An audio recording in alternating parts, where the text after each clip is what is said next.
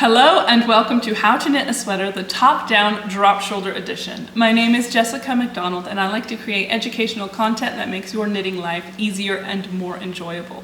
This video is a full-length beginner-friendly class that goes through the entire process of knitting the deep moss sweater. That is the sweater that I am wearing here. I'm going to be using Little Deep Moss, which is the children's version, as my demonstration sweater as we move through this class. It's the same construction, the same techniques, the same everything. It's just fewer stitches and a smaller sweater so that it will more easily fit into the frame while I am filming. This tutorial, or this class rather, is entirely beginner friendly. You do need to know how to knit and purl, but you do not need to have any prior sweater knitting experience. If you can knit a scarf or a hat, then you can definitely knit this sweater with the help of this video class. The techniques that I use in the construction of this sweater are unique to me. There are a lot of top-down drop shoulder sweaters out there in the world, but you cannot go out to Ravelry and buy some other designer's top-down drop shoulder sweater and assume that this video is going to show you how to knit that. This video is specific to this construction and this shaping that I use in deep moss. I use it also in a few of my other sweaters, and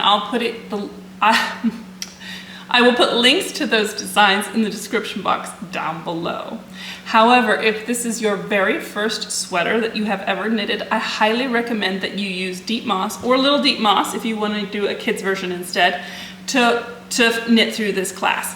We're going to go through literally the entire process of knitting the sweater, from choosing your size, finally ending out at blocking at the very end.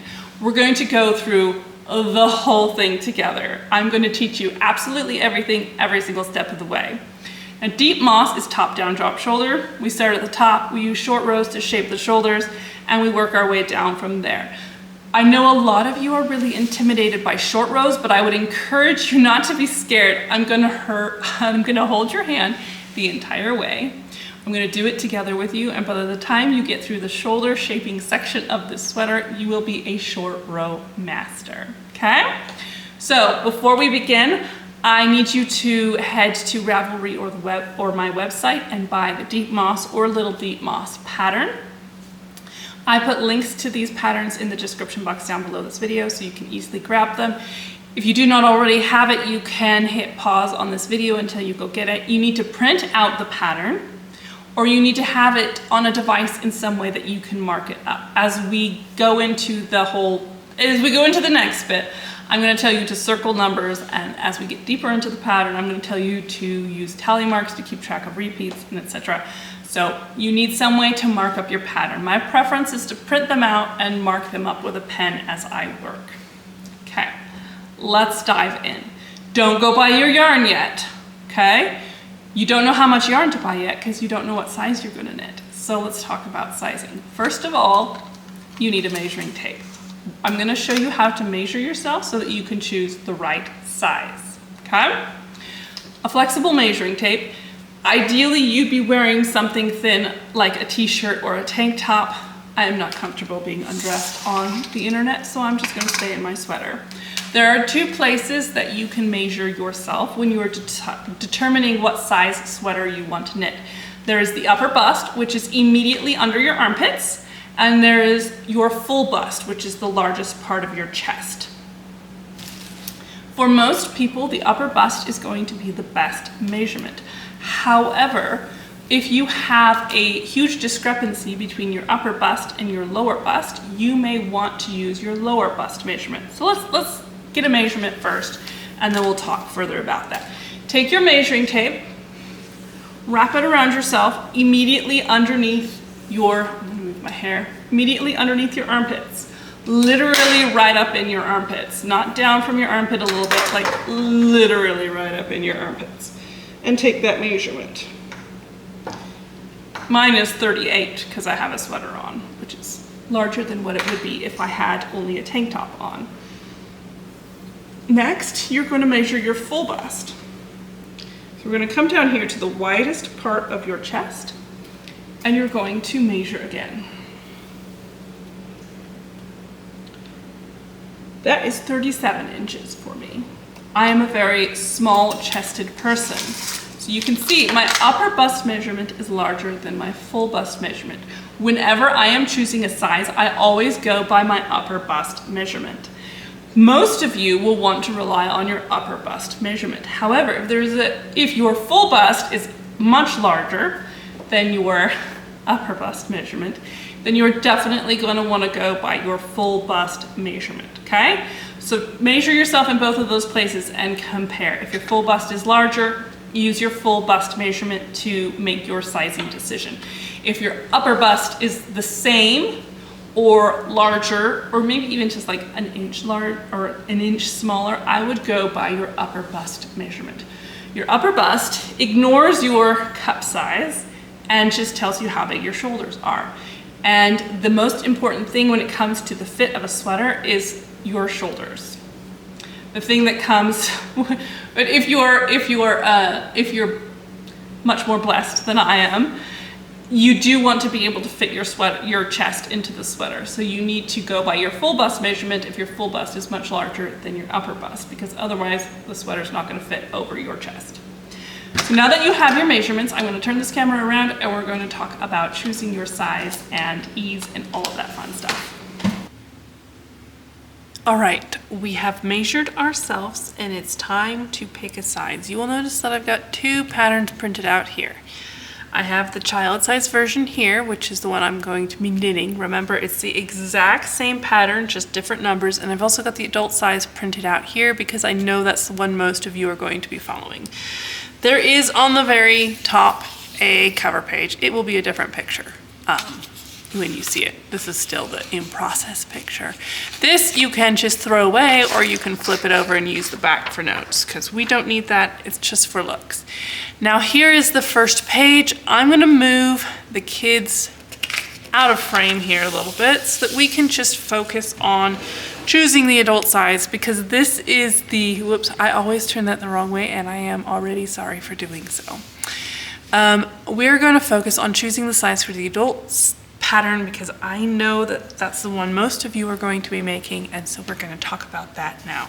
So you have your measurement. This is my measurement. 36 inches is your chest measurement. So we're going to choose our size. You'll notice here the sizes are just the chest circumference in inches, just without the inches label.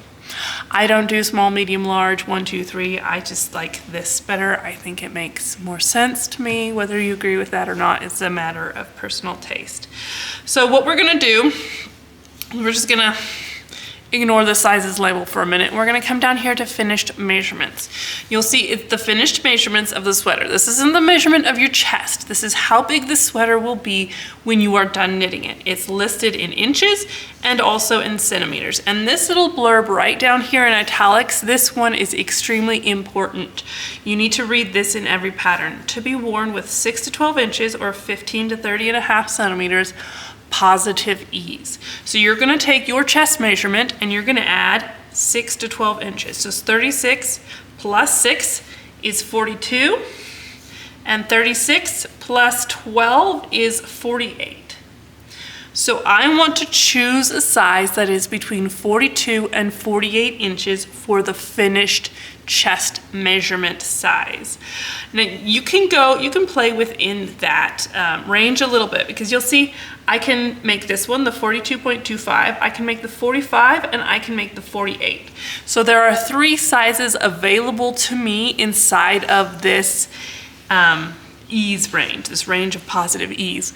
Please do not go smaller than this 6 inches of positive ease for this particular pattern. If you do go smaller than 6 inches of positive ease, your sleeves and your armhole opening are going to be way too small. So make sure you don't go lower than 6 inches. If you really wanted to, you could go over 12 inches if you wanted to go like a way super oversized look. But I do worry that if you go very far over 12 inches of positive ease, your neckline is gonna start to look sloppy. So I would recommend staying in my recommended ease that I have put there. Like, the recommended ease is not just made up, it's there for a reason.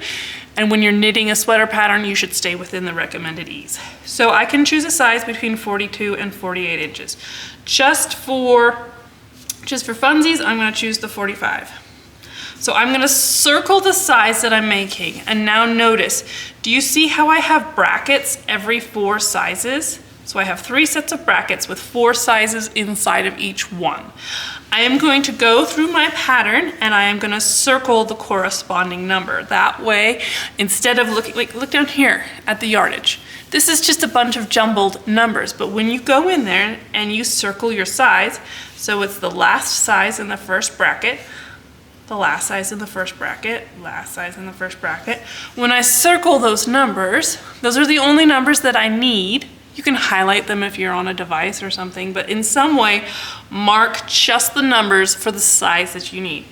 Now it's not, you know, number salad over here. I can actually look at this and it makes sense. So I'm gonna go through the entire pattern, and circle all of the numbers that correspond to my size, all of them. I'm not going to do this because that gets exhausting after a minute, but I want you to take a minute and go through your pattern and circle every number that corresponds to your size. This is the kids pattern. I'm going to make size 6 for Aiden. He's my smallest child.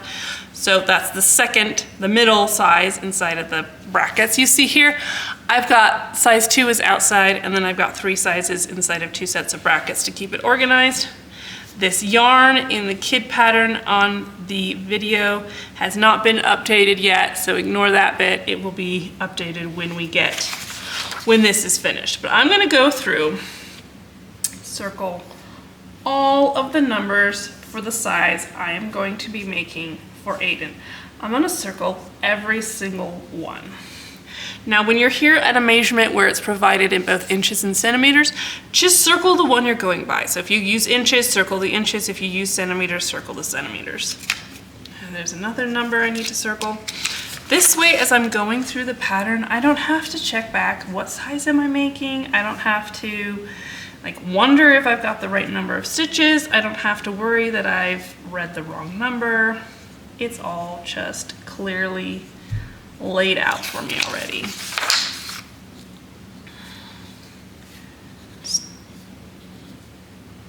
Almost done here. I'm into the sleeves.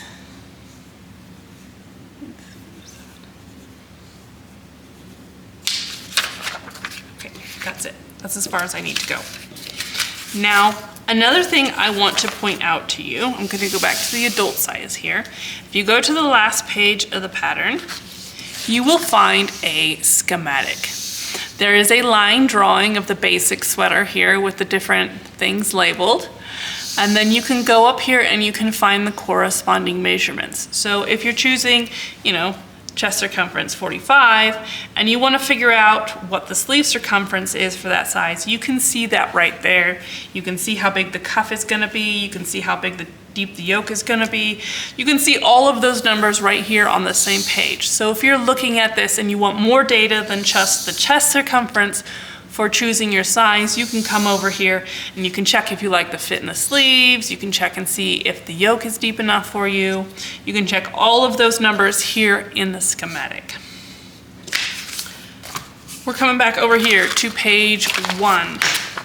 This is the adult size pattern again, and we're going to come down here and we're going to talk about yarn, because after you have chosen your size, you can figure out how much yarn you need. So in the yarn section, I have it listed as how many skeins of the yarn used in the sample. This is the yarn I used in the sample.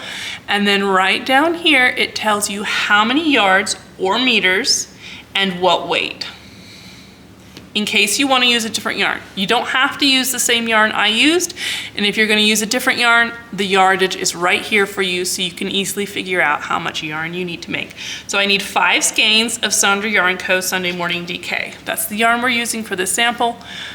This is the one I'm using for size 5. It is the color 501s, which I believe is a reference to blue jeans.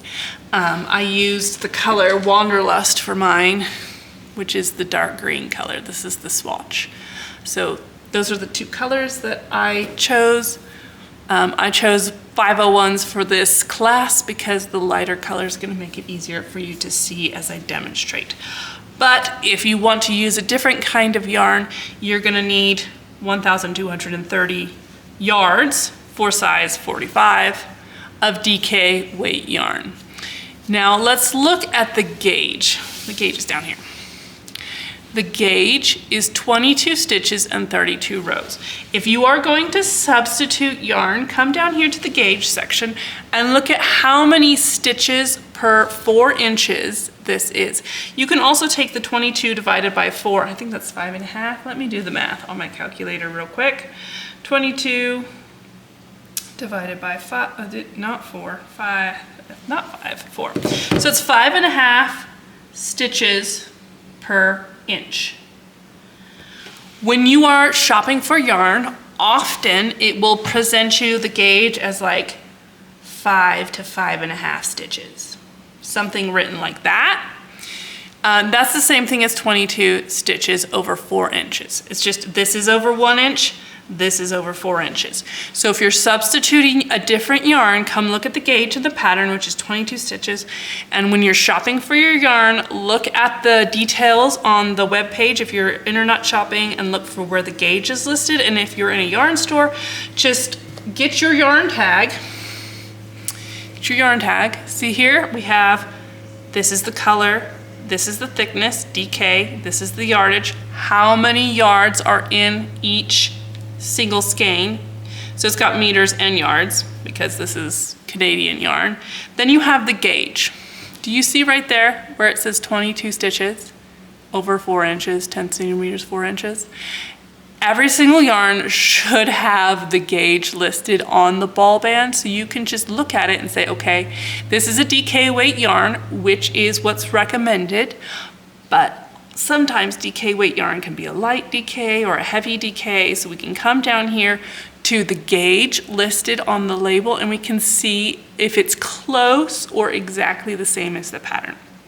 And it's 22 stitches per inch. Obviously, this is the yarn used in the pattern. The gauge on the ball band should match the pattern, unless I have gone, you know, way overboard with knitting it super loose or super tight or something. So that's how you check to make sure that your yarn substitution is going to be a good yarn to use in this pattern. Is you want the gauge in the pattern to match or at least come close to the gauge listed on the ball band or the web page. Okay? Now we're going to talk about how to figure out how much. So 1,230 yards is what I need. So I would just take the yardage listed on the ball band, which is right here, 268 yards. There. Will it focus? It's not going to focus. 268 yards. So it would take 1,230 divided by 268 yards, and I would come up with 5 skeins of yarn. So that's how you determine how many skeins of yarn you need.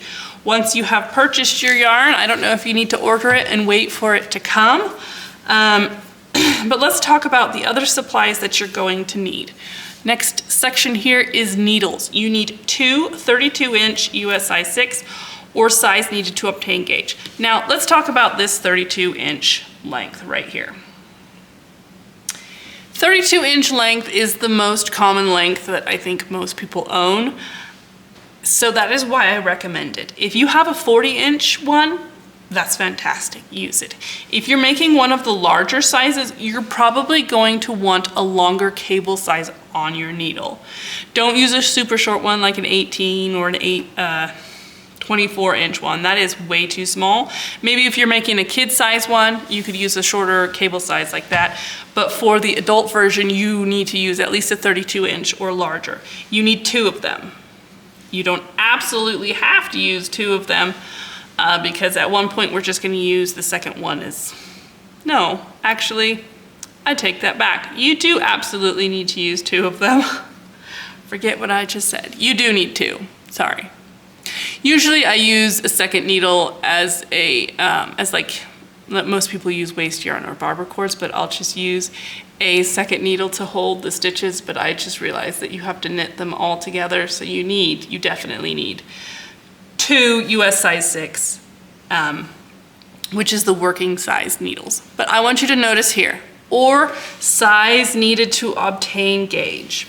You are trying to get this 22 stitches over 4 inches. If you knit your DK weight yarn on a size 6 needle for your gauge swatch and you are off and you instead need to use a size 5 needle to get gauge, that's totally fine. Or maybe you need to use a US size 7 needle to get gauge, That's totally fine. Some people knit looser, some people knit tighter. Gauge is a really individual thing. So you need to use whatever needle size gets you this gauge. And that's why we're swatching, to make sure our needle size and our yarn weight come to this magical gauge number listed in the pattern. So, and then down here we have 132-inch US size 4. This is for the ribbings. So, since we're doing the ribbings on a US size 4, if you are changing your working needle, like I just said, up or down, either way, your smaller sized needle needs to be 2 whole sizes smaller than the gauge needle. So if you're using a 5 for your working needle, you'll use a size 3 here. Or if you're using a 7 for your working needle, you'll use a 5 for your ribbing needle. The reason we use a smaller needle for our ribbing is because as we're moving the yarn back and forward to switch between knitting and purling, we create a larger fabric. So we need to work it on a smaller needle size so that it doesn't flare or flip up. So those are our needles. I have my needles. This is a 40-inch, I'm pretty sure, US size 6. These are the Chagu red lace. Actually, this might be a 32-inch. Usually I keep them inside of their packet, but this one has lost its home. So I have my 2 US size 6 needles. I also have my US size 4 needle right here for doing the ribbings. So all of those are already gathered. I like to go through all of the supplies needed in a pattern and just pull it together and put it in my project bag so everything is there when I need it.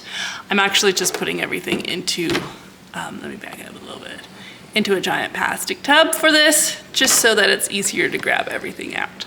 So I've got my needles. Now we come here to notions.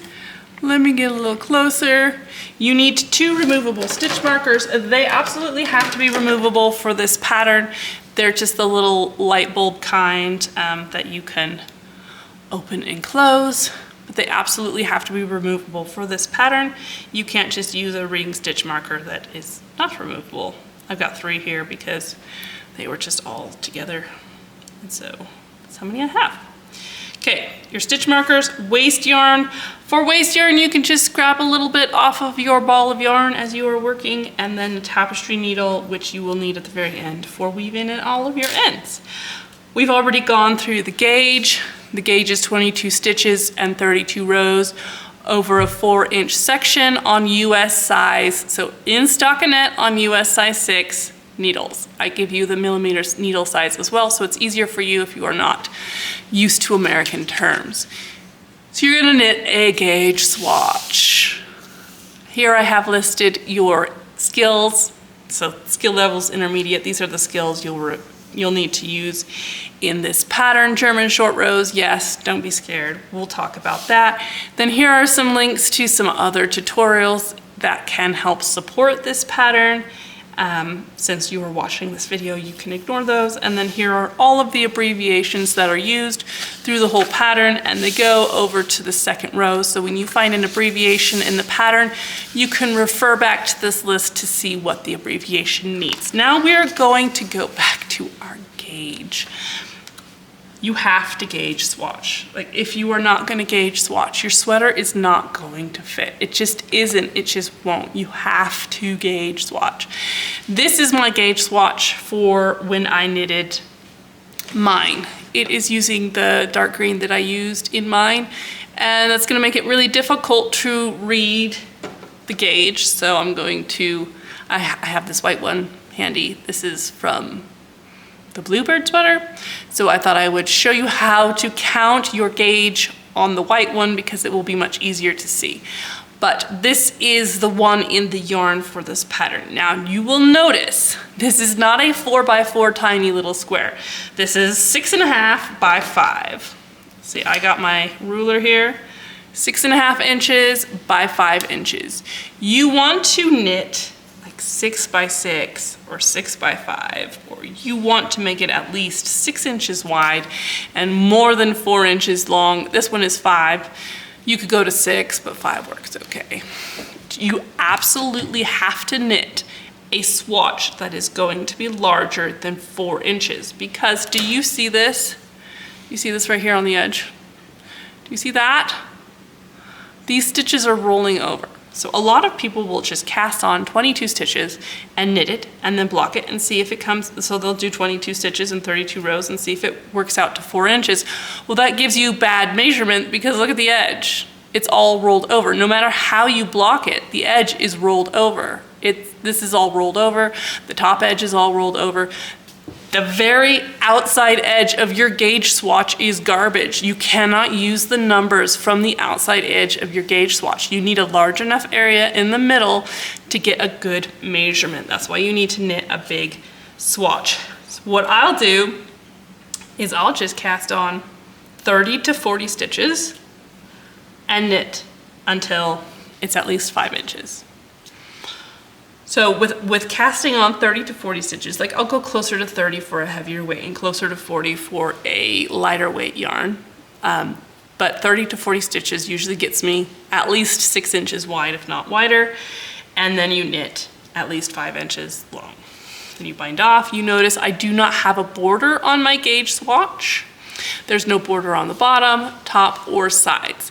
If you knit a nice tidy little garter stitch border, your swatch may lay flat. There won't be any rolled edges here. However, garter stitch has a much shorter row gauge than stockinette, and it will function kind of like a little bit of elastic on each side of your little square here, and it's gonna pull it down together. That's because garter stitch likes to smush up on itself. And so you'll end up with kind of this effect going on where the sides are pulled shorter than they should be, which will mess up your measurements along the edges. So no border, just cast on 30 to 40 stitches, cast on like 35 stitches for your DK weight yarn, knit 5 inches, bind it off, then you need to block it. You absolutely have to block it. This is not optional. So get a bowl, warm water, a little bit of wool soap, soak it in there for about 5 minutes. No, not 5 minutes, 15 minutes. Soak it in there for 15 minutes. Squeeze the water out. Don't wring it. Do not wring. Just bunch it all up in your hand and squeeze it. Then lay it flat in a towel, like a little dish towel, and roll it up in there. And pat it quite firmly to get as much water out as possible, and then lay it flat to dry. And wait until it is completely dry before you take your measurement. So if you need to go knit your gauge swatch, hit pause here, go knit your gauge swatch, block it, wait for it to dry, and then when you have your dry gauge swatch ready to go, come back and hit play, and we will measure. All right, now we're measuring on the white so that it's easy for you to see. I'm going to zoom in so that, again, it is easier for you to see. I like to use a ruler when counting gauge. You can use a tape measure, that's totally fine. You just need something to measure with. I'm gonna lay it across my stitches.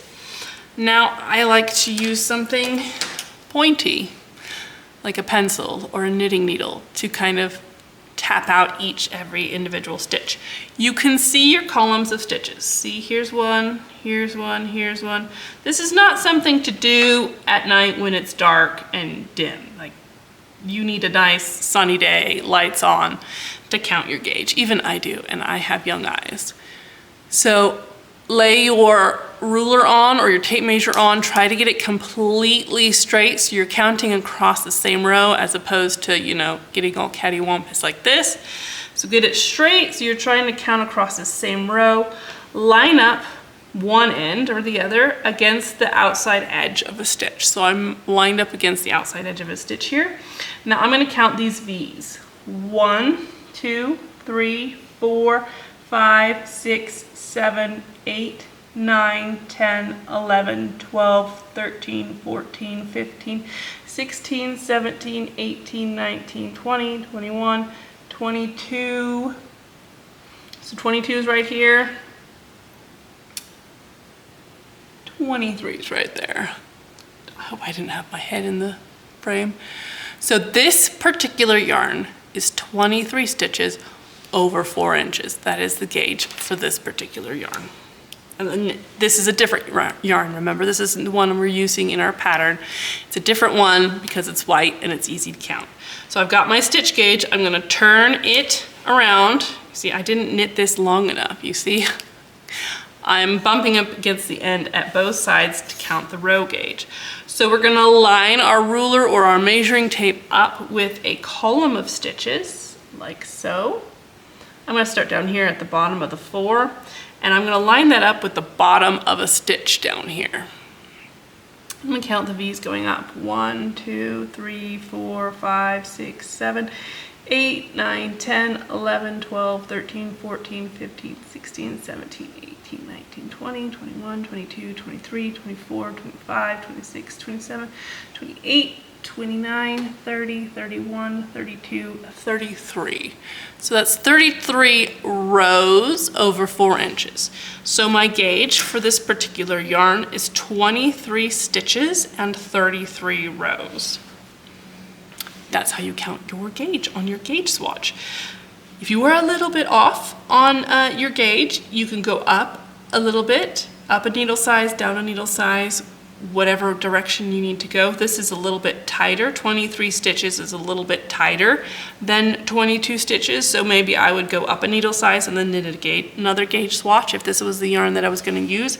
You might also switch from wooden needles to metal needles or metal needles to wood needles, because the material your knitting needle is made out of affects how you knit, and it can affect your gauge as well. So those are some adjustments you can make to get your gauge to match what is in the pattern. Now, if your row gauge is off, that's okay. Don't worry about it too much. If it's way off, your neckline won't fit well. So if it's way off, then we need to fix it. But that's a whole conversation for another time. If it's close to 32 rows, like it's 34 rows or 31 rows, that's close enough. You'll be fine. You really need to match the gauge, the 22 stitches gauge number. If you're at 21 and a half, that's fine, that's okay. If you're at 22 and a half, that's fine, that's okay. You're trying to match 22, but I understand that this is an individual thing. You might be half a stitch off, and that's okay. Your row gauge can be a little bit off, and that's okay. You don't want it to be wildly off, because then your neckline's not gonna fit right.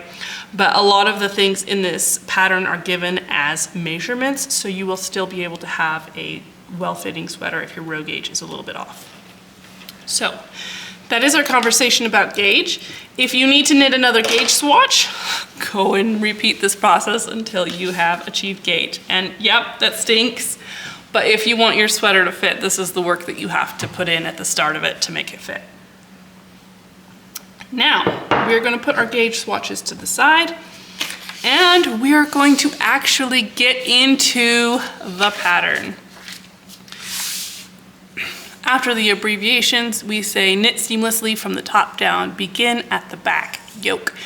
And then with larger needles, here's the cast on information, but from here I am going to switch over to the kid pattern because I'm actually going to cast on and start knitting. So here's the kids pattern.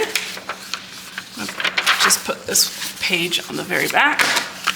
Here we are. It's the exact same pattern. If you're knitting the adult version, it's the exact same pattern. It's just gonna have different numbers, okay? So with larger needles, which are our US size 6, so you can double check your needle size with a little, one of those little needle measuring thingies, or you can look, the Chiago ones have it printed on the needle itself. Make sure you have the right needle size. I have used the wrong needle size and it didn't fit. So with larger needles, main color, MC stands for main color. Remember, this is an abbreviation, so we can just hop into, wait, why does it say main color? That is a copy paste error from Northerly. So don't worry about that. I'm gonna fix that and that will be gone by the time you see this pattern. With larger needles and using the cable cast on however number many of stitches you circled earlier. So we need 72 stitches. I'm gonna put this aside, get my yarn that I have nicely caked up, and I'm going to pull some out. I think I will back up just a tiny bit to make this a little easier for you to see, the sun is coming around and starting to get into frame again. So for the cable cast on, what we're gonna do is we're gonna make a slip knot. Just a normal, ordinary slip knot. And we're gonna put that on our left-hand needle. I'm not gonna pull that super duper tight yet. A little bit tighter than this maybe. So I've got my slip knot first stitch on my left-hand needle. Take my right-hand needle, insert it as if to knit, and grab my working yarn and pull it through and pop that loop onto my left-hand needle. Let's do that again. Let's do that again closer. So make a slip knot. Put it onto your left-hand needle. Pull it a little bit tight, but not super duper tight. Take your right-hand needle. Insert your right-hand needle as if to knit. We're inserting it as if to knit. We're grabbing the working yarn. We're pulling it through. Now we have this loop on our right-hand needle. We're just gonna pop it onto the left-hand needle. Don't pull it super tight yet. This is the start of our cable cast on.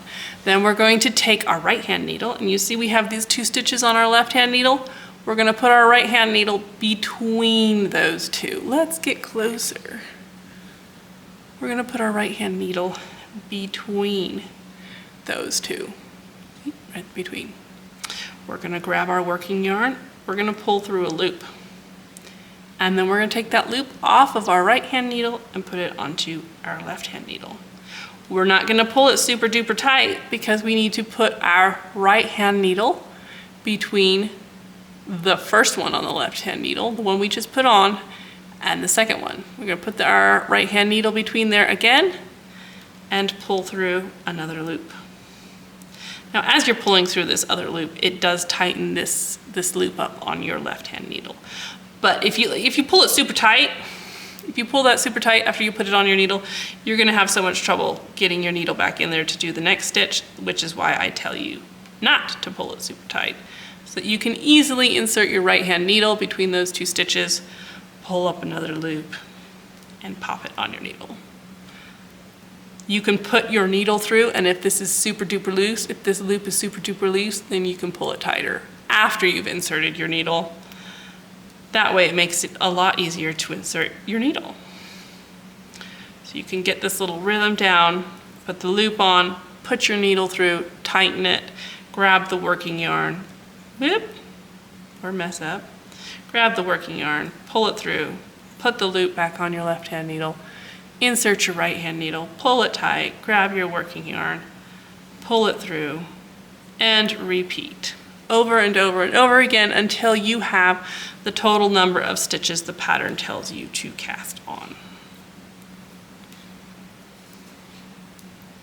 See that you can just get a nice routine here, a nice little rhythm. I realized just now that I'm not entirely in the frame. The cable cast on is sturdy. It will not stretch out. If you are struggling with this, you can go to the cable cast on tutorial that is listed in the pattern and watch it on repeat, or you can just back up a few seconds and watch the start of this over and over again. But I encourage you, even if you're struggling with this cast on, work on figuring it out. Watch the start of it like 10 seconds ago over and over again. You need to use the cable cast on for this design because it gives you the structure that the top of your sweater needs to not stretch out. If you switch to a long tail, yes, it's easier to do now, but your sweater's it's not gonna have the structure it needs, and it's going to stretch out, the neckline's gonna stretch out, it's gonna try to fall off your shoulders, and it just won't have good longevity. So even if you are struggling with this cast on a little bit, or you're annoyed, you're rolling your eyes at me, there is a reason that I told you to use this specific one. So do what you need to do to figure it out, because it will pay off in the end, all right? Now I am going to turn off my camera real quick and finish my cast on, and then I'm gonna start recording again just to try to make this video not 7,000 hours long. All right, we're back. We've cast on our number of stitches. We've counted it twice, always count it twice. And now we're on to row 1. WS means wrong side. So we've cast on, our first row is on the wrong side, and we're just gonna purl all of those stitches. Here we are. I think I'll just purl them with you so I don't have to put so many clips together when I'm editing this. The first stitch is always, always, always a little bit funky. There we go. Now we're gonna purl across. The first row of knitting after your cast on is always a little bit slower because the cast on stitches are just a little funky, shall we say.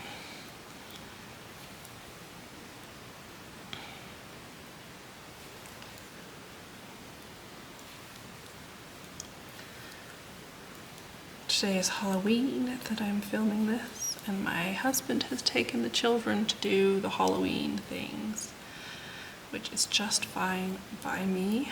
It's not my favorite holiday. So, I don't feel like I'm missing out. I do a lot with them, so don't feel like they're missing out either. Like, I stay at home with them, so they have me literally every single day. It's fun for them to go do something with Dad because they don't have him every day.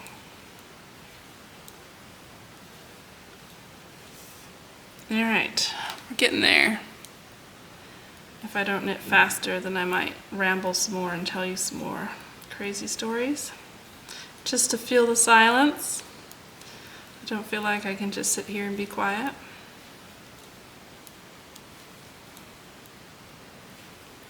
It is really warm here this fall. Other small talk conversations we need to have over video. We're getting there. You don't have to listen to me for much longer. We're getting there.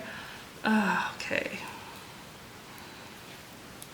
Usually Halloween is really cold and miserable, and the last 2 years it landed on a weekday, so my husband was at work, and there's a trick-or-treat thing that the businesses do in our hometown here where the kids can go up and down Main Street, and all of the businesses have candy and people dressed up, and that's what we do for Halloween because we don't live in a neighborhood like a normal suburb or a city or anything like that. So today is warm, so the kids will be able to wear their costumes without having to layer coats on top of or underneath of. So I think they'll have a good day today doing all of the Halloween things.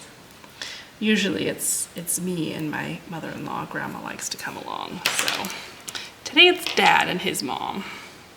All right. You're breathing a sigh of relief because you don't have to listen to my stories anymore. We've got the first row purled. Now row 2. This one is a little bit funky. This one is probably different from other patterns that you have seen because I'm telling you to place a stitch marker at a specific place to mark off where the back, neck, and the shoulders are. And you'll largely ignore that. Well, it will be handy when you are doing some of your short rows, but mostly it's to make it easy when you go to pick up stitches for the front shoulder. So we're setting this up, and then we're gonna leave it and use it later, basically. So knit however many stitches your size says. Then we're gonna place a locking stitch marker at the edge of the knitted fabric in the gap between the 2 knitting needles. Okay, let's just knit 24 first. Let's not get too far ahead of ourselves here. 24 stitches. Okay, I will count silently so I don't mess you up.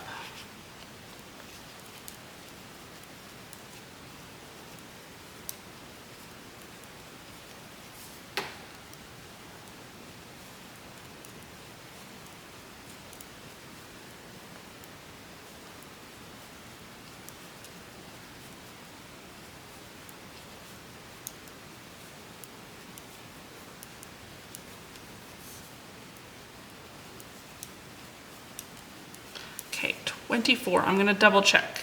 2, 4, 6, 8, 10, 12, 14, 16, 18, 24. Double check. After you have knit your number of stitches, double check. If I'm going faster than you are, hit pause wherever you need to, okay?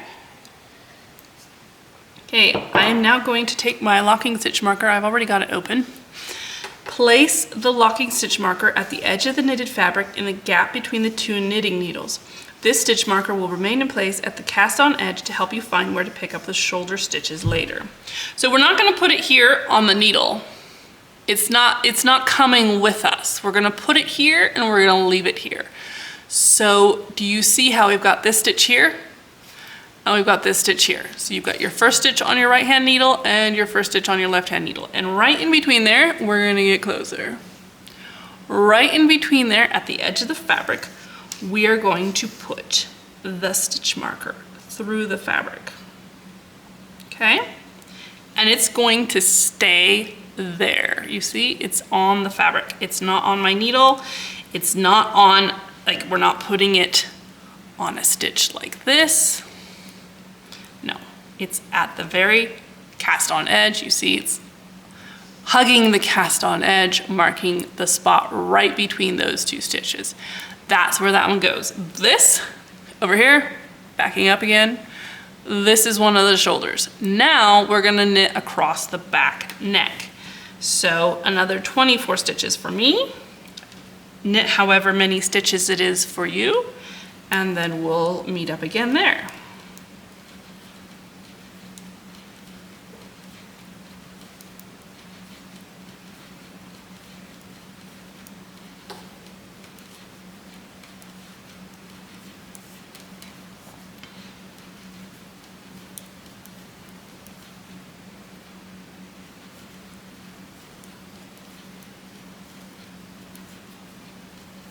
Just 24 stitches again. I'm gonna double check.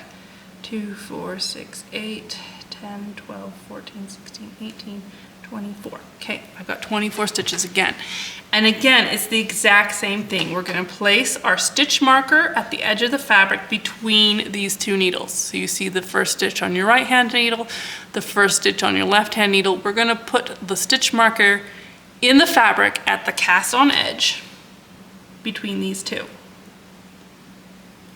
Okay, and now you should have 24 more stitches left that you haven't knit. It says so right down here. Now here, you will have just marked off the back neck and it will be clear where the two shoulders are. Knit to the end. It will be another however many stitches. For me, it's 24. I want you to double check that you have the right number of stitches here.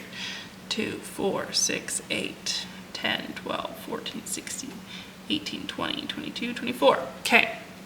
If you have the wrong number of stitches, you have to rip it out and cast on again because, well, if you have the wrong number of stitches, count that you've got the right number here and the right number here.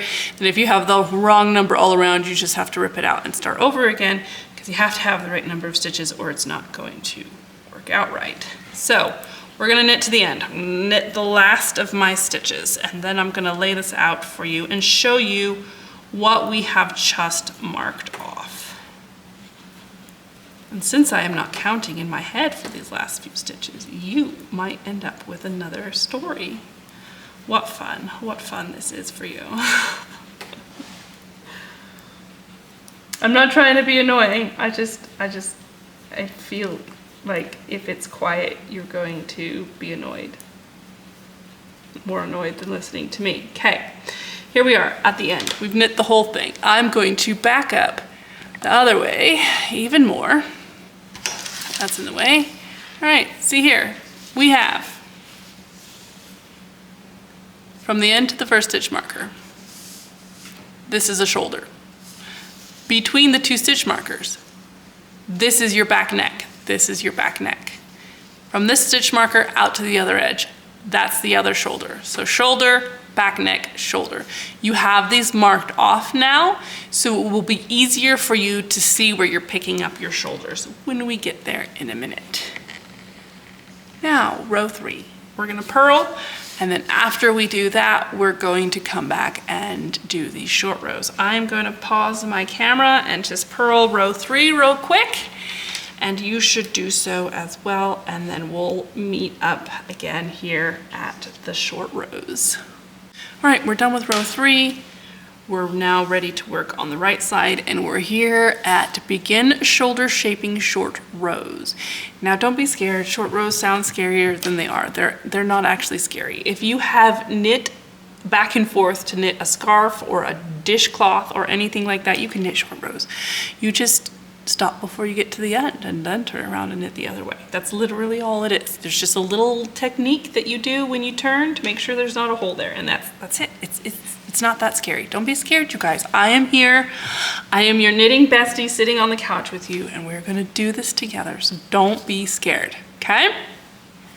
Short row 1, on your right side. You are on your right side. Oh, right side versus wrong side. If you don't know what that means, your right side is your knit side.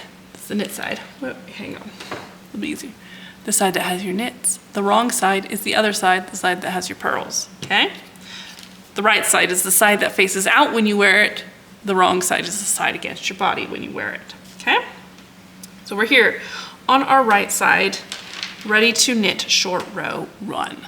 So we're gonna knit to 4 stitches before the end, okay? That means, since we're working the back piece, we're gonna start here, we're gonna work all the way across over here to 4 stitches before the end. Where's 4 stitches before the end? To right here. 4 stitches before the end, which means you're probably gonna have to listen to me talk for a little while I knit across there to 4 stitches to the end. All right, here we go. We have a sheep farm, if you didn't know. We have a little sheep farm with Finn sheep. They're one of the northern short-tailed breeds, kind of like Shetland sheep, but they're from Finland instead. And their fleeces are a little bit different. They're not as prickly, not as rustic. They're a little bit softer and silkier and more lustrous. And right now I am looking out my window while I knit. I'm looking out my window and watching my sheep walk around in the pasture. They're currently split into their breeding groups because, well, for lambs next spring, clearly. We have 25 ewes and 3 rams. We have 3 different breeding groups all set up, and yeah, our first due date next spring will be March 14th, and we are going to have a busy week. Our pasture kind of wraps around our house, so I can look out my kitchen windows every morning, and I've got my clipboard with my due date sheets, so I can write down when I see them in heat, and I can write down their due dates. For Finn sheep, their due date is 142 days after the day they have been bred. And my first week of breeding, or not breeding season, lambing season is going to be wild. There's going to be 16 sheep lambing within 7 days, and that is going to be quite a lot for me. I'm going to be so tired. Anyway, we are now here to 4 stitches before the end. 4 stitches before the end. If you are not there and you need to hit pause, hit pause. Okay, here we are. 4 stitches before the end, turn your work. Just take your work, turn it around. All right? Now, wrong side. We've got the wrong side face. See, we're working on the wrong side now. Make double stitch. This is the little technique we do to make sure there's not a hole. So how we make a double stitch is, see, our working yarn is over here on our left-hand needle, and usually when we're working it needs to be on our right-hand needle. So we take our right-hand needle and we insert it into this stitch on our left-hand needle. Let me get closer. We're going to take our right-hand needle and insert it into the stitch on our left-hand needle. You see I'm doing it purl-wise. I don't want to twist this stitch. I don't want to come in knit-wise, which is this way, because that will twist that stitch. We're coming in purl-wise, which is this way. We're slipping it from the left-hand needle onto the right-hand needle. Now, do you see this? There would be a hole here if we just went back the other way and did nothing about it. So what we're going to do is we're going to take our working yarn. We're going to back up a tiny little bit so that you can see this a little easier. We're going to take our working yarn here and we're going to pull it. It is towards me. Right now it is towards me, and it should be towards you. on the side of the needle towards you. We're gonna take that and we're gonna pull it over the top of the needle and around the back, okay? And we're gonna pull it tight. I'm gonna do this from the side angle so you can see. See? It's towards me now. I'm taking it over the top of the needle and around the back, and I'm gonna pull it tight. And then since I'm purling, I'm bringing it back around to the front. I'm bringing it back between the needles, back to the front so that I can purl. Now, do you see this right here? This is our one stitch. Do you see? It's been pulled over and now we have two legs sitting there on that needle. This is why it's called a double stitch, because you've taken your one stitch and you've pulled it over so that the two legs are over your needle. So that's why it's called a double stitch. The key to not having a hole here is to pull it tight. So make sure you pull that tight. Then we're gonna purl again. So we're just gonna go back into normal purling. We switch direction and we're gonna come back. And what does it say here? We've made our double stitch. Okay, we just did that together. Now we're gonna purl to 4 stitches before the end, which means you have to listen to me tell more stories, because 4 stitches before the end is way over on the other side. I'm going as fast as I can, okay? Another thing about fin sheep, which I will tell you about, because that's probably the most important topic to you all. You're probably not interested in Halloween or the weather. Another thing about fin sheep is they can come in natural fleece colors. Well, every sheep can come in natural fleece colors. There are no white sheep. There are only black and brown sheep. White is a pattern that is dominant and will lay over top of the color. But anyway, shall I talk about sheep color genetics next? Then you might just turn this off and leave entirely and never come back. But anyway, fin sheep still come in their natural colors. Like, you can breed so many white sheep together that you kind of lose the black and brown that's underneath. But fin sheep are kind of a small niche sheep breed, and the people who breed them like the colors, and so they have kept their natural colors. So we have black ones and we have brown ones, and we have one white one. She's our only white sheep, and she actually does carry color, so she can throw colored lambs even though she is white. And they also come in a lot of different color patterns. So you have pieballs, which are all spotty, and we have some solid black ones, and we have some head sock tails, which are almost solid, but they have white on their heads and their socks and their tails. And so it's kind of fun to do the breeding groups, because you never know what color the lamb is going to be. Like, you can kind of guess at it. If I know that these sheep are black and they don't carry any brown, they're going to have black babies. But it's fun because you don't actually know what color lambs you're going to get or color pattern. All right, I'll stop talking about sheep. We're 4 stitches before the end. Purl to 4 stitches before the end. Whoops. Purl to 4 stitches before the end. Now we're going to turn the work again. If I'm faster than you, hit pause until you're 4 stitches before the end. And again, like, all you're doing here is you're just taking it and turning it around again. So now we've got the right side facing towards us. We're working on the right side. So we've turned the work. Now we're to short row 2, right side. We're on the right side. We're going to start by making a double stitch again. Now on this side, when you're making the double stitch on the right side, it's a little more finicky than making the double stitch on the wrong side. So you see the yarn has to travel a bit farther, so you have to pull it a bit tighter when you're making the double stitch on the right side, on this end of things. But again, we have the working yarn towards us. It's at the front of the needle, it's towards us. We're going to slip the first stitch on the left-hand needle across onto the right-hand needle. We're going to do it purl-wise. So we don't twist the stitch. We're not changing the orientation of the stitch. We're just switching it from one needle to the other. Now we're over here. You can see that's where your hole would be if we didn't make a double stitch. You've got the working yarn towards you. You're going to pull it over the top of the needle again. gonna do this sideways. So this is, the yarn is towards you.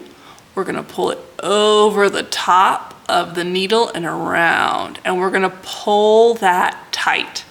So again, from this is the angle you'll probably be looking at it from, because you're not gonna look at your knitting sideways. Over the top and around. And since we're gonna be knitting now, your working yarn is gonna be at the back when you're done with your double stitch. Remember when we purled, we brought it back to the front, so that would be in the correct orientation for purling.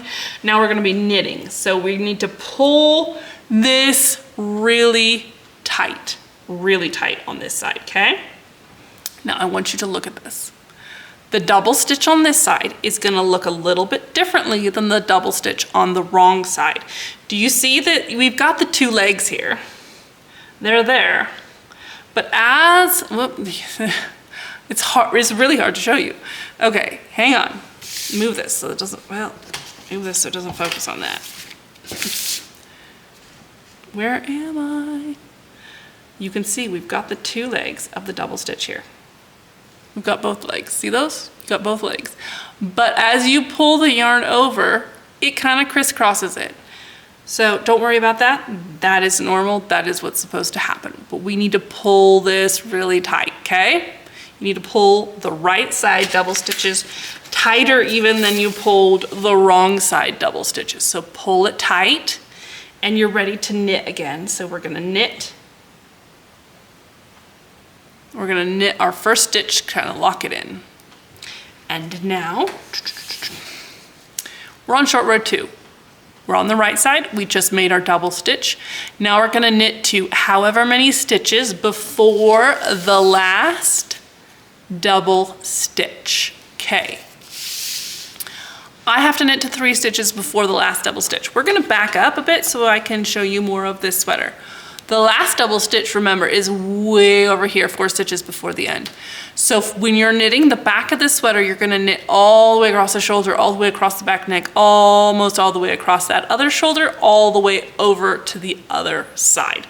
Because we're working the short rows to shape both shoulders at the same time. So we're gonna knit across, and I will talk more about sheep while we get there. So just start knitting. And I mean, like, you could jump ahead 10 seconds if you don't want to listen to me talk about sheep, I guess. Oh, Daisy is up. You'll hear her paws on the floor. This is Daisy. She's very old. My very old dog. She's not a sheep. She's coming to lay by my feet instead of laying on the rug. So I was saying that you never know what color your lambs are going to be when they pop out, which makes lambing season really fun because, like, okay, if I breed 2 brown sheep together, brown is a recessive color. I know all of their babies are going to be brown, but unless I know, like, say it's a black sheep that carries brown, I could end up with brown babies. Surprise, surprise, or I could end up with fun color patterns, and it just makes lambing season super fun because every single litter that's born is just a fun surprise because you have no idea what to expect. Like most sheep, okay, you're gonna have a bunch of white lambs, but with these ones, I mean, they could be black, they could be brown, they could be white, they could be spotted, they could be solid, they could have really cool color patterns. It's just super fun. I really enjoy having fin sheep. They're also extremely sweet and docile. They're basically like a puppy dog that eats grass, which makes them perfect for me. All right, we're over here. Now we're gonna get closer. You can hit pause if you're not to this point yet, but we need to learn how to recognize our double stitches so that we know where to knit to. So you see this funny little gap? That's a little telltale sign that I'm coming up on a double stitch. So right here, doop, doop. Do you see that funky looking thing between my fingers? That is my double stitch. And I am 1, 2, 3 stitches before my double stitch. That's where I need to be. Now, not every single size will be 3 stitches before the double stitch, so make sure that you are the number of stitches before the double stitch that is appropriate for your size. So there we are. Now, turn work. And then we're on the wrong side again. So again, we're just turning it around. Just like if you were knitting a scarf and you get to the end of the row, turn it around. Now, wrong side. We're on the wrong side. We're gonna make our double stitch again. So, here is my left-hand needle. It's got the working yarn attached to it. Here's my right-hand needle. I'm gonna move that first stitch on the left-hand needle back onto the right-hand needle, making sure that I don't twist my stitch. This is where my hole would be if I didn't do a double stitch. So I'm going to take the working yarn over top of the right-hand needle around the back, and I'm gonna pull it tight to make my double stitch. Then I'm going to bring my working yarn back to the front. Make sure you don't come back over the needle to get back to the front. Come back under the needle, otherwise you'll lose your double stitch, okay? Now I'm gonna purl my first stitch to lock that double stitch in place. Now, here we are, purl. We just made our double stitch. Purl to 3 stitches before the last double stitch, which is all the way across over here, which means you have to listen to me talk about sheep for another good bit. Anyway,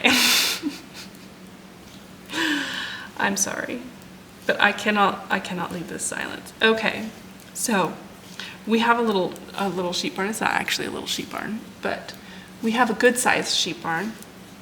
I guess not enormous, but it's a good sized sheep barn.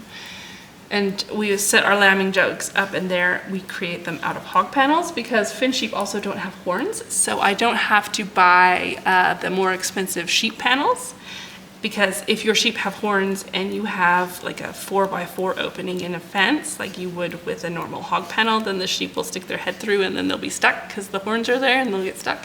So it's another advantage of my Finn sheep is they are naturally polled. They do not have horns, and so I don't have to worry about them getting their heads stuck in the fence.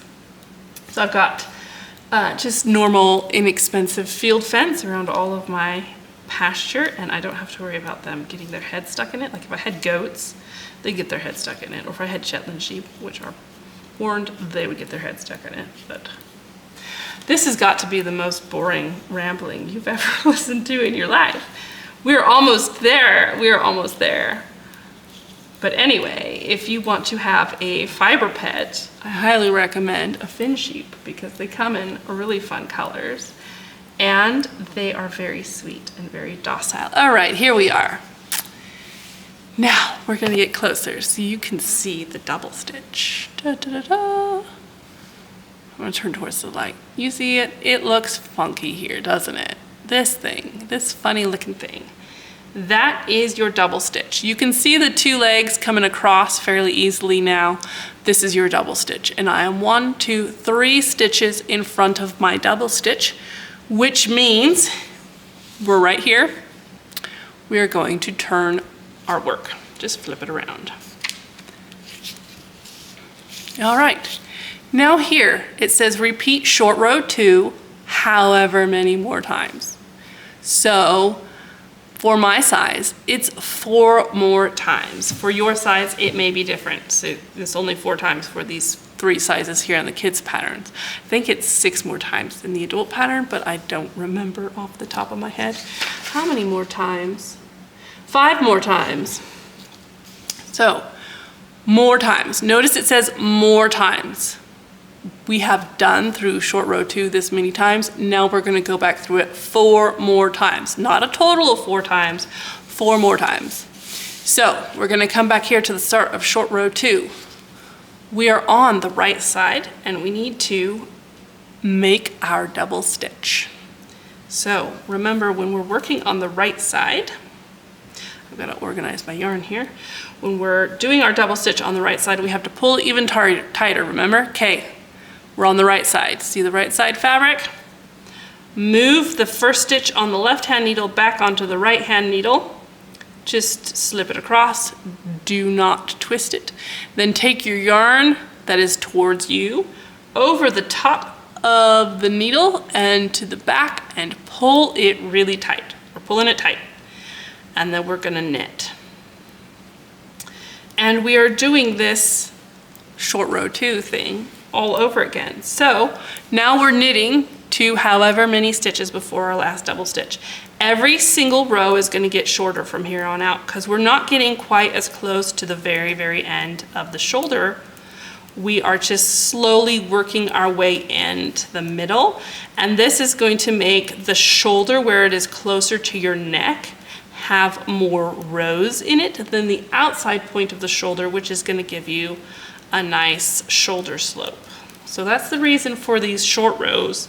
That's the reason for this shaping. I really like this because it sits so cleanly on the shoulders and it's so nice and neat. So we're almost there. You won't have to listen to me talk about sheep for too much longer. Here we go, nearly there. Well, not quite nearly there. All right. Almost. Where are we at? Where are we at? Okay. So, here we are. I'm going to get closer so you can see.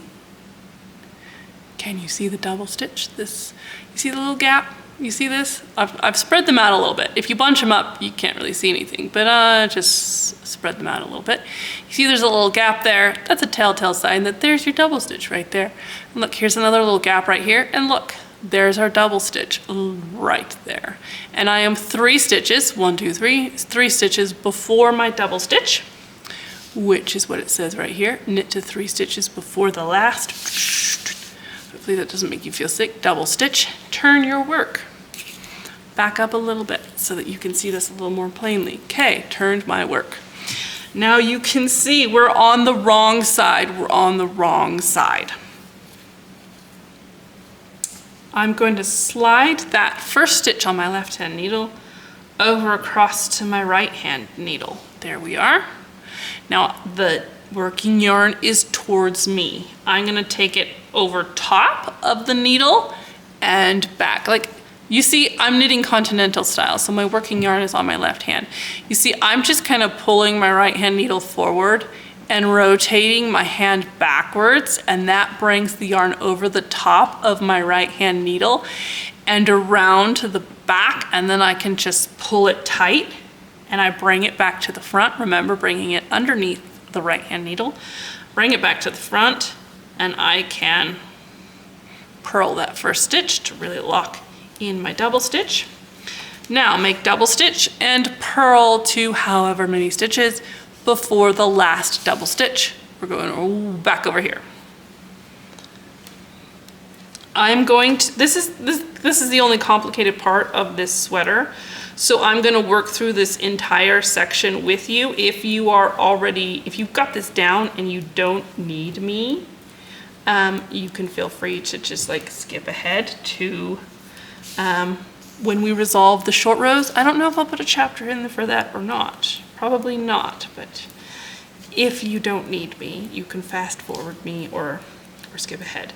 But this is what we're doing. We're just repeating this over and over again until we have done it however many more times. But I'm going to sit here and I'm going to do it with you the whole way through because this is the only finicky, funky part of this sweater, and I'm going to help you every step of the way and also talk about random things the whole time through.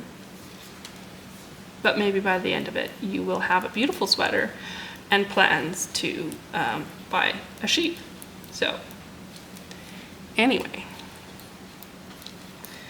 we take the fiber from our sheep, the fleeces from our sheep. My husband, Jim, shears them himself. And we send it to a yarn in Montana, and we sell a little small batch of farm yarn in the summertime from our sheepies, and that pays for their hay. All right, here we are. Getting a little closer. Well, what do you know? There's our double stitch right there. I am 3 stitches before my double stitch. Oh, I can do that and you can see it more easily. See the double stitch right there? Looking funky. There's a little gap on the left-hand side of it. There we are, 3 stitches before our last double stitch. Turn to work. Now, remember when I told you to do, let me straighten this out, hang on. Short row 2, however many more times. We have just done short row 2 one more time. So I'm going to use tally marks to keep track of my repeats of short row 2. You need to keep track in some way. You probably will not remember. So I like to print out my pattern so I can just make tally marks, I can make notes, I can circle my pattern sizes. However, you need to keep track of it. Keep track of it. Okay. All right, I apologize for this little jump. My camera card ran out of space and I was just here knitting away by myself. So that's also why my tally marks are scribbled out. I tinked back to where I was. So here we are. We're at the end of short row 2. It's time for us to turn our work. Turning our work. We're now over here on the right side. Time to make a double stitch. So what we do there is bring our yarn to the front, move the first stitch on our left hand needle over to the right hand needle without twisting it. Take our yarn, which is towards us, over top of the right hand needle and over the back and pull it nice and tight. And then we begin to knit. And you'll see here, knit to however many stitches before the last double stitch. So we've got to knit all the way back across over to the other side. Knit, knit, knit as fast as we can.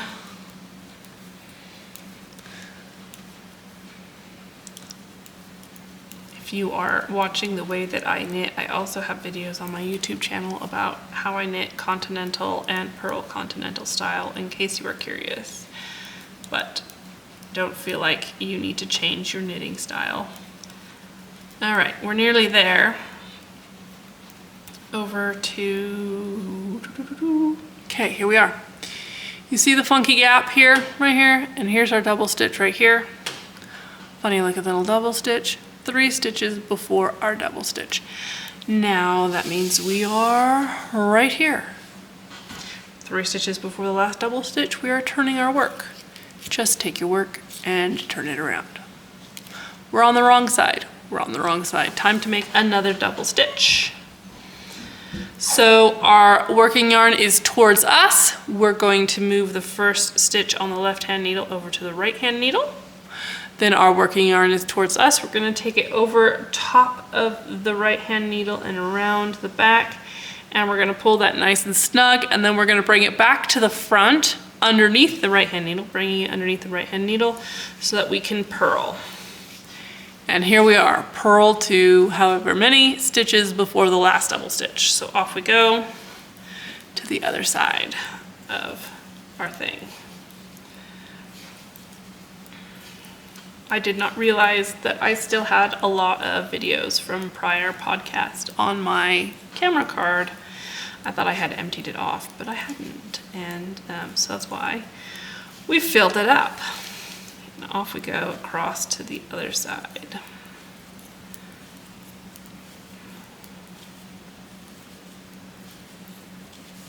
Nearly there. Hopefully you are now feeling that short rows aren't too scary. Here we are. You see our funny little gap right here, and then here's our funny little double stitch. And we're 3 stitches before our last double stitch, which means we're right here, 3 stitches before our last double stitch. It's time to turn the work, so we just take it and turn it around. And now we have completed short row 2 one more time, so we add another tally mark. We've done it twice. Now it's time for us to come over here, make another double stitch. All right, on the right hand side, we are scrunching up our yarn. Our working yarn is towards us. We're going to move the first stitch on the left hand needle onto the right hand needle. We're going to take our working yarn that is towards us over top of the right hand needle around to the back, and we're going to pull it super tight, and then we're going to knit. And we are going to knit to 3 stitches before the last double stitch. So we're just going to zoom across over here.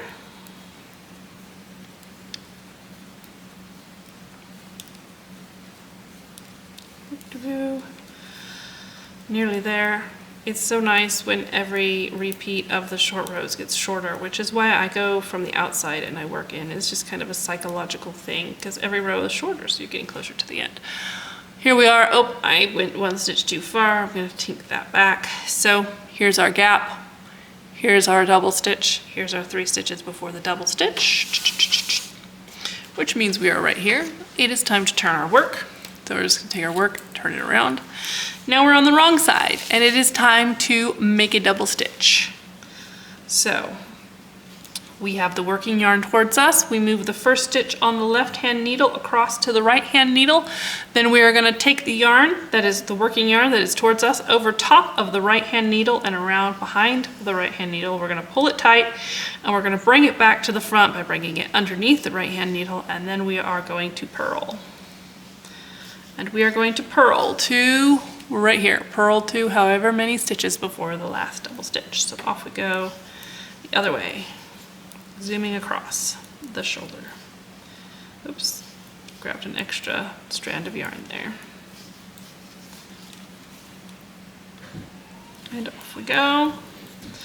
You might hear the puppy. I'm leaving her outside because she harasses our older dog, and nobody wants to hear that in the background of this class. So, yes, I tried to stop her, but it's both of them who are at fault, honestly. So here we are. Here is our little gap. Here is our double stitch. Here are our 3 stitches before the double stitch, which means we are right here, 3 stitches before the last double stitch. And it is time to turn our work. So we're just gonna turn our work. And now, since we have completed short row 2 again, we are going to make another tally mark.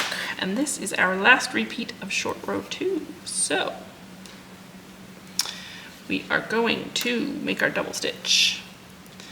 We're going to bring the working yarn to the front, move the first stitch on the left-hand needle over to the right-hand needle, and then we are going to take our working yarn that is towards us over top of the right-hand needle and to the back, and then we're going to just knit, pull it tight, and then we're going to knit across.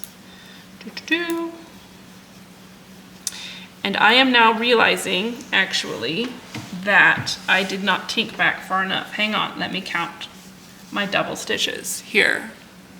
You're seeing fixing knitting problems in real time. So 1, 2, 3, 4, 5, 6.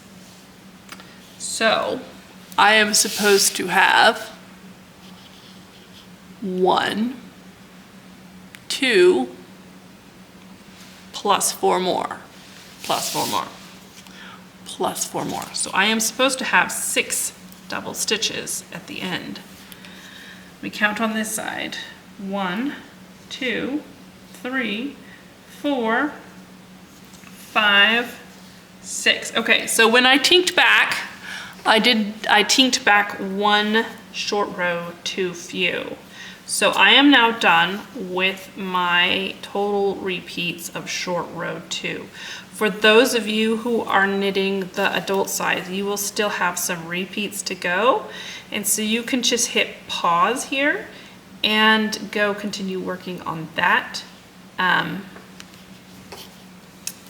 Go continue working on that, and then we'll work on resolving them together. Now let me show you how I counted and double checked my numbers, okay? In short row 1, we made 1 double stitch, okay? Like, we're making 2 double stitches per repeat of each short row. However, there will only be 1 of those on each shoulder.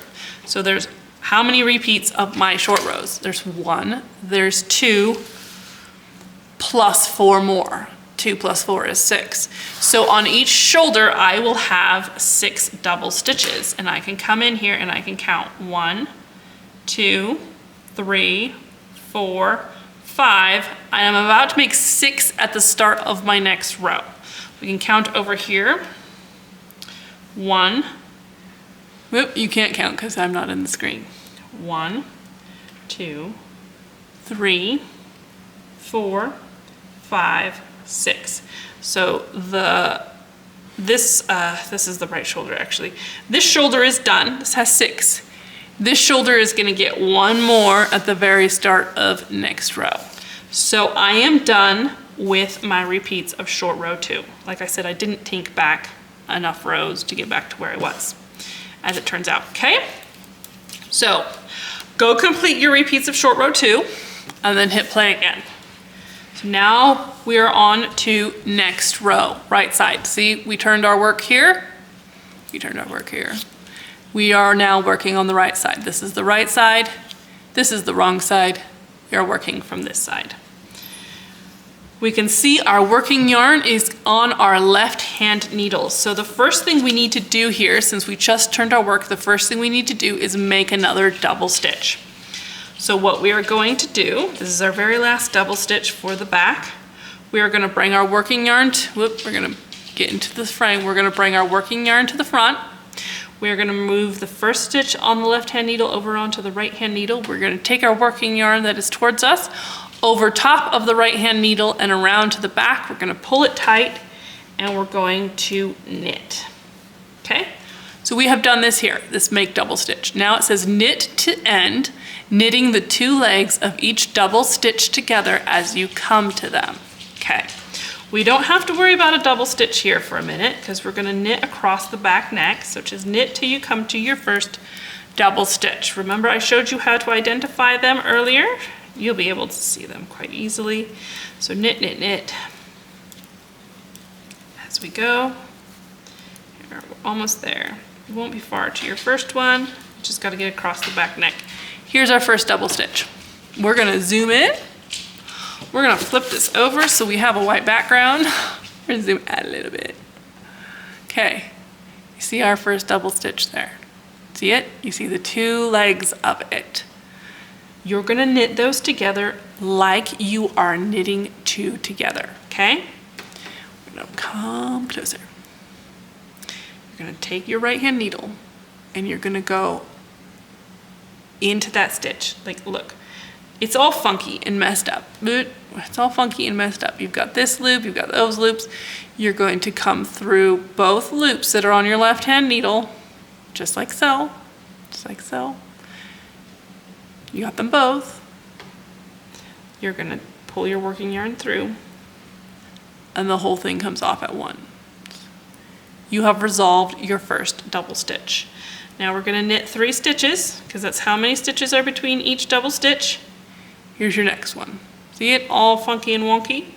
We're gonna insert our right hand needle under both of those bars of the double stitch, grab our working yarn, knit them together. Off they go. You have resolved another double stitch. Knit 3 more. Here we are to the next one. There it is, all funky looking.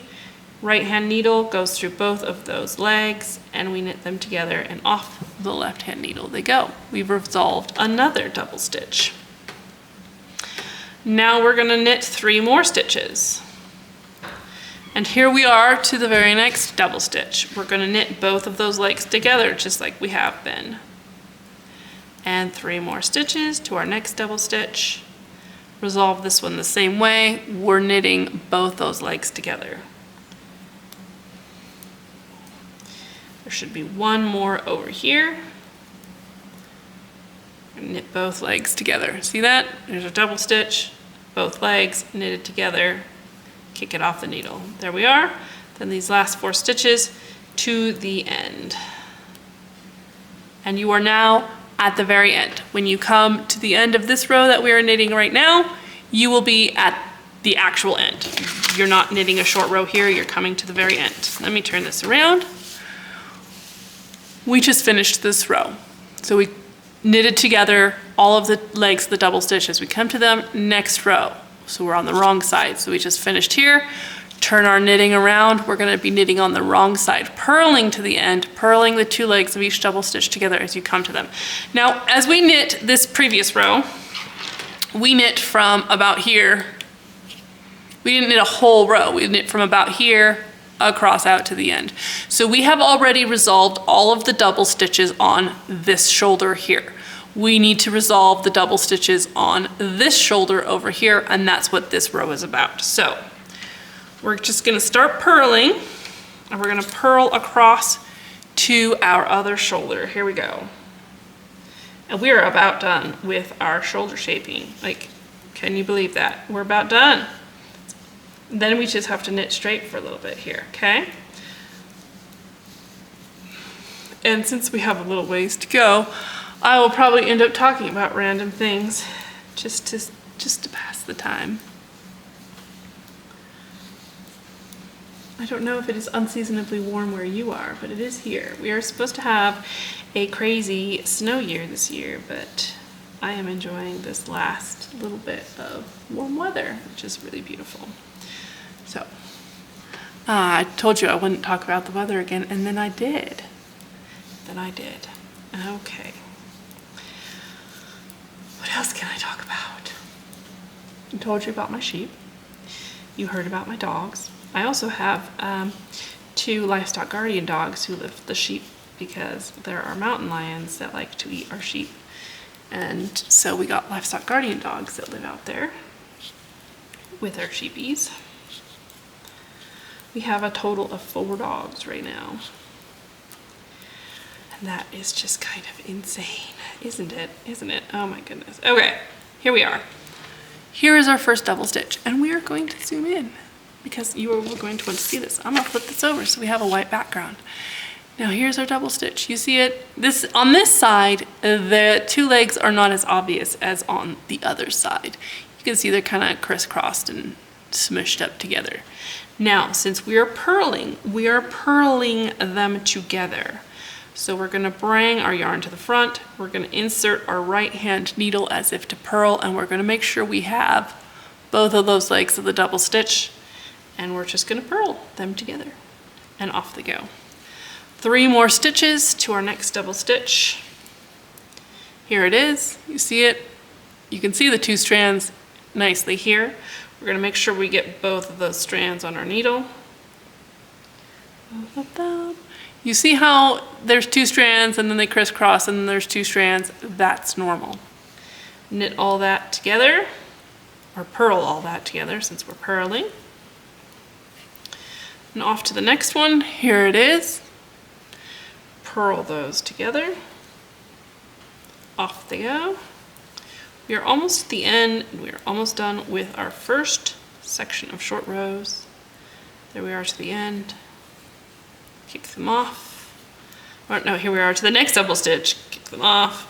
And here's the next one. You can see it here. We're gonna purl both of those legs together. Almost there, almost there. Here's the next double stitch. And we're going to purl both legs together. And the last 4 stitches to the end. And ta-da-da! And we're gonna back up a little bit. If this was your first experience knitting short rows, congratulations. You have just knit short rows. See, that wasn't too bad. All right, here we are. This doesn't quite fit. We're gonna back up further. Okay, this is my back piece. Your back piece will look like this, but probably a different size. So you can see, here's our 2 stitch markers. So there's our back neck. There it is. It wants to roll up on my needles, but then as you come out here, you see, we have fewer rows out here at the end than we do here in the middle. This is your shoulder shaping, because your shoulder is higher where it meets your neck versus the outside point of your shoulder. So you need to have a slope to follow your shoulder so that you don't end up with a bunch of extra fabric out here on the edge of your sweater. And you can see the other side is exactly the same. Nice, well, let's move the needle across so it lays nicer. A nice wedge over here, nice shoulder shaping over here. All right, so you have just completed the shoulder shaping on the back. There will be more shoulder shaping on the front neck, but for right now, we have gotten through the tricky part of the back. We're gonna leave these stitches stay here, these stitch markers stay here. I'm just grabbing them because they make nice little handles. So here's our back piece. Now we are going to continue the back yoke. Zoom back in again. Continue the back yoke. Continue in stockinette by knitting the right side rows and purling the wrong side rows until the back yoke measures. Sorry, I must have accidentally removed the word measures while I was putting the new numbers in. Measures this many inches or this many centimeters, measured from the outside point of the shoulder the armhole side, ending after a wrong side row. Okay, we need to end after a wrong side row, that's important. Now I'm gonna show you where to measure. So let's back up a little bit. This is our yoke. This is the armhole side. This is the armhole side. You can measure either side. It doesn't matter. They should be the same because they'll be the same number of rows once you get there. So you're gonna knit straight. You're just gonna knit and purl. So knit our right side rows. We are starting with a right side row, aren't we? Yes, we're starting with a right side row. So your first row will be a knit. So you'll knit, purl, knit, purl, knit, purl to continue in stockinette as we have established. Knitting the right side rows, purling the wrong side rows. And as you go, because I'm not gonna knit this whole section with you because that would be frankly insane. So as you go, this is gonna grow down here and you are going to measure it, okay? You are going to measure from your cast on edge down until, for my size, it's 4.75 inches. So you're gonna knit, knit, knit until it is whatever measurement is specified there. So I'm gonna turn you loose to knit the back yoke because I'm pretty sure you can do this yourself. Once I get to my 4.75 inches, I will come back here and we will go over measuring again. We're gonna make sure we're ending after a wrong side row. So after a purl row, then you will stop. Okay, and we're gonna measure the outside edge here. So you measure this as you go to get to the right length or the other side. Either side, they're both the outside armhole edge. So you could measure either side. So you're gonna knit and purl until you get to the measurement listed here. And then we will come back together and I will show you how I am measuring this, make sure we're on a wrong side row, and then we'll talk about the front shoulders, okay? So go knit until your back yoke is the length that it needs to be, and I am going to go do the same. All right, you guys should be done knitting your back yoke. You should have knitted it to your measurement here.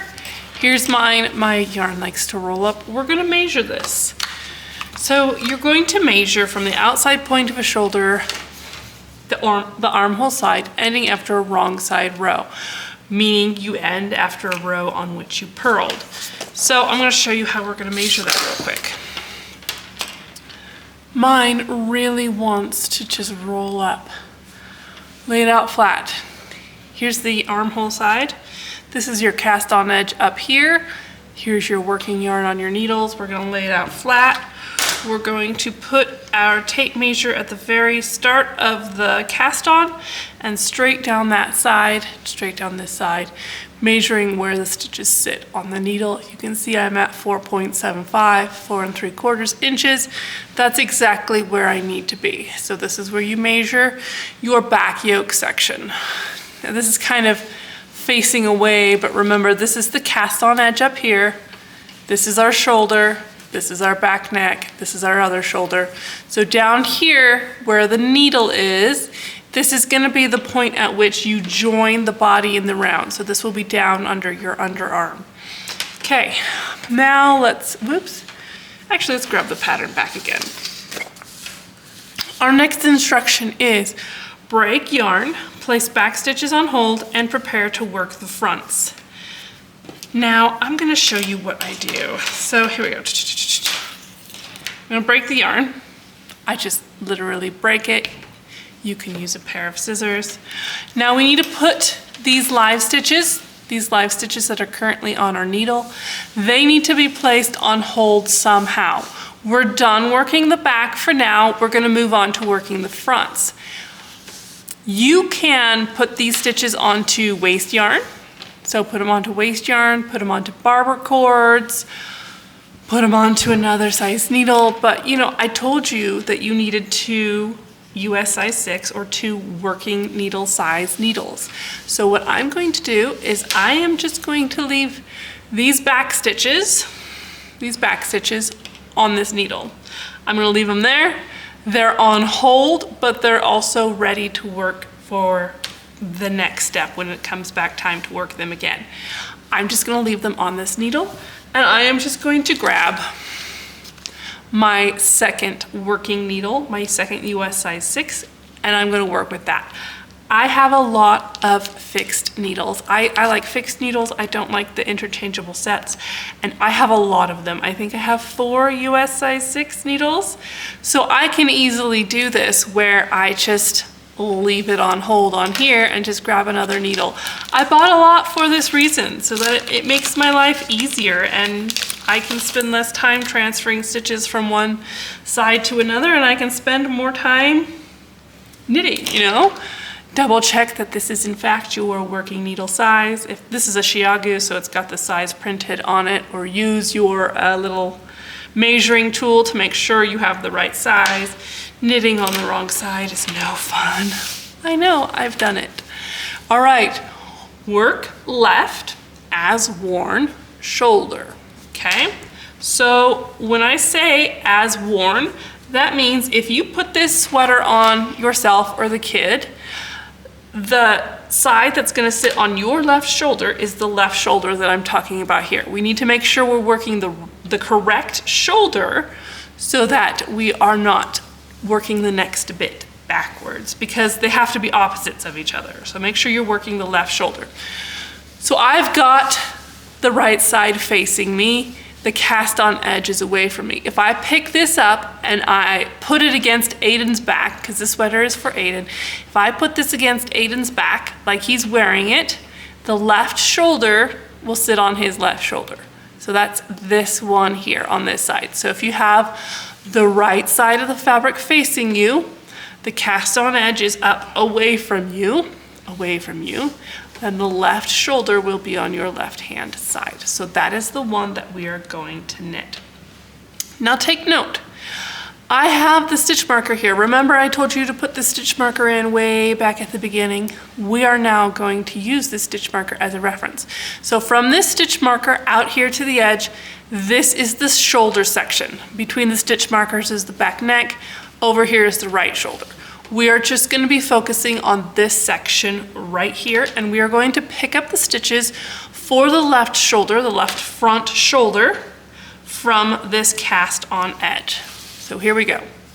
With larger sized needles, right side facing, and using the main color. Actually, I copy pasted a lot of stuff from the Northerly pattern, which uses multiple colors. Actually, this is the sweater I'm wearing right now.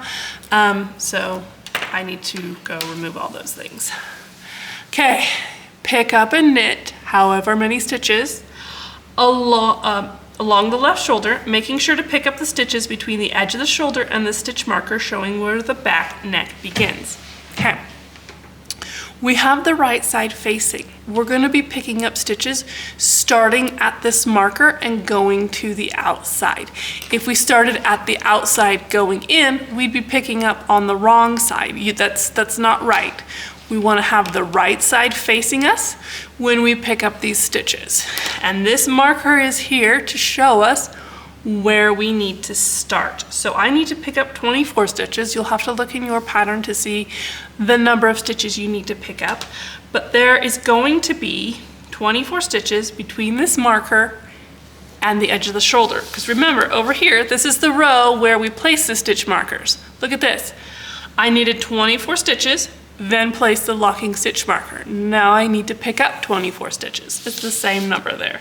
So I'm going to show you how to do that. I'm going to move the paper a bit so that I can show you how to do this. We're going to zoom in a bit because I think you'll probably want to see this closer. I've got my working yarn here. Okay. I've got my yarn, I've got my needle, I've got my stitch marker. I want you to look right here where the stitch marker is. Literally right in the same hole the stitch marker is in, and we're gonna pick up our first stitch there. But before we begin picking up stitches, I want you to look at this closely. I'm gonna move over here a little bit so you can look at it a little more closely. So our columns of stitches go here. This is a column of stitches. It's going to point, the little loop of the stitch. So if you shift half a column over, you have knit stitches here, but you can shift half a column over and you have knit stitches going the opposite direction here. So if you get really good at reading your knitting and you know which direction you worked your knitting in, you can see exactly which column is the one that was worked and which one is just the half stitch off that looks like a knit column. Since we started here and came this way, our knit stitches come down like so. This is a column that we worked. If we come to the very tippy top of that column, we see that there is a loop here. You really can't pick up stitches in that hole. It's really difficult. You'd be cussing by the time you got to the end of the row. But if we hop over half a stitch right there and we come up here, there is such a nice little hole right there. Boop. Right here. And we can very easily pick up stitches in that little hole. So that's where we're going to pick up our stitches.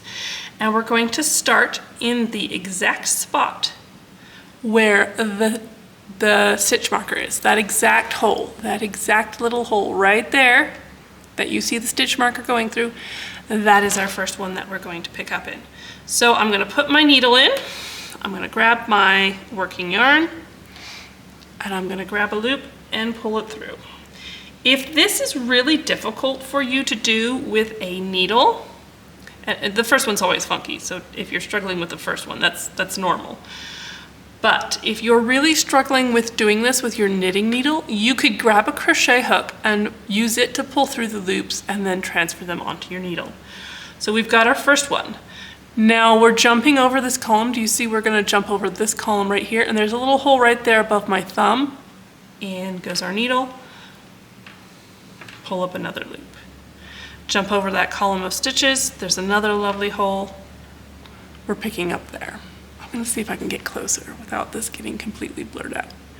Oh, there we go. See, this is the column of stitches here. We're jumping over it into this lovely hole right here and picking that up.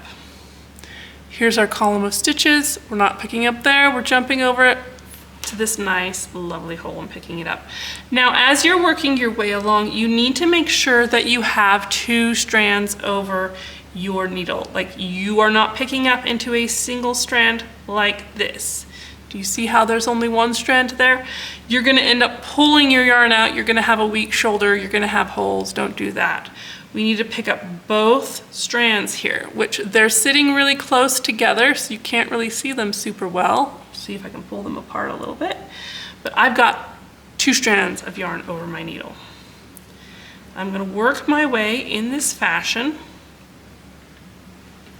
all the way to the end. Make sure I'm still on the screen.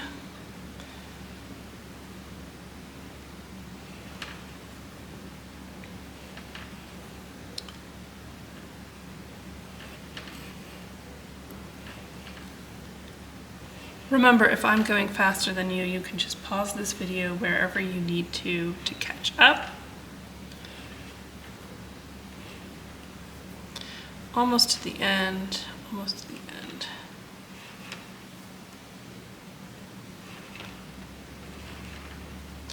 All right, I think this is my last one out here on the corner. Now let's count. 2, 4, 6, 8, 10, 12, 14, 16, 18, 20, 22, 24. What do you know? It worked out perfectly, almost like I did the math right. There we go. There's our 24 stitches for our shoulder. Here we are. We are going to be working in this direction. We're going to be working the front yoke. This is the back. Now we're coming over the top of the shoulder and working the front. So let me get my pattern back over here.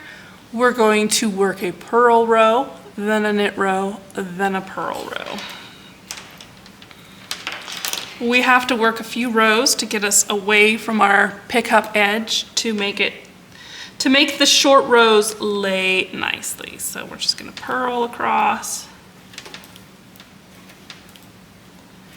Actually, I will probably stop this video and let you go because otherwise Otherwise this video will be a million hours long.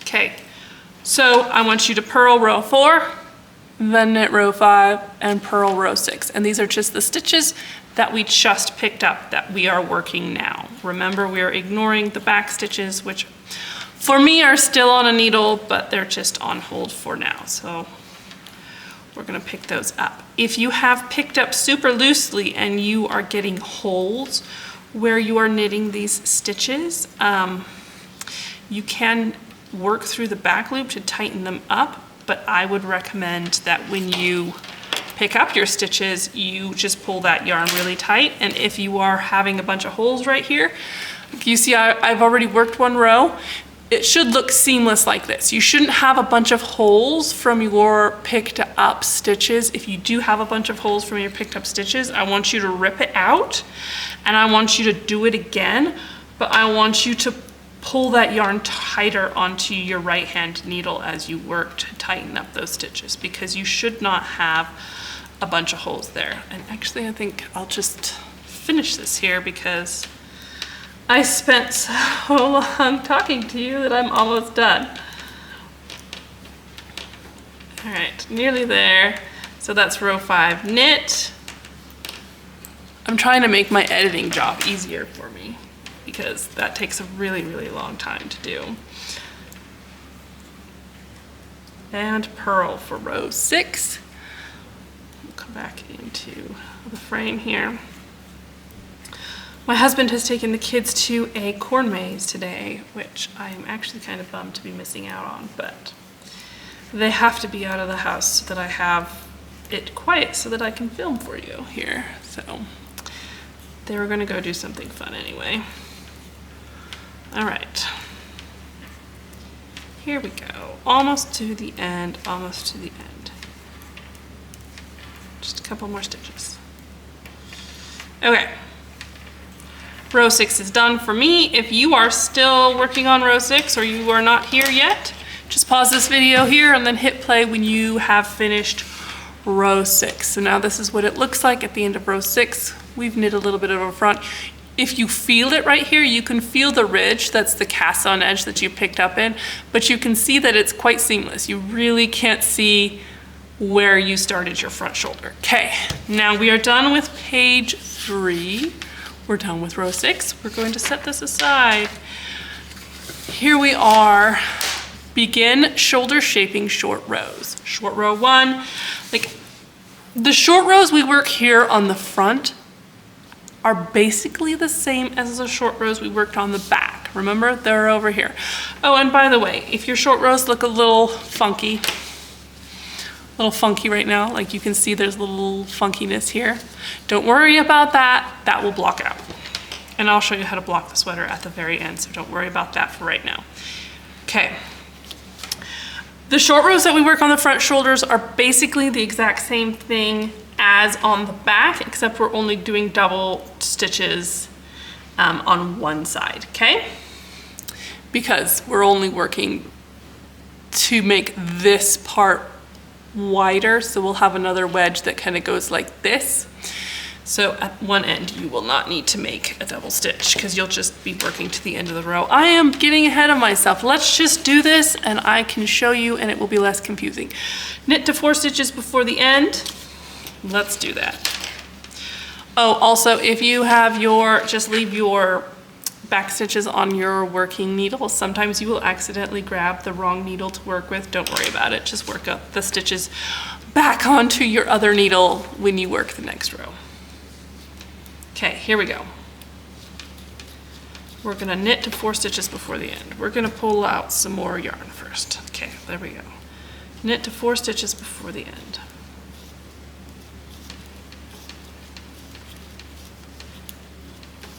These rows are shorter, so you will have to listen to me a lot less because it will be a lot faster to work.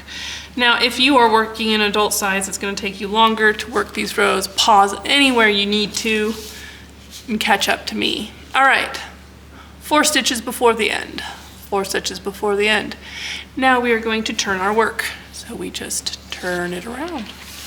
Yeah, we make a mess of everything. Okay, where are we at now? Now we're on the wrong side.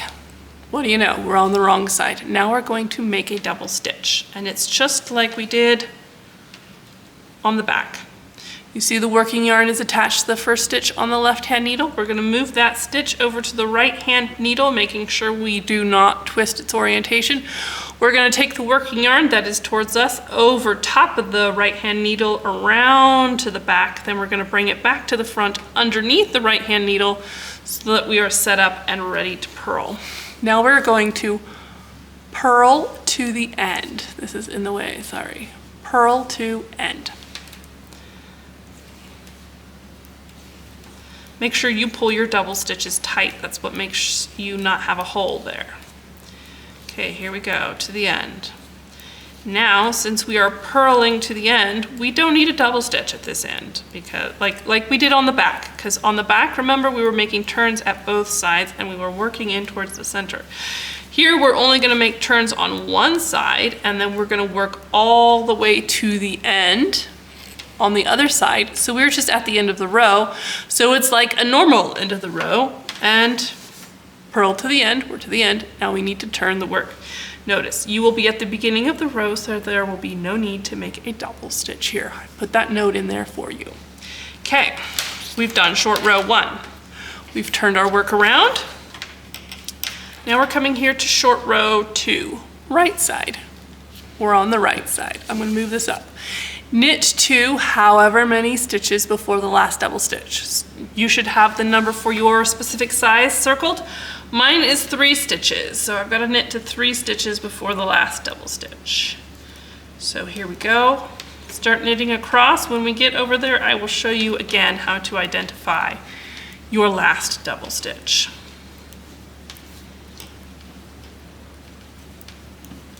We're nearly there. Okay. Do you see this on my left-hand needle? There's a little gap. Like if it's smunched up together, you're not gonna be able to see it. So just gently spread them out a little bit. You can see this little funky gap right here. You can see this little funky stitch. We're gonna zoom in.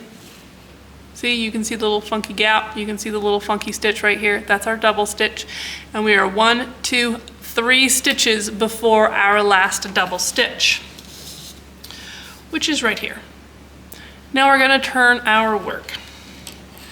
Turn it around, wrong side. We are on the wrong side. Now we are going to make a double stitch again. So you see I've got the working yarn on my left-hand needle. We're gonna take that first stitch on the left-hand needle, move it over to the right-hand needle, making sure we don't twist the orientation of the stitch. The working yarn is towards me. I'm gonna take it over top and behind the right-hand needle. I'm gonna pull it tight, and I'm gonna bring the working yarn back to the front, coming underneath the right-hand needle so that I am ready to purl. And now we purl to the end again.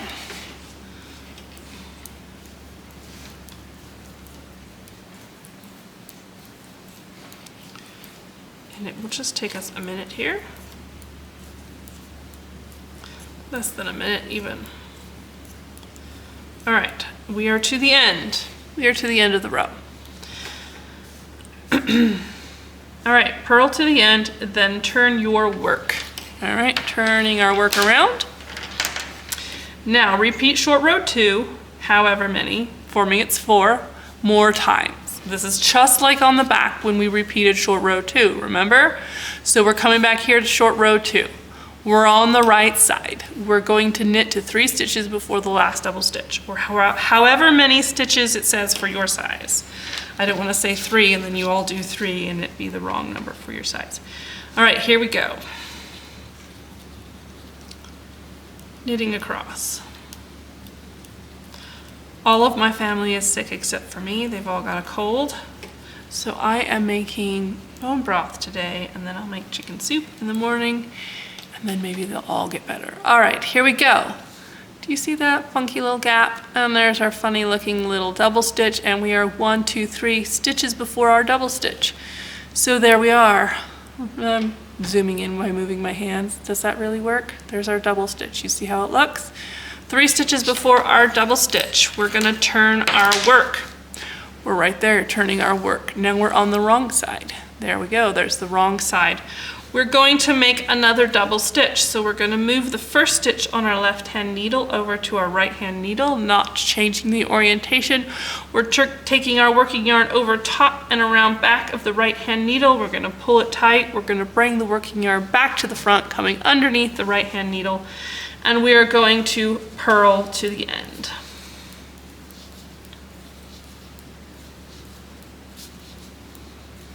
And we are very close now to the end. And now we are going to turn our work again, turn work. We are also going to make a little tally mark here because we have done one of the repeats of short row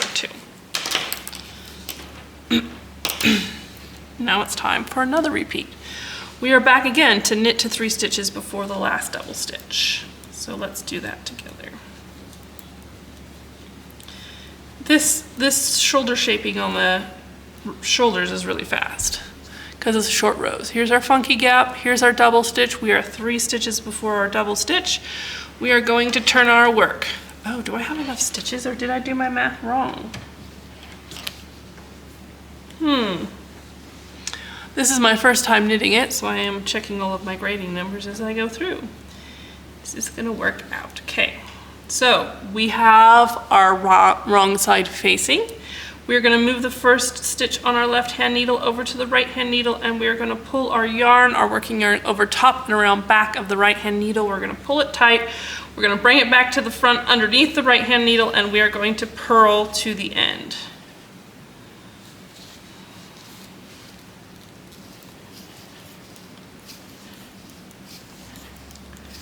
And there is our next repeat. So we are going to mark it. All right, we're turning our work. Well, we should have turned our work at the end of the row. Here we are. Again, we're going to knit to 3 stitches before the last double stitch.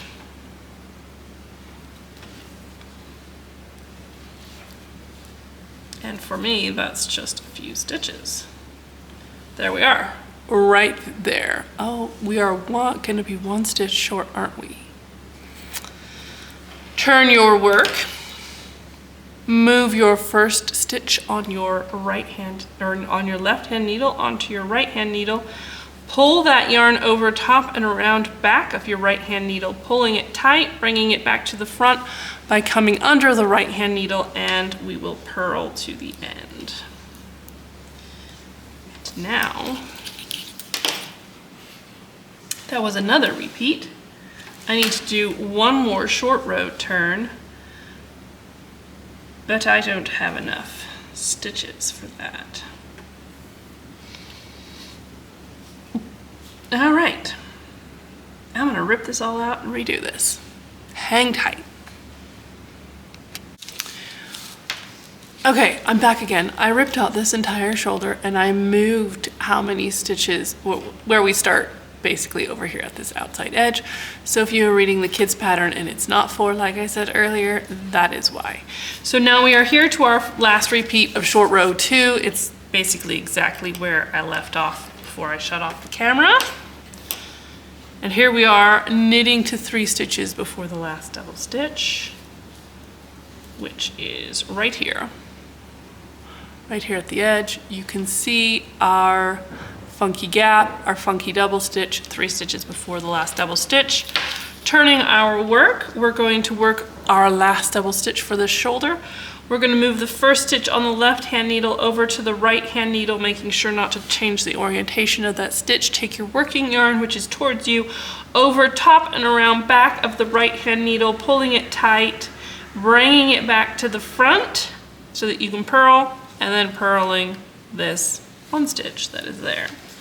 So, purl to end, turn work, we are there. We have finished all of our repeats of short row 2. If you're knitting another size and you need to do more repeats, just hit pause here and then we can continue on once you're done.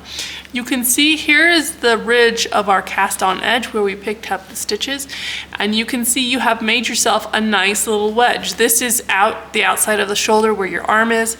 This is inside by the neck. So this part in here next to your neck is going to have more height or depth, and then it's going to follow your shoulder slope as you go down. All right, Isn't that beautifully done? You've done another set of short rows. Now we are on to here on the next row, right side. You should have your right side facing you and be ready to work. Knit to the end, knitting the 2 legs of each double stitch together as you come to them. That's the same thing we did on the back. This is how you resolve the double stitch. So here's our first double stitch. We're gonna zoom in actually, and we're gonna turn this over so I have a white background.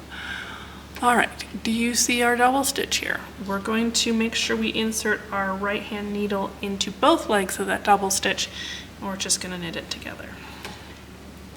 There we go, we've resolved that double stitch. We're gonna work across to the next one, and we're going to resolve it in exactly the same way. Here's our funky double stitch. We're knitting those legs together. Working our way across. Again, here's our double stitch, funky looking double stitch, inserting our right hand needle through both of those legs. We got both of those legs. It's got a funny little crisscross right here. That's normal. We're gonna knit those together and resolve that double stitch. Here's our next one, our next double stitch. We're knitting both legs together and on we go to the end. Just do this over and over again until you come to the end. And here we are at the end. All right, there we go. Here, I'll lay it out. I'll back up first. Look at that. You have your back neck here. This is the inside of your neck. This is the front yoke. This is the top of your shoulder here, and we're now coming down around to the front. Let's flip this over again. So we just did this row where we resolved our double stitches. The next row, wrong side, purl. So we're just gonna purl this row real quick.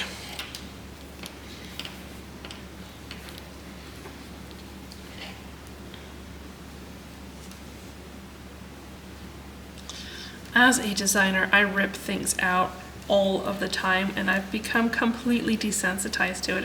It's completely normal because I'll do the math and I'll think it works out, and then I have to knit it up, and sometimes I'm like 1 stitch off or a little bit off, or maybe it doesn't work out quite right, so I rip everything out and reknit it and mess with it just to make sure the fit is perfect and that you, as you knit it, have a good experience. So if there's any lesson you take away from this, let it be that ripping things out isn't a tragedy. It's not a bad thing. It's just part of knitting, and I think you should be fine with it. All right, here we go.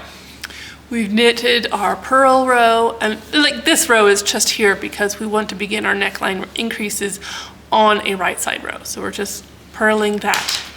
Wrong side row, now we are here. Begin neckline increases. Since this is a crew neckline, we are working this here. So we worked this bit, and now we have to work this curved bit here for the neckline. That's where we're at. This is the grown-up version of this exact same pattern. So this is the top of the shoulder. This is where the short rows were worked. It was worked to about here, and now we're gonna create this curve here with our increases. Put that to the side. Here we are. Where are we at? There we are. Row 7, right side. Knit 1, make 1 left, knit to end, 1 stitch increased. Now, the reason why we knit 1 and then make 1 left here is, look at this. The start of our right side row is next to our neck. So that's why we're working our increase on this side, because we're gonna increase to create the curve. It's gonna come like this, okay? That's why we're working the increases on this end of the row. And don't worry, I will show you how to make 1 left. They're actually really easy to do. So I'm gonna knit 1, and I'm gonna zoom in. I'm gonna flip this over so we have a nice white background. All right. Now, do you see I've got 1 stitch on my right hand needle, and here are all the stitches on my left hand needle. Do you see, I'm turning towards the light so you can see more easily, do you see this bar right here? That bar. This is the bar between the stitches. If you pull them apart, you can see it really easily. That is the yarn as it travels from 1 stitch to the next. That is the bar that we need to pick up. So to make 1 left, you take your left hand needle and you put it underneath that bar, coming from front to back, and you pick it up and you put it on your needle. You see that? I've come from front to back, I've picked it up and put it on my left-hand needle. Now I've got another loop of yarn on my left-hand needle. Take your right-hand needle, insert it into the back of that loop of yarn, and knit it. You have just made one left. You see there's a new stitch here, and the base of that stitch is a twist of the yarn that runs between the stitches. Now we just knit to the end. And like, this is fairly boring here because all you do is make one left on every right side row next to the neckline for however many repeats I said. How many repeats did I say? A total of 7 times.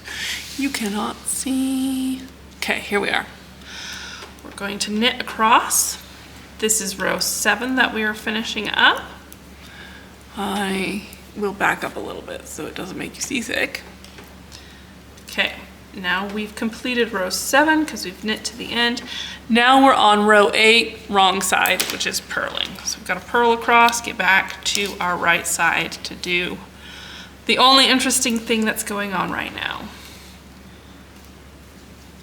I'm going to show you a couple more times and then I'm going to turn you loose because I think that you will be able to handle this just fine on your own for a little bit. And if you need help with the make one lefts, you can just back up a few seconds and watch that little bit over again and over again. But also, you come back here to our abbreviations section. This is on page 2, abbreviations, make one left. There is written instructions for make one left. Okay, make one left leaning, pick up bar between last stitch on the right hand needle and the first stitch on the left hand needle, bringing the needle from front to back, knit into the back of this stitch, 1 stitch increased.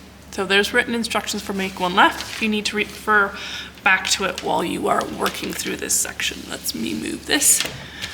So our neckline increases are the focus. Okay,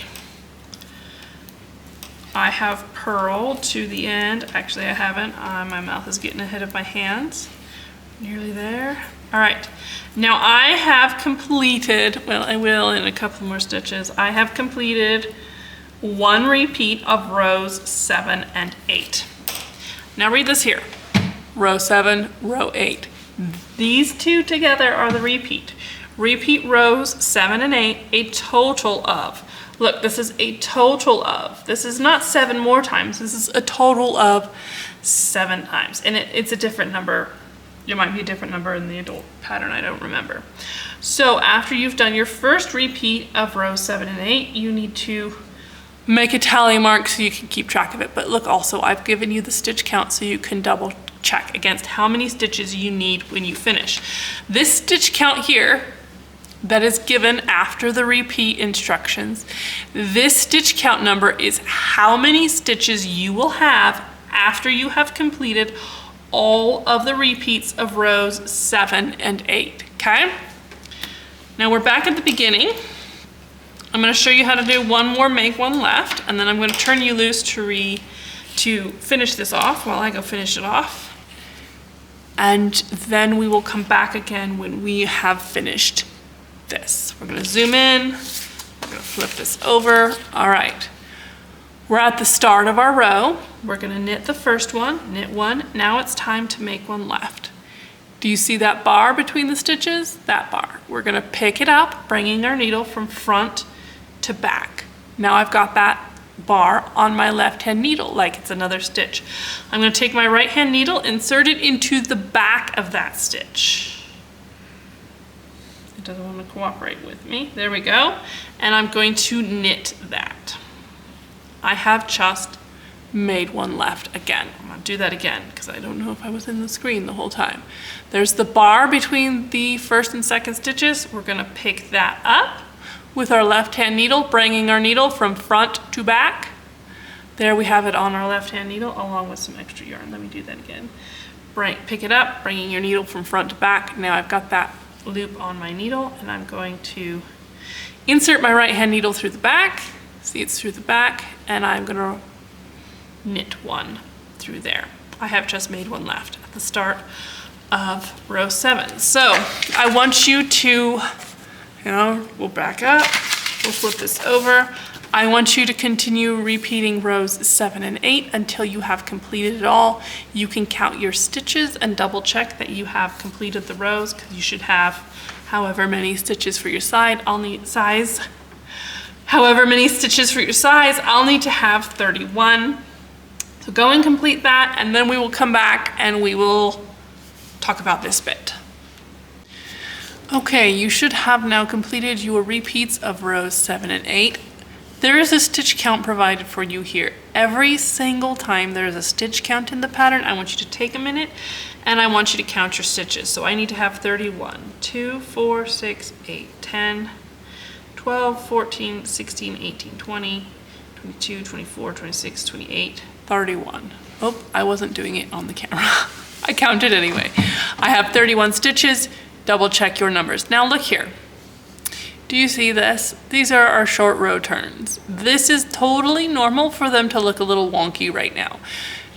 When you're messing with yarn, sometimes it does things like this, and then you give it a nice hot relaxing bath at the end, and that all settles down, so don't worry about it. So here, you see, it looks a little wonky. Over here, you see, it is relaxed and smooth, and you can't really see it. Okay, now, you have just completed your short row shaping of your shoulders and your neckline shaping of your neckline. We're gonna back up a little bit. I'm gonna show you what you've just done. This is the adult size version here. So, this, since it's facing towards me, this is the left hand shoulder. It's on my right hand side. You've done the shoulder shaping short rows, which were this section. You've done this section here, and you are to right here. This is your left shoulder that you have on your little sweater, or big sweater.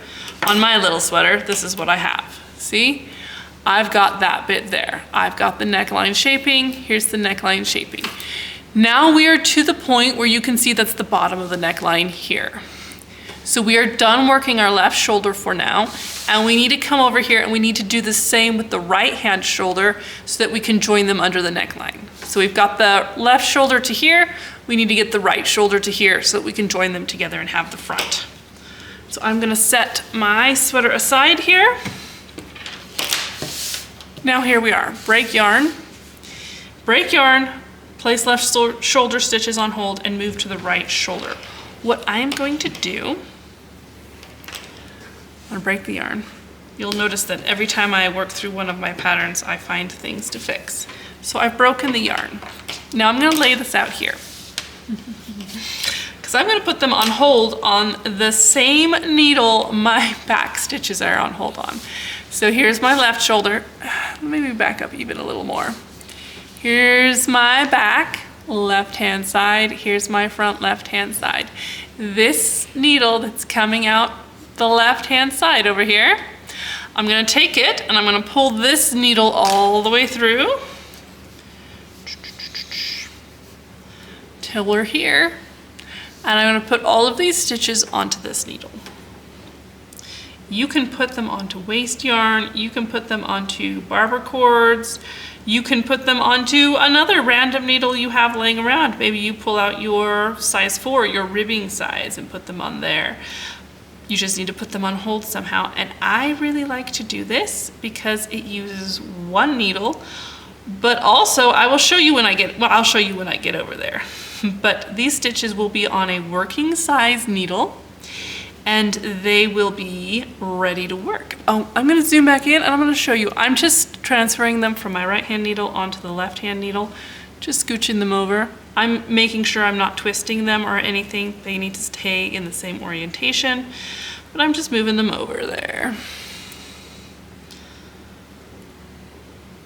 And 2 more, 3 more. Now there's only 1 more. All right, make sure you pull this tight, this broken yarn tight, so that last stitch doesn't pull off. So this is what we've got going on. Here are the back needles on hold, and that cord is coming around, and here are my left front stitches on hold.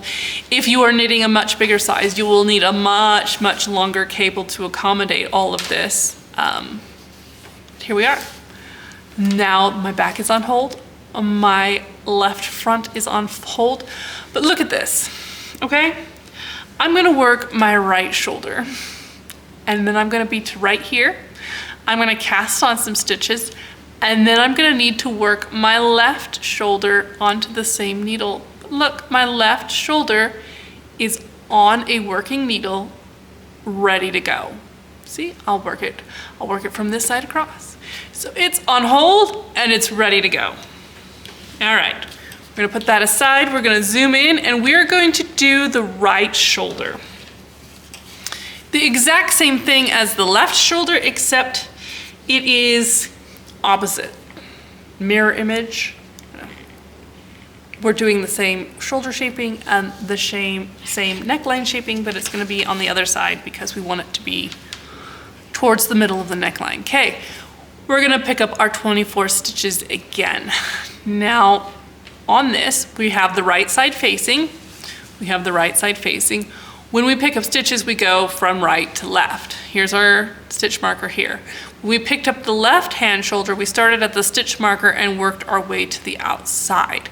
On the right shoulder, it is going to be the opposite. You are going to start at the outside and work your way into the stitch marker. That's because you want to be picking up from the right side of the fabric. If we were to start at the stitch marker and work our way out, we'd have to pick up into the back side of the fabric, and that will give you your little ridge. This little ridge over here, this little ridge from when you picked up would be on the right side of the fabric. So we don't want that. We want no ridge on the right side of the fabric. So we're gonna have our right sides facing. We're gonna neaten our papers. I've got my US size 6 working needle. I've got my yarn. I'm gonna pull up some more yarn, some more loose yarn. Here we go, ready to go. Now we're gonna start on the very, very, very edge. Now remember, over here on the left-hand side, we ended on the very, very, very edge. You see right here is where the middle of it is. You see it lines up pretty much perfectly. There's no jog here where you picked it up. We want that same thing over here on this side. We don't want to have a jog here where we start picking up a little bit inside and then we have a little step sticking out, okay? So we're gonna zoom in further, flip this over. Nice white background. Here is the outside edge of our shoulder. We are going to grab our working yarn and we're gonna pick up at the very, very edge. We're gonna have to unroll it. It likes to roll over. See that? It likes to roll over. You have to unroll that top little bit to find the very edge, which is right here. Okay? I'm gonna pick up my first stitch there at the edge, and it's always kind of funky to pick up the first stitch, okay? It just is. It is for everybody. It just is. There we go. Got my first stitch picked up, right on the very edge. Now again, do you see this here? This is our column, this is our cast on edge that I'm indicating with my needle. This is the column of stitches coming down that we worked. We're not gonna pick up right at the top of that column of stitches. We're gonna be just to the side of it in that lovely little hole and pick up stitches there. Again, jump over your column of stitches. There's a lovely hole right there waiting for you to pick it up. So we're gonna make sure we have 2 strands of yarn over top of our needle when we insert it through the hole. See, I've got 2 strands there. They're really close together, but I've got 2 strands there. That gives you stability and makes sure you don't have any holes where you're picking up. And we're gonna work our way across the right-hand shoulder. And remember, you can always hit pause because your shoulder's probably gonna be longer than mine.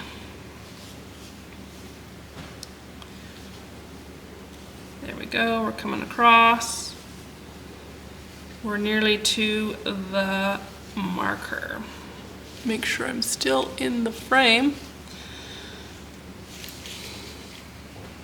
I've got it way zoomed in, so it'd be easy for me to be out of frame here. Okay.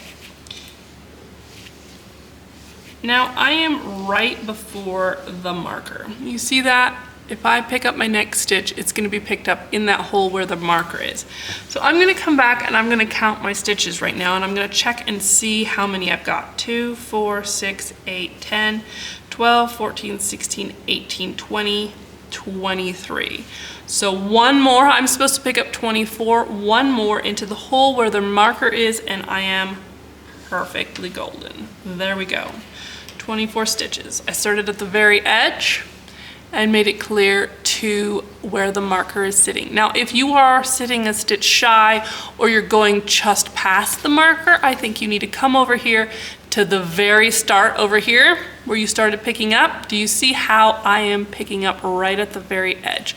Double check that you're picking up right at the very edge. You might have to pick up closer to the edge if you are moving past the stitch marker, because you should end right in the same hole the stitch marker is in. Or you can also double check and see if you missed any holes anywhere along here. Make sure that it's nice and even and perfect, and you picked up right at the very edge. Now we're going to back up a little bit. We have picked up all of our stitches. So between the edge of the shoulder and the stitch marker, showing where the back neck begins. That is exactly what I just told you now. So now you can see we've got our 2 markers. You could take them off at this point if you want to, but I'll just leave them on there until I get to the end. You can see here, I've got my shoulders picked up, and now my back neck is cleanly laid out here between the stitch markers, okay? Purl, knit. Now, when we worked, where's my other page? When we worked the left shoulder, nope, that's not the right page. Where did I put it? There it is. When we worked the left shoulder, remember we worked 3 rows after we picked up stitches, but before we worked the short rows. When you're doing the right hand side, you are only working 2 rows here. This is not an error, this is on purpose, okay? So your first one, row 9, we are going to purl. So let's purl across here. The reason for this is we are working the opposite side and we are having to work it in the opposite way. So we are going to actually be working our short rows on the wrong side. And then that other row, that 3rd row that we worked at the start before the shoulder shaping short rows, we will work after the shoulder shaping short rows. So you will have the same number of rows, but you will have an easy way of doing this, okay? All right, here we go. Almost there, almost there, almost there. Okay, there we are, we've knit row 9. Now we're gonna knit row 10. Well, we've purled row 9 and now we're gonna knit row 10. Here, bear with me while I quickly move through this.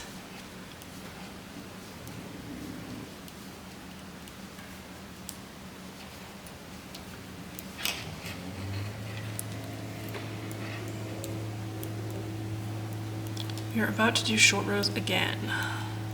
Have fun. Okay. We've done rows 9 and 10. We're coming up to the top of the page here.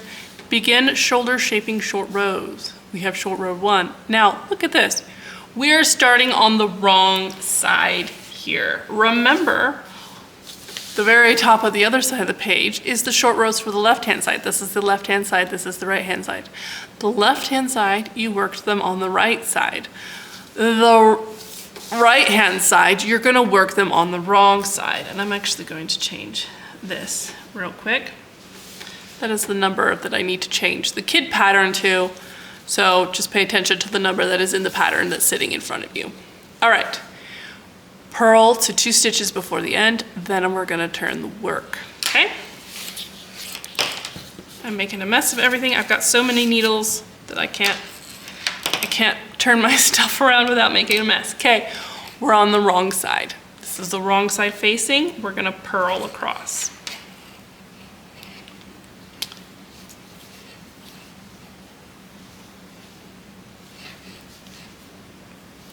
Off we go.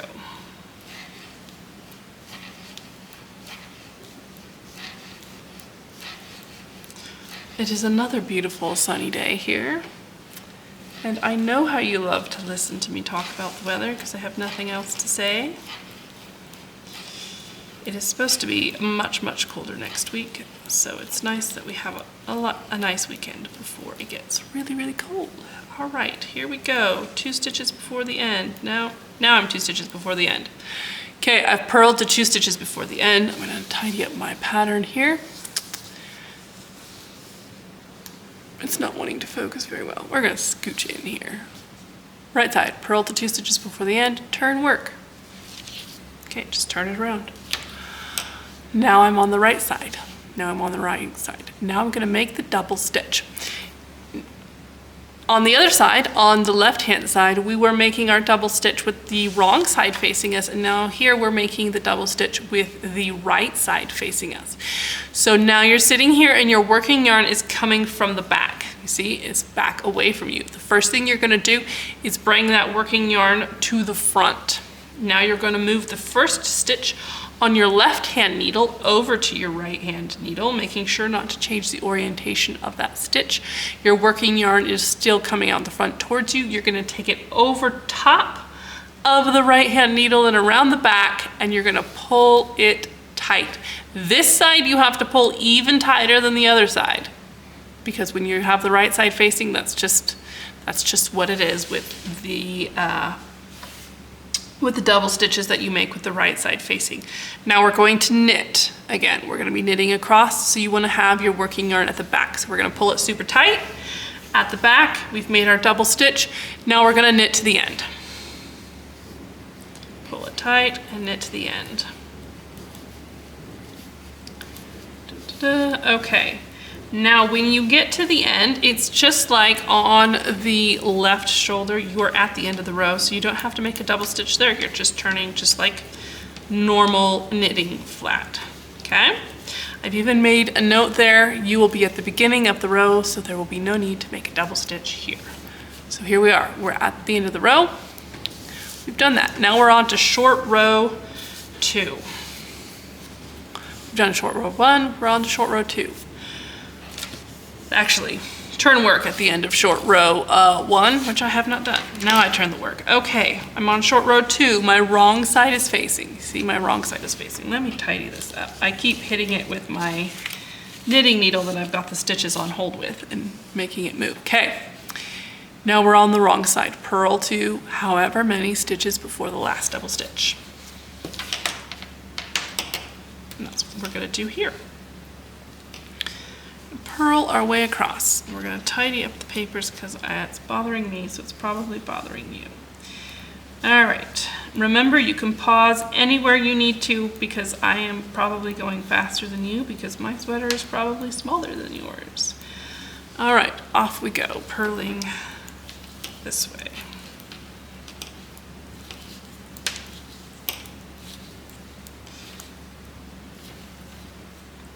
Nearly there. One more. Okay. Now remember, here we go. You're gonna have a funky little gap, then you're gonna have a funny looking stitch. Do you see how that's funny looking? That's your funny looking double stitch. You've got 2 legs over, but they're crisscrossed.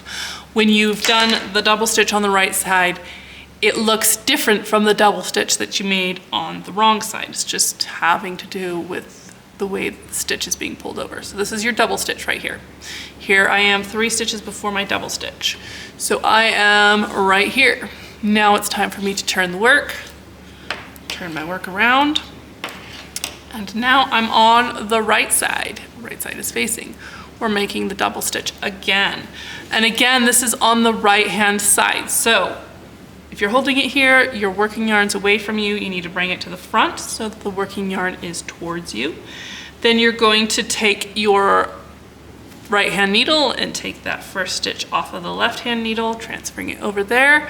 The working yarn is still towards you. You bring it over top and around behind the right hand needle and pull that tight. The working yarn is going to be at the back because we're knitting. We're going to pull that tight as we knit our first stitch. And now we're here, knit to end.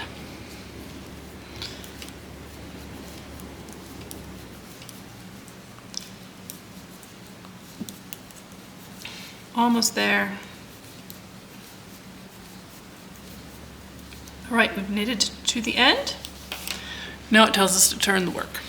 All right, we're turning the work. Now, repeat short row 2 4 more times. Notice how it says more times. Over here when we did the repeats of 7 and 8, it said a total of. Here it says more times. So we're doing 4 more times, which means we'll have a total of 6 double stitches because you have 1 here, plus 4 more equals 6. So we're back here at the start of short row 2. We've got the wrong side. Oops, we've moved our pattern again. We've got the wrong side facing us. We're gonna purl to 3 stitches, or however many it calls for in your size, before the last double stitch. Here we go.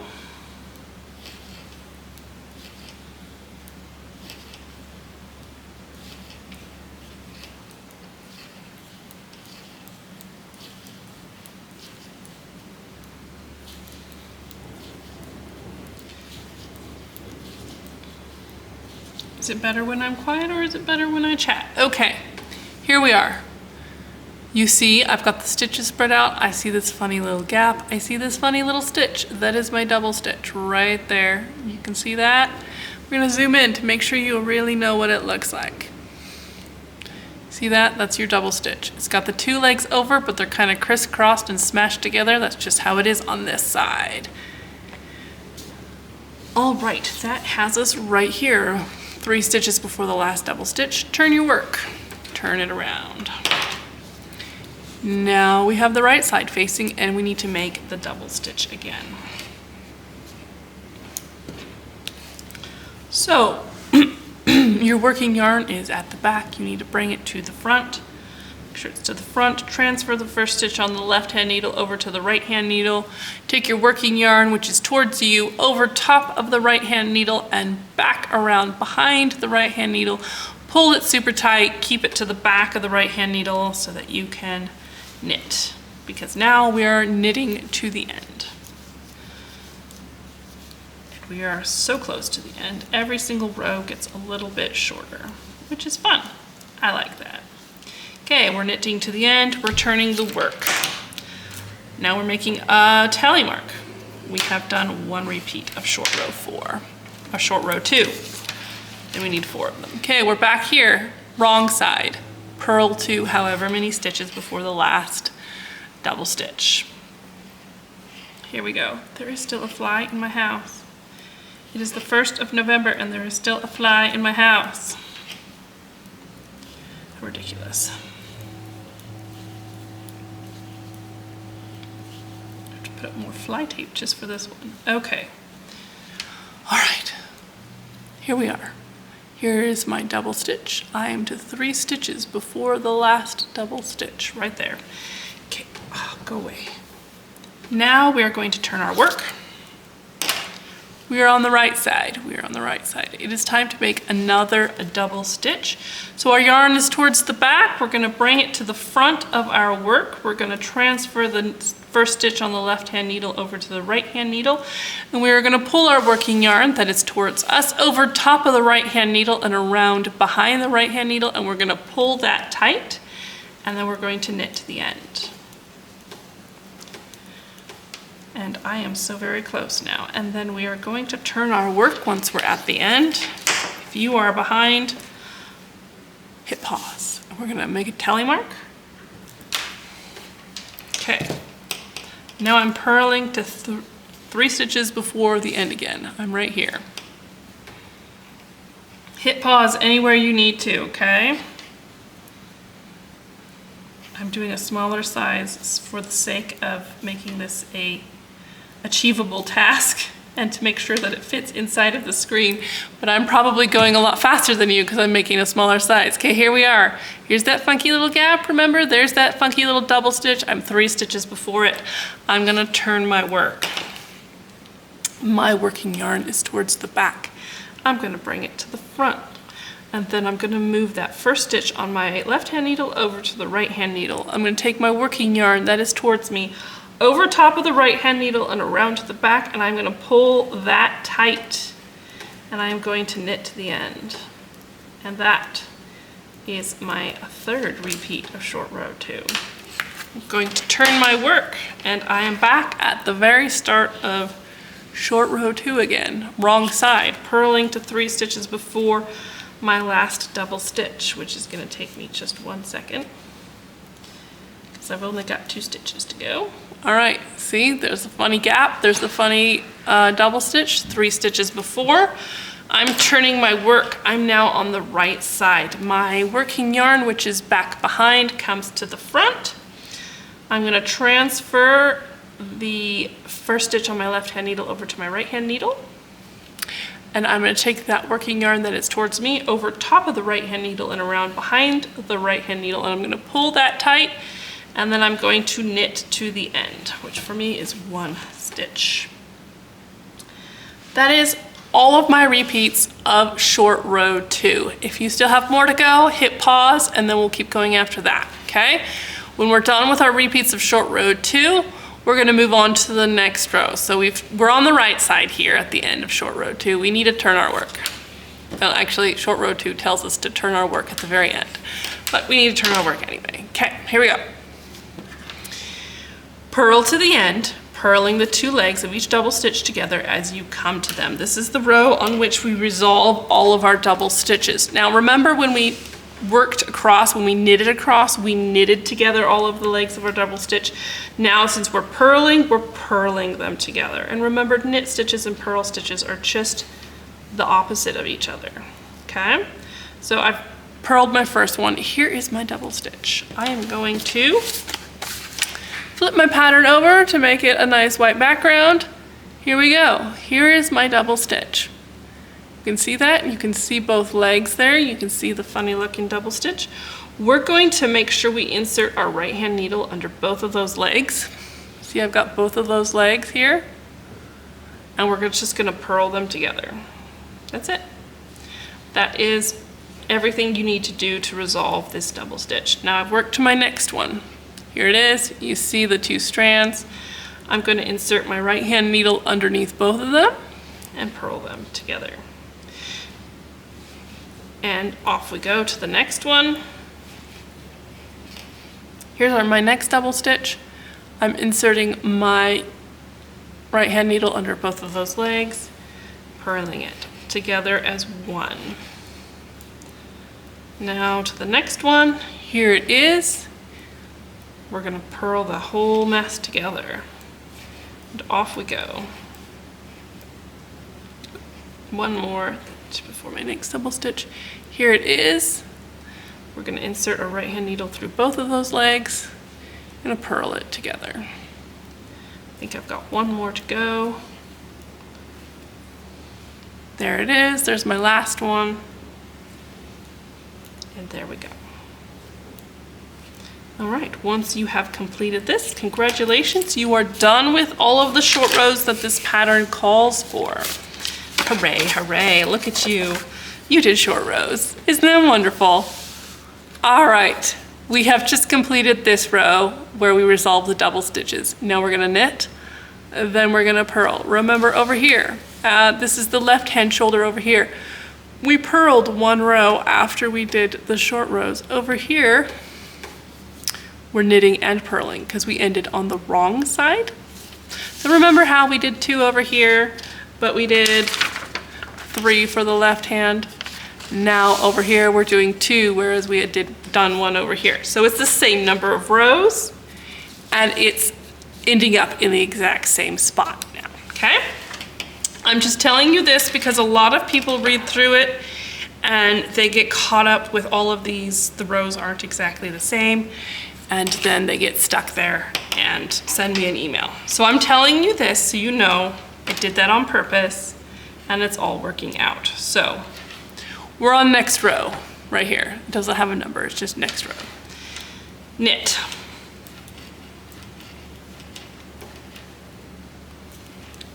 I'm knitting all the way across.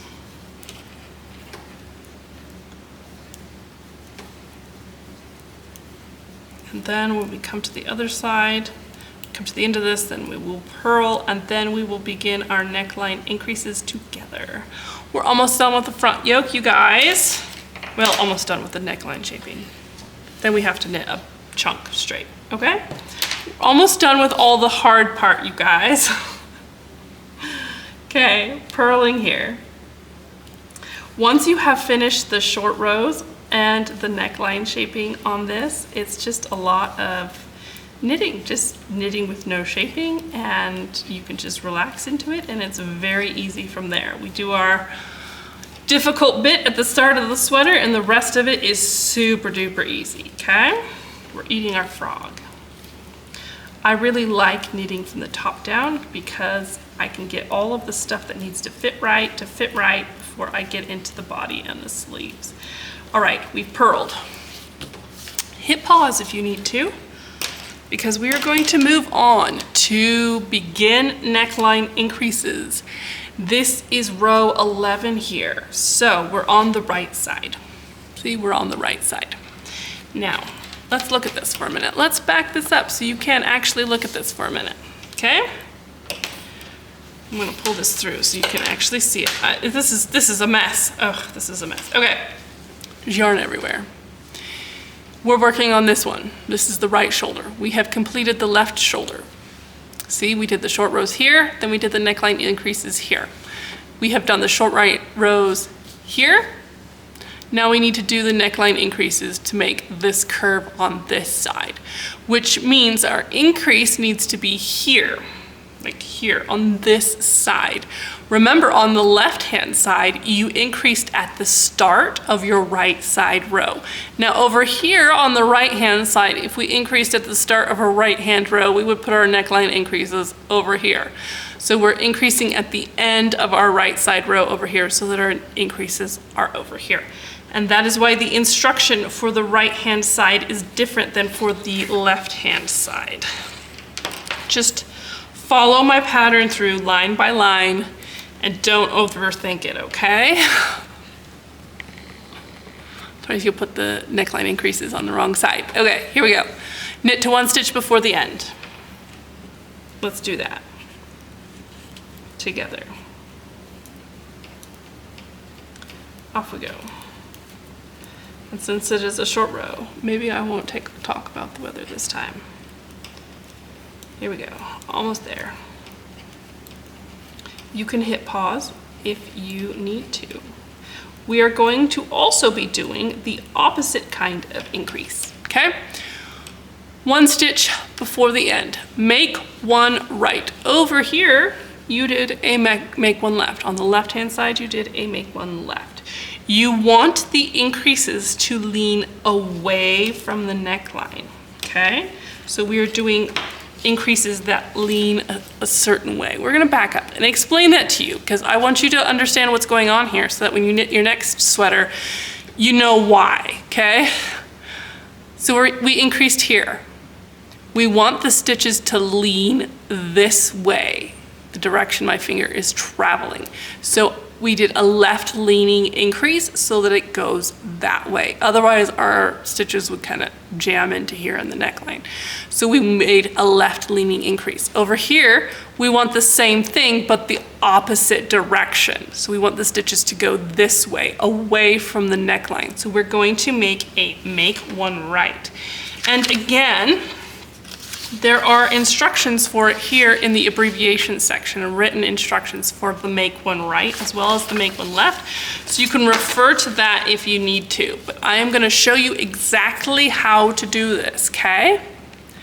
So we knit to 1 stitch before the end, and now we're gonna make a make 1 right. We're gonna flip this over so I have a white surface to show this to you on. I have lost my stitch. Okay. I make 1 right. You take your left hand needle, you know that bar between the stitches? We're gonna get closer actually.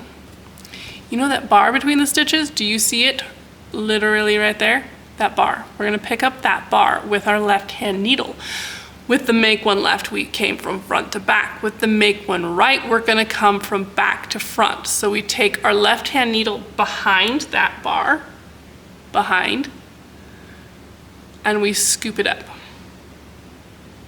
okay? See, I've got that on my left hand needle now. I brought my needle from back to front. Now take your right hand needle and knit into the front of that. Now this one is kind of finicky to do because the front is really tight, but you've got all this room over here back behind. So what I like to do is I like to take this finger and shove that little loop of yarn forward so that I have a little more space for inserting my needle into the front. And we knit it. And we have just increased with a make one right. And you can see that bar is now a little twist where our new stitch comes up. Then we knit one. We have worked our first make one right. The first make one right here, knit one, which is our very last stitch. We've increased by 1 stitch. Now we need to purl for row 12.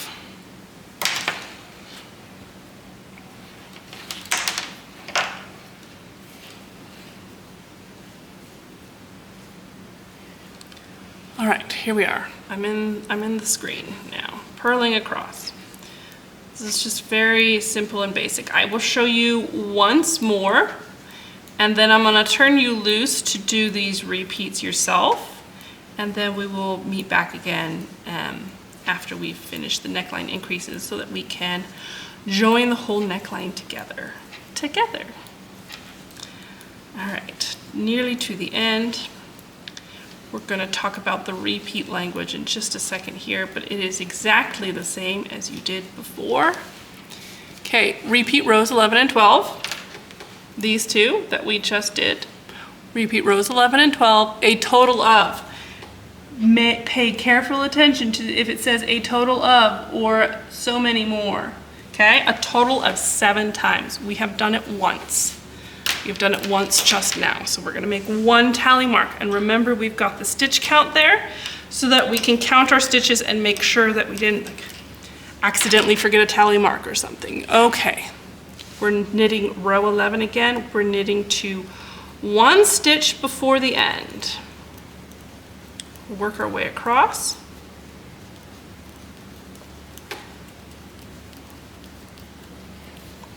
And if my explanation of make one right and make one left is not sufficient for you, you can just search on YouTube, and I think it's Purl Soho. They have a really nice video tutorial on how to do it as well. Okay, 1 stitch before the end. Flip this over, zoom way in. We're gonna make one right, okay? 1 stitch before the end. You see that bar hanging out there between the stitches. We're gonna take our left-hand needle and we're gonna come around and scoop it up. Coming from back to front, that is important, from back to front. We're gonna pull that up. We now have it on our needle. I'm gonna use this finger to push that yarn forward so that I can insert my right-hand needle into the front of that stitch, that little loop that we just pulled up, and I'm gonna knit. And I have made one right. There we go. Now I'm gonna turn you loose because I know you can do this. If you need to watch my video of how to make one right again and again and again, you can just skip back a few seconds and watch that as many times as you need. So now you're to row 12 purling. I want you to finish your repeats of rows 11 and 12. I want you to count your stitches to make sure you have the right number of stitches on your right front piece. And then we will come back together and we will join and complete the fronts. All right, you should now have finished your repeats of rows 11 and 12. I want you to count your stitches, make sure you have the correct number of stitches. I'm not gonna subject you to that. And now look at this, this is where we're at. The needles are all jumbled and in the way, but you see that? We have got a good portion of our neckline. This is our back neck. This comes down the front of the shoulder. Here's the curve coming around. Now we need to join it together in the middle here, and we'll have our front all as one piece. We're gonna come across, we're gonna knit across the right, we're gonna cast on some stitches, then we're gonna knit across the left, and our front will be all in one piece. You're gonna hear my dog walking around. She is a little unsettled. So we're on join, and complete front. Place your left front stitches on a second pair of larger sized needles. Now, we're gonna back up again. Remember a little bit ago when I just put my left front stitches onto the needle that I have my back stitches on? Like, look, it's ready to work, it's ready to go. You need to have the needle coming out of the right-hand side of the stitches because we're gonna work across this way and come across, then work across in that direction, okay? So my left front stitches are on working needles ready to go. Hit pause if you need to get yours onto working needles, get them ready to go. And then we're going to work. Yeah, I'm gonna try to organize this all again. We're all a tangle here, okay. Zooming in, knit across, we're right here. Knit across the right front stitches using the backwards loop cast on. Well, actually, we'll get to that in a second. We're just gonna knit across the right front stitches first. Then I'll do the backwards loop cast on, okay? It's super easy, don't get too concerned. All right, here we go. We're knitting across the right front.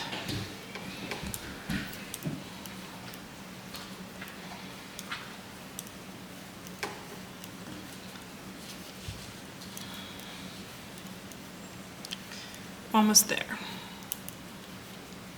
Do you prefer it when I chat or do you prefer it when I sit here and silently knit? You can tell me in the comments which you prefer, and then I can take that feedback going forward, and I can be more or less chatty depending how you all feel about it.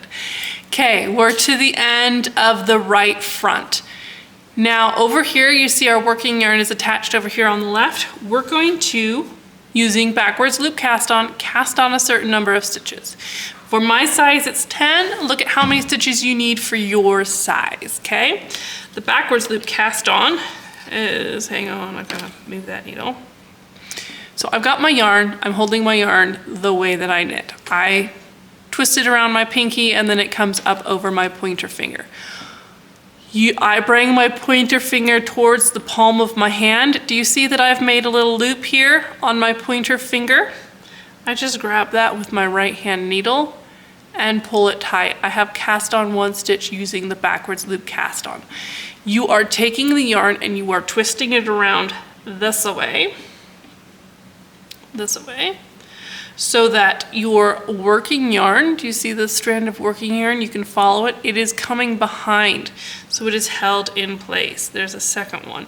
If we twist it around the other way, then our working yarn comes out towards the front, and that is backwards. You want to twist it around this way so that your working yarn comes out at the back, okay? So when I'm holding my yarn on my hand, because I knit continental style, I just bring my pointer finger into my palm and kind of rotate my hand around a bit too, and then I can just put my right hand needle into that loop. There we go. I've got 3, 4, 5. How would you do it if you're throwing?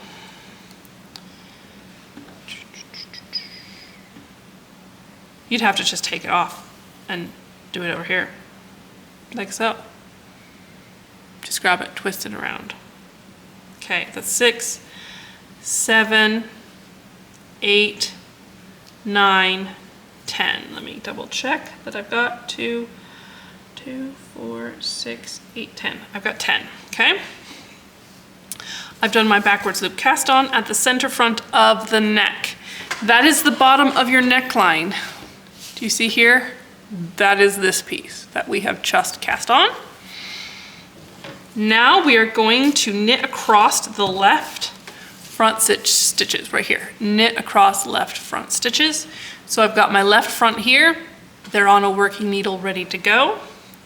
This first stitch is going to be loose because we've broken this yarn, so we're going to make sure we pull the broken yarn tight. I'll push these up towards the end. And I'm going to begin knitting across the left front stitches. That always gets loose when you do that first stitch, so after I work it, I pull my yarn tail to tighten that up.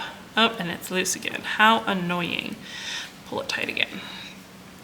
I'm going to work across these stitches, across the left front,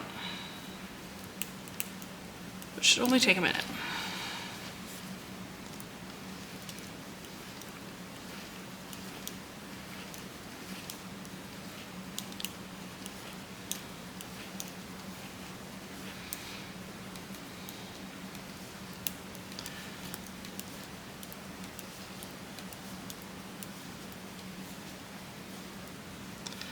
All right, I'm to the end. Here we go. Now, I'm gonna back up so I can show you what we've got now. Okay? This is what we've got. Here's your back pieces. Here's your right front. Here's your left front. We have just now joined them together under the neckline. So we worked across the right, cast on stitches, worked across the left. Now our front is all in one piece. You see that? So now we're gonna work our front. But first, you will notice there is a stitch count listed here at the end of this instruction. You are supposed to have, well, I'm supposed to have 72. Check how many stitches you're supposed to have and we'll count them, okay? I do it by twos and then put my finger at each 10 so that if I lose my place, I can easily go back. So I do 2, 4, 6, 8, 10. Then see, I've moved my thumb. 12, 14, 16, 18, 20. Move my thumb.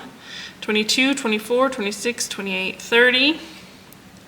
These backwards loop cast on stitches are kind of hard to count. 32, 34, 36, 38, 40, 42, 44, 46, 48, 50, 52, 54, 56, 58, 60, 62, 64, 66, 68, 72, 72. I've got the right number of stitches. All right, lovely. Now we are done with page 4.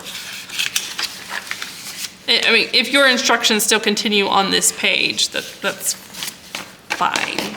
Given that there are more numbers in the adult size pattern, you might be moving on more quickly than I am, but here we are. Continue in stockinette by purling each wrong side row and knitting each right side row until the front measures 4.75 inches. Now that is the exact same depth you knit your back to. So basically what we are doing now is, let's find the middle point. Where's the middle point? Here's the middle point where I picked up stitches. Fold that over. The whole thing doesn't want to cooperate. All right. This is the ridge where I picked up the stitches. This is the back. This is the front. We are knitting the front until it is as long as the back. That's what we're doing here, okay?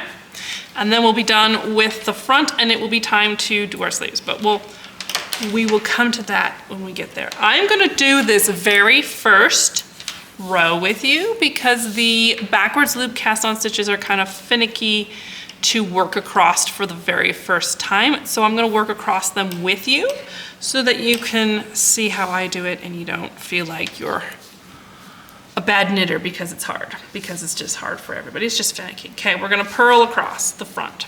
Make sure you're working on the front, not on the back. Our back stitches are still on hold.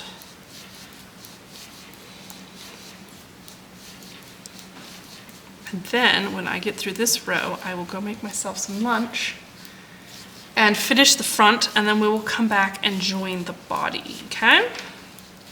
Then I will have a big section of knitting to knit before I can film any further.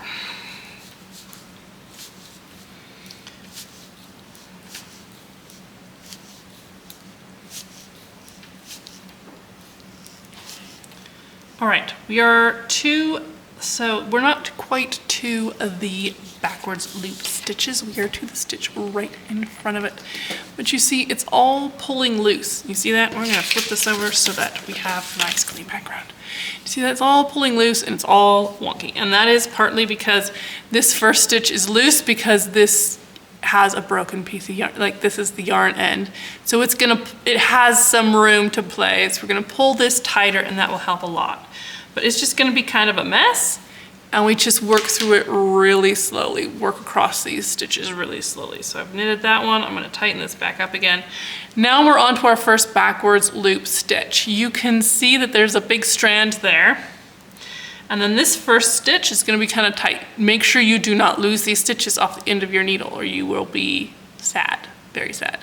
So we're gonna slowly and carefully work our way across our backwards loop stitches. They're gonna be kind of tight, they're gonna be kind of unstable, they're gonna be kind of a pain in the butt to work across, but we're just gonna take it easy and we're just gonna take it slow. It is like that for everyone. Slow and easy across these 10. Make sure you do not lose them off the end of your needle as you go.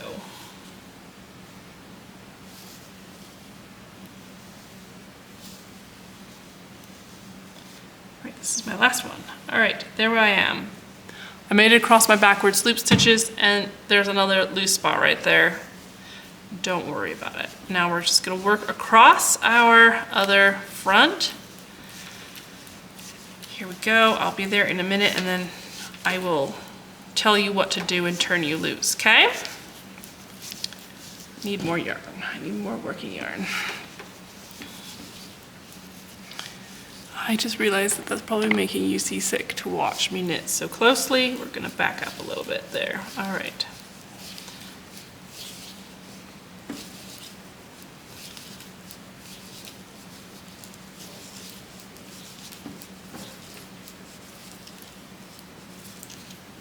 Here we are to the end.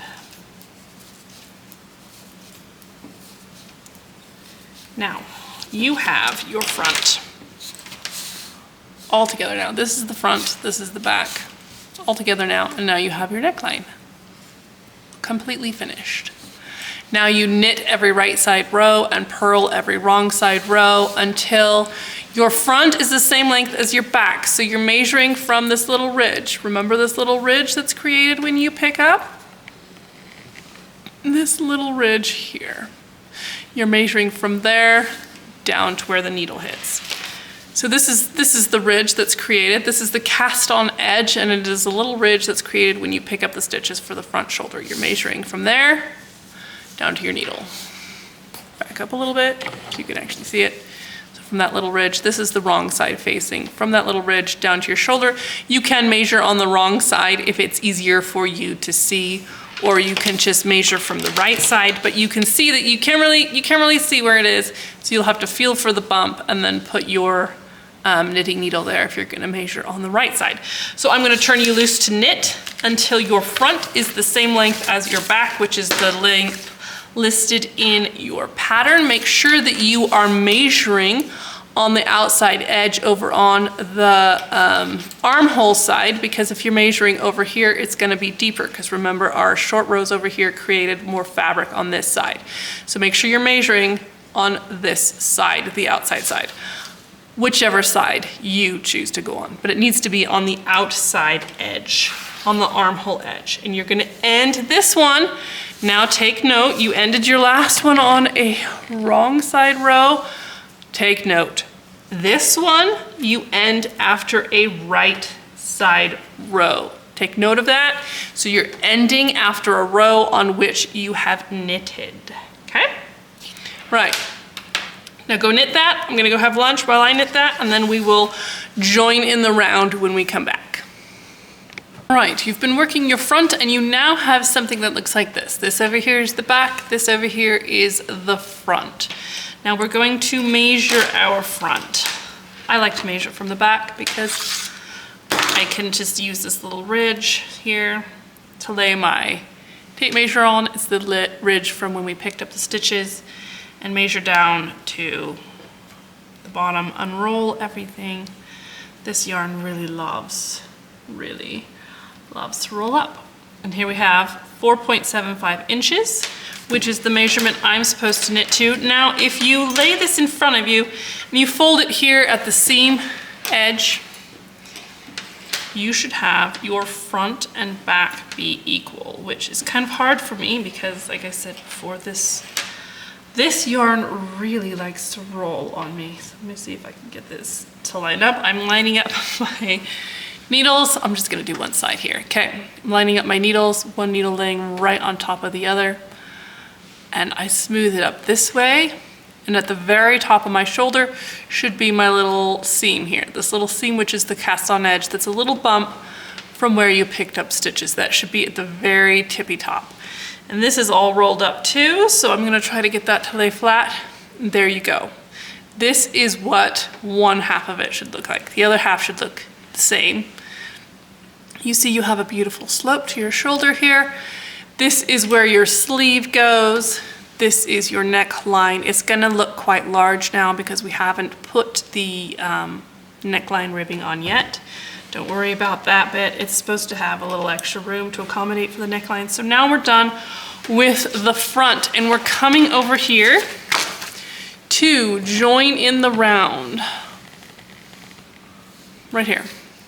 Place back stitches on a second pair of larger size needles and prepare to join front and back together to work the body in the round. You will remember that I left my back, zoom out the other way, I left my back on working needles so I don't have to transfer my stitches back onto a needle, but if you do need to do so, do that now. So put your back stitches onto a working needle. Now, where is our working yarn attached? Remember, we ended after a right side row on the front. I'm sorry, this is just a tangle right now.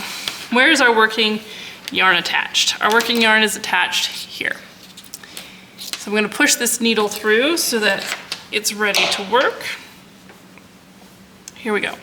So we knit the front and we ended on a right side row.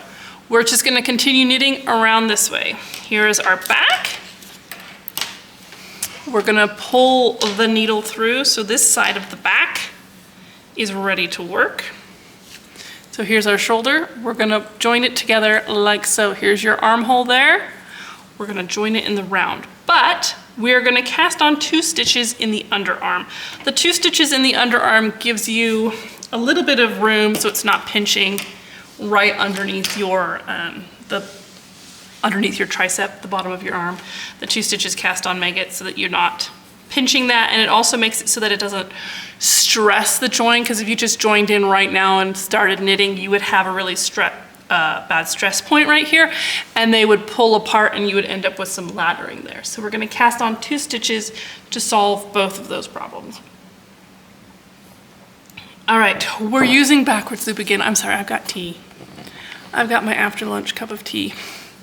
So again, using backwards loop, since I knit continental style, I just pull my index finger towards my palm, and there's my backwards loop. There's 1, there's 2. There we go.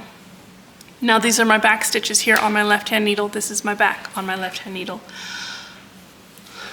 You see the instruction, using backwards loop, cast on 2 stitches in the underarm, knit across the back stitches. So now I've cast on my 2 stitches in the underarm, and now I'm going to knit across the back stitches. Now, right here is where we have broken yarn.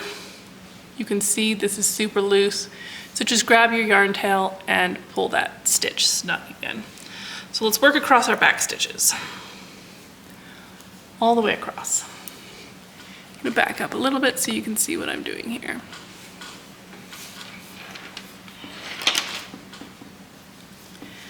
And this is quite a long ways.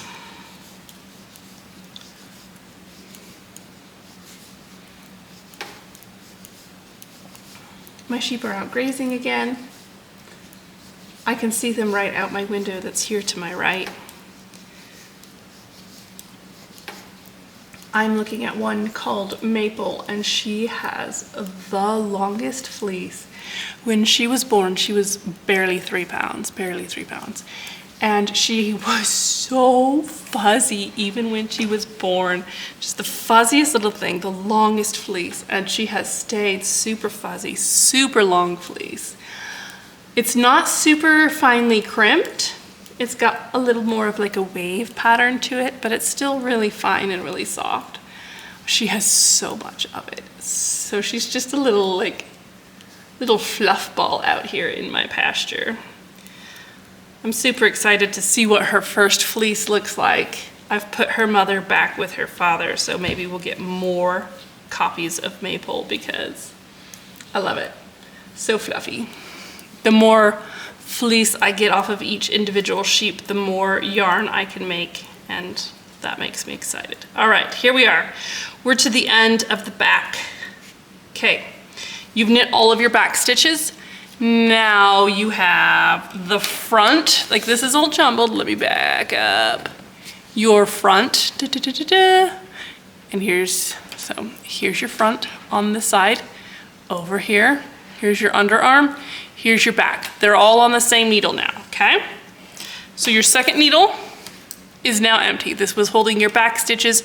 Now it's empty. We're gonna set that to the side. We don't need it anymore. We're now going to be working on one needle, okay? Now we're going to, this left-hand side needle, we're going to push it in so that these stitches over here on this side, this is the front again, are ready to work. Now, when you are joining in the round, when you are knitting in the round, the size of your cable of your needle does not need to be exactly the same size as your body. It can be a little bit bigger, it can be a little bit smaller. Don't go too much smaller because then you're gonna end up with your stitches wanting to jump off your needles. When it's just sitting there, you can go a little bit larger. Like, best is probably about the same as the circumference of your body, or a little bit bigger or a little bit smaller. Like within 2 to 4 inches of your body circumference is fine. Now, oh, I did this without thinking, I'm sorry. Let me explain. So, my needle's a little bit longer than my body circumference. You see, I need my stitches clear over here. I'm gonna come around over here. This is my right hand needle. I'm gonna come a little bit behind my right hand needle, not immediately after the needle, maybe 1.5 inches or so. And I am going to zoom in first. I'm going to just push 2 stitches aside, grab the cable. You can push it up like this, grab the cable, and pull out a loop. Now, when I go over here, I can more easily push the stitches up on my left hand needle and be ready to work them, because the extra cable, I just pulled out a loop over here. The extra cable is just pulled out the side. Now, as I work, this loop will work its way around the needle, and when it gets back over here, 1 inch or 2 from my left hand needle, I'll just come back over here and pull another loop out of here and pull the loop that's now over here away, okay? So we're over here. We haven't joined completely in the round yet. You see that? This is our back stitches. These are our front stitches on our left-hand needle. We need to join them in the round here. So let's zoom in a little closer. Wait, which way am I going? Hang on. Okay.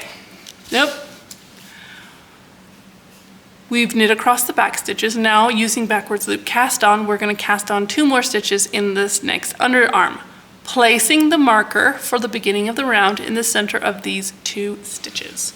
So I've got my markers from my back neck, right? They're still on there, hanging out. I'm just gonna grab one of those because I don't need the marker marking my back neck anymore. You can grab a separate one, that's fine. I'm just gonna grab this one from here.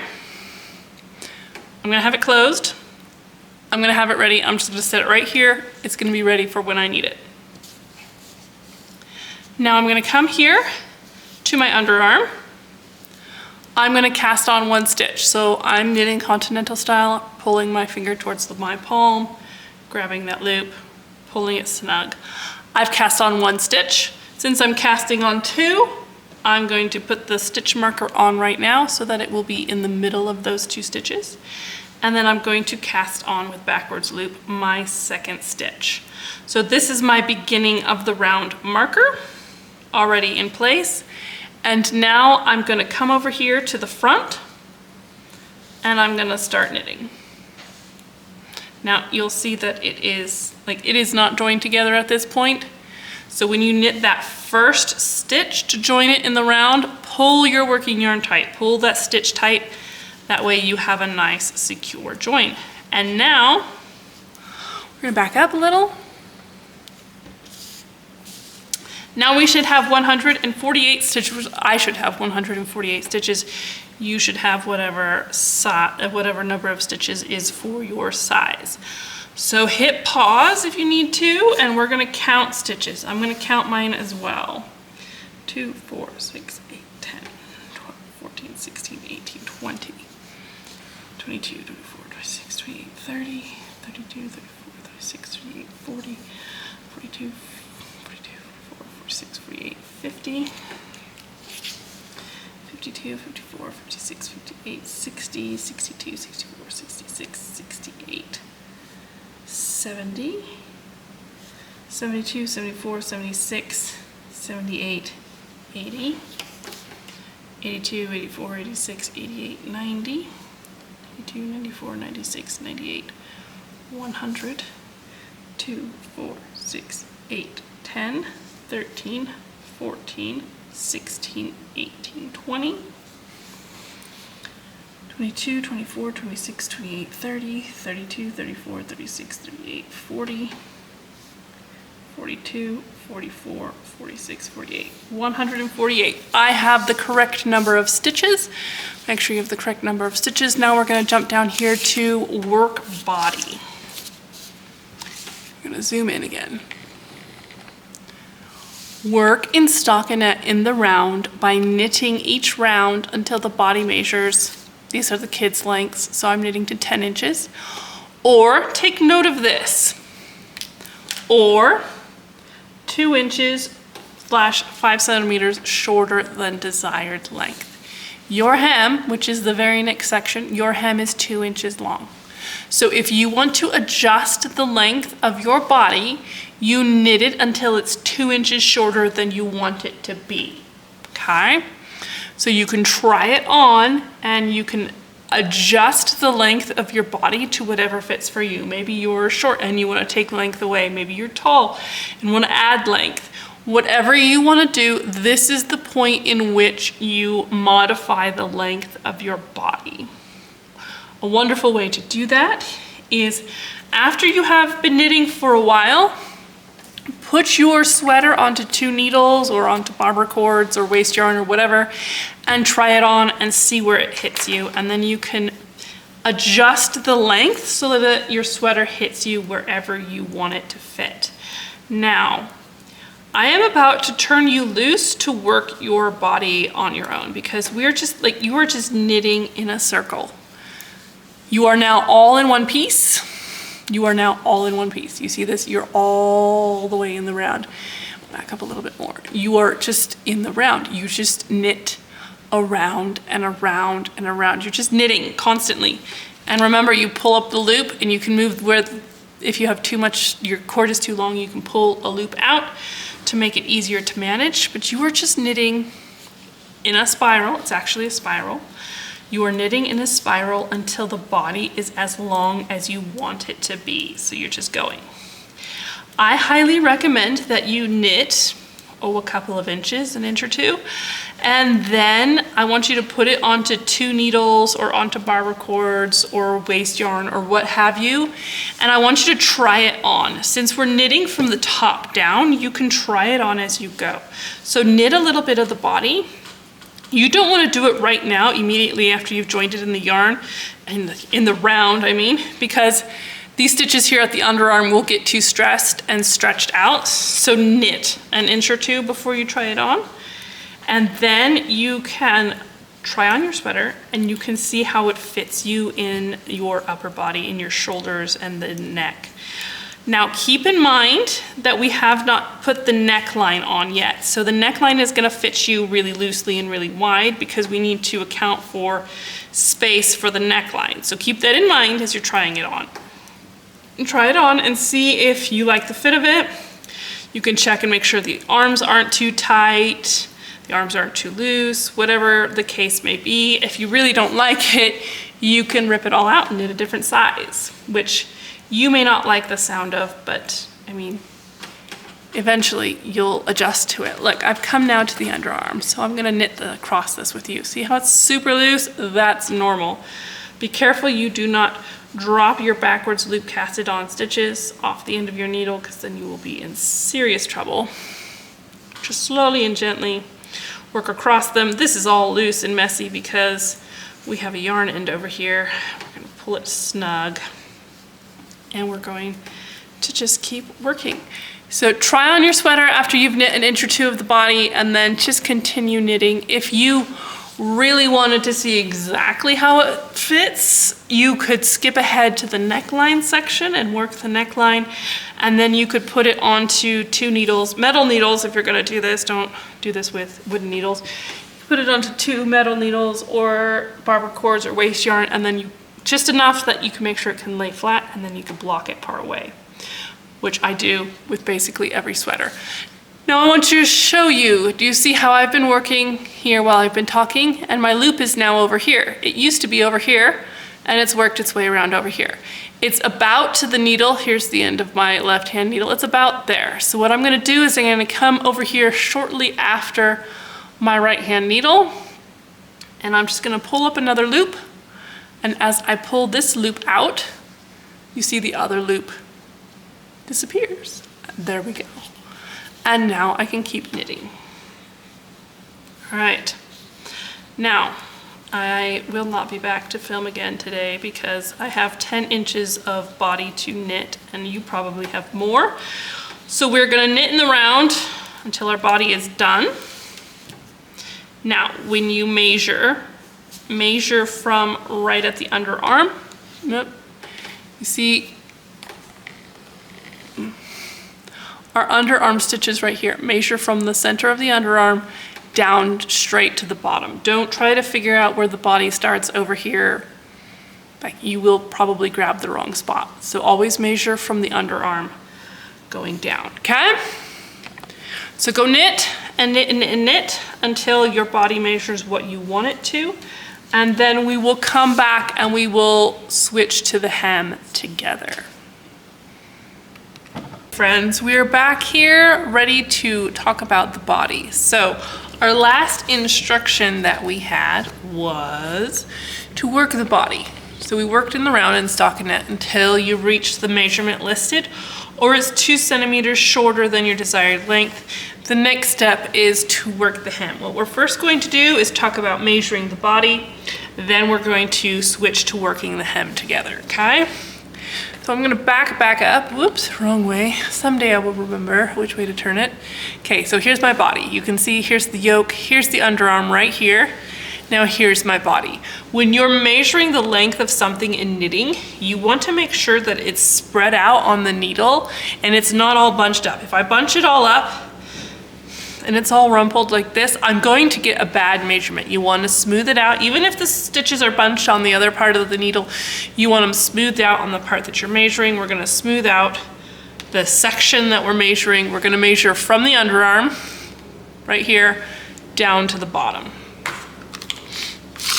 Take our measuring tape, measure from the underarm, come down. See, the cable likes to roll up and everything.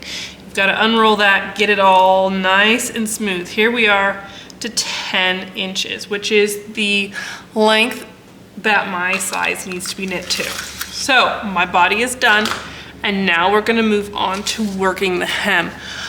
Now this is extremely important, this instruction right here. Switch to smaller sized needle.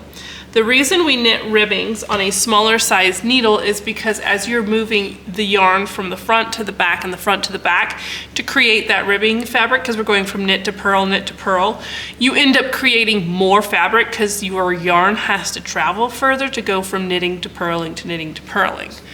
So we switched to a smaller sized needle to overcome that, because you want your ribbing to be the same size basically as your stockinette. And if you work your ribbing on the same needle size that you're working stockinette on, then your ribbing is going to flare. It's gonna be larger, it's gonna stretch out, your neckline's gonna be floppy, your hem's gonna flip up and flare out and do weird things. So we're switching to a smaller size needle.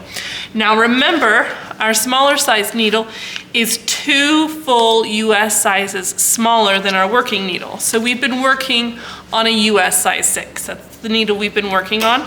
Well, or the size you needed to achieve the gauge. For me, that's a US size 6. So I'm gonna switch to a US size 4 for my ribbings. If you were knitting on a US size 7, you would go to a US size 5. If you're knitting on a US size 3, then you would go to US size 1, etc. So here's my smaller size needle. I always keep my needles in the original packaging because then it keeps them nice and tidy, and I have the size neatly labeled, and it keeps them organized in my knitting bag. Okay, so switch to smaller size needle. Then we have the ribbing round here. Knit 1, purl 1. Do you see the asterisks? Now in my pattern, I do the repeat with asterisks. Okay, so it says repeat from asterisk to beginning of the round. BOR stands for beginning of the round. I use these asterisks to show you what the repeat is. So you're gonna knit one, purl one, knit one, purl one, knit one, purl one, over and over and over all the way around. Some other designers will put it inside of a parenthesis or a bracket, but for my patterns, I always use an asterisk, okay? So that's the repeat, and that's how you read a repeat. Then we're just going to continue in the ribbing by repeating this ribbing round. So we're just knit one, purl one endlessly until our hem measures the 2 inches here, or 5 centimeters. So let's do that. First, I'm going to turn this around. I'm going to back up a little bit so that it's a little easier to see here. Now, in order to make sure I didn't lose my stitch marker, I went 1 stitch past the beginning of the round marker. And now that I'm about to start my ribbing round, I'm going to just undo that. This is gonna fall off anyway, so I'm just gonna set it right over here so I don't lose it. It's handy for when I need it back again. But while I'm switching from my working needle to my ribbing needle as I work my first round of ribbing, it can just sit over here. Okay, now, you know how to knit and purl, or at least you should. We're gonna zoom in again, actually, because then you can see if you don't know what I'm talking about. Okay, we're at the beginning of the round. The first, you see I've gotten the working needle in my left hand. I'm not gonna knit onto this needle. This is just gonna sit here and kind of be pushed to the back. I've got my smaller needle in my right hand, and I'm just going to start working. You don't have to move all of the stitches off of your working needle onto the smaller needle and then start working.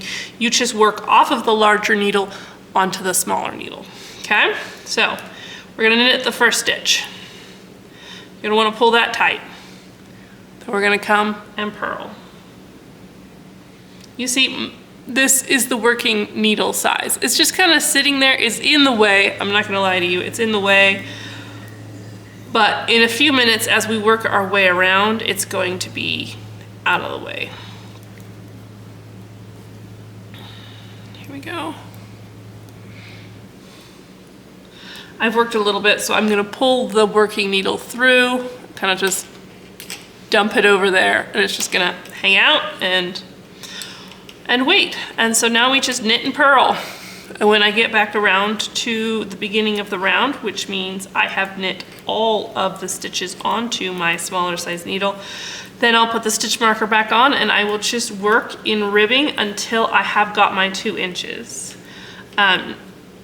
Every size, for every size adult and child uses a 2-inch hem, I'm pretty sure.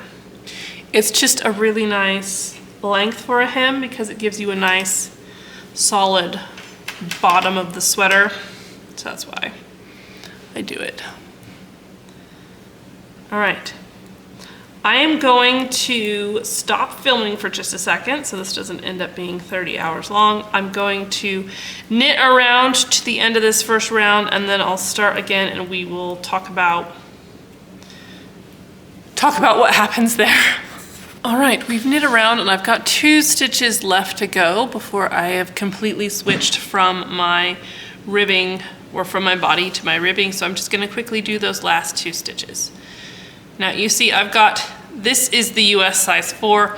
It's just hanging out the end. Yes, it's in the way. This is my US size 6. So you can see all of the stitches are off of it. I am just going to put this back into my knitting bag so that it's handy for when I need it for the sleeves. And now we have all of the stitches on the needle for our ribbing. Let's back up so you can see that.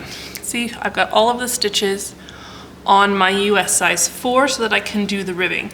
What I'm gonna do now is I'm gonna push this left-hand needle back in a little bit. I'm gonna pull out a loop over here behind my right-hand needle so that I'm ready to go. I can push the stitches up a bit on my left-hand needle because if they're all spread out, then it's really difficult to just knit really smoothly. I'm gonna grab my stitch marker and pop it back onto my right-hand needle so it's back at the beginning of the round. And now I'm just going to work in ribbing. Knit, purl, all the way around until your ribbing measures 2 inches. Now, when you're measuring ribbing, make sure that you spread it out as you are measuring it because ribbing likes to cinch up. We haven't knit ribbing anywhere on this sweater yet. So this is the first time you will be measuring ribbing. Ribbing likes to shrink in on itself, kind of like elastic or shirring. So when you're measuring a ribbing, you need to recognize that when you block this ribbing, it's going to relax and smooth out and spread out a little bit. So when you're measuring it, you need to spread it out a little bit and make sure it's not all bunched up. Because when knitting bunches up, it scrunches up widthwise, it gets longer. And when you stretch it out widthwise, it gets shorter. So in order to have a good measurement in your ribbing, you need to spread it out a bit. And when I get there, I will show you exactly what I mean, okay? So I'm gonna knit this ribbing. I am probably going to watch a knitting podcast while I do so and hopefully get through 2 inches of it before the sun goes around the corner of the house. So I want you to go knit your ribbing until you're about 2 inches, and then we will talk about measuring ribbing, and we will talk about the next instruction, which is bind off loosely in pattern. We will talk about that. Okay, so go knit your ribbings and we will meet back on the other side. You should be done with your hem now. We're gonna sit down and talk about how to measure, because let's look at this. Do you see how it's all smushed up? This is your hem ribbing here. Do you see how it's all smushed up together? When knitting is smushed together widthwise, it grows lengthwise.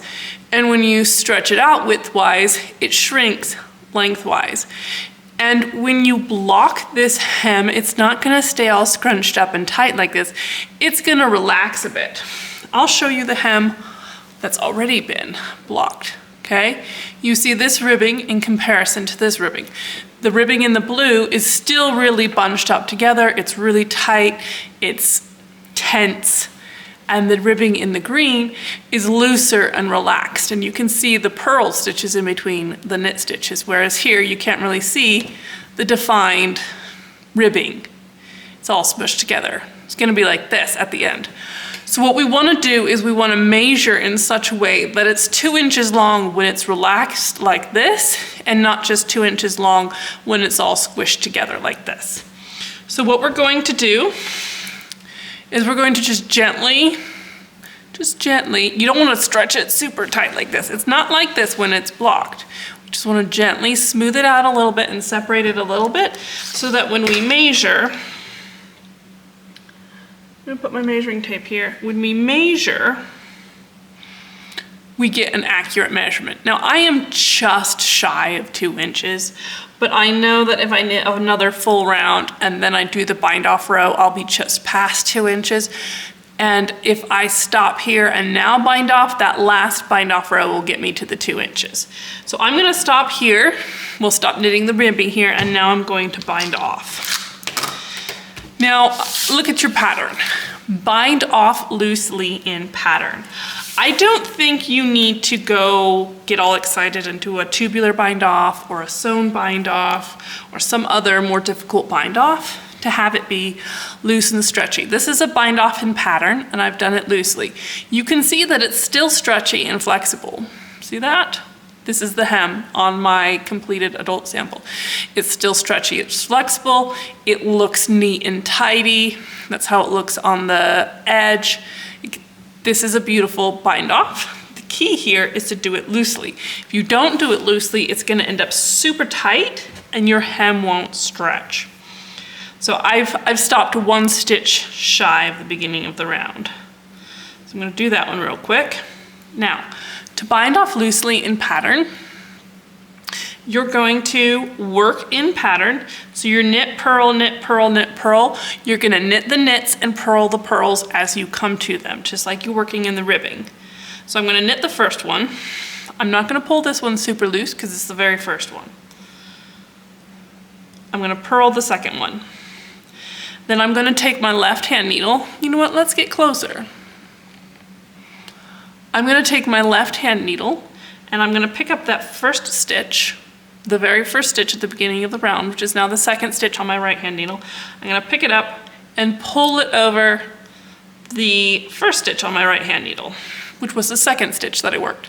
Now, this stitch here that's on my needle, I'm gonna pull it up loose. That's pretty loose, right? I think we can agree that that's pretty loose. this is how loose you should have it.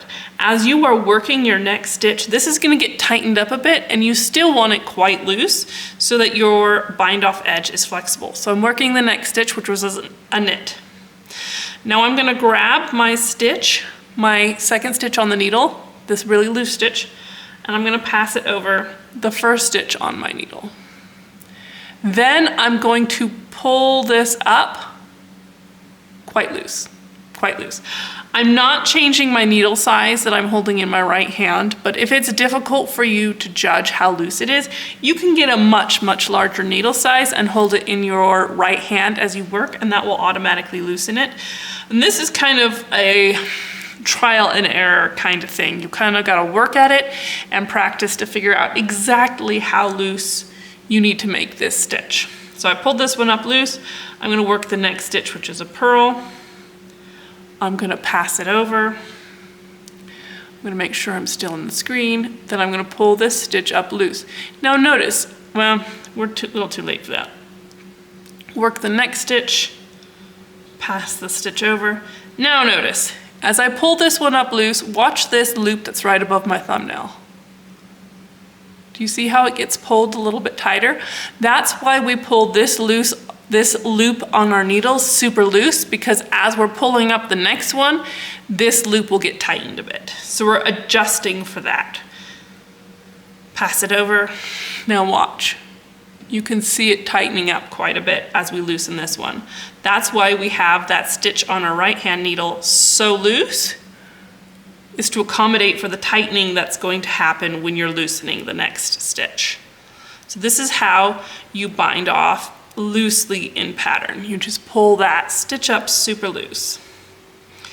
After you've worked a little ways, I want you to pause and come back to your completed section. You can see that it's a little bit loose. It's gonna flare a little bit at the bottom because you haven't blocked this yet, and the ribbing is wanting to stay all tight and sucked in together, but the binding wants to be a little loose. Remember, the ribbing is gonna get much looser after you block it. I want you to come back to the section that you've got done, and I want you to see if it's got some stretch into it. See, I can stretch this, right? Check and make sure it's stretchy. If it's not stretchy, rip it back out again, tink back out, and then do it over again looser. Okay, now you're gonna work in this fashion all the way around until you get to the very last stitch. I'm gonna turn you loose to go work on this yourself, and then we're going to finish the bind off together, because there's a little trick that you do when you come around to the beginning of the round to make sure you don't end up with a big jog at the beginning of the round. So work all the way around until you've got one stitch left on your right hand needle, and then hit play again. Okay, you've worked all the way around and you have one stitch left on your right hand needle. Now we could stop here and break the yarn and pull it through and just be done, but you'd have this big jog here, and that's really untidy. You'd have to fix it when you're weaving in the ends. It just looks really funky. There's a quick way to completely eliminate it right now, right here. I want you to find the very first bound off stitch over here. You see the very top V. We're gonna get closer. You can see this very top V right here. We're going to take our right hand needle and insert it under both legs of that V right there. We're going to pull through a loop.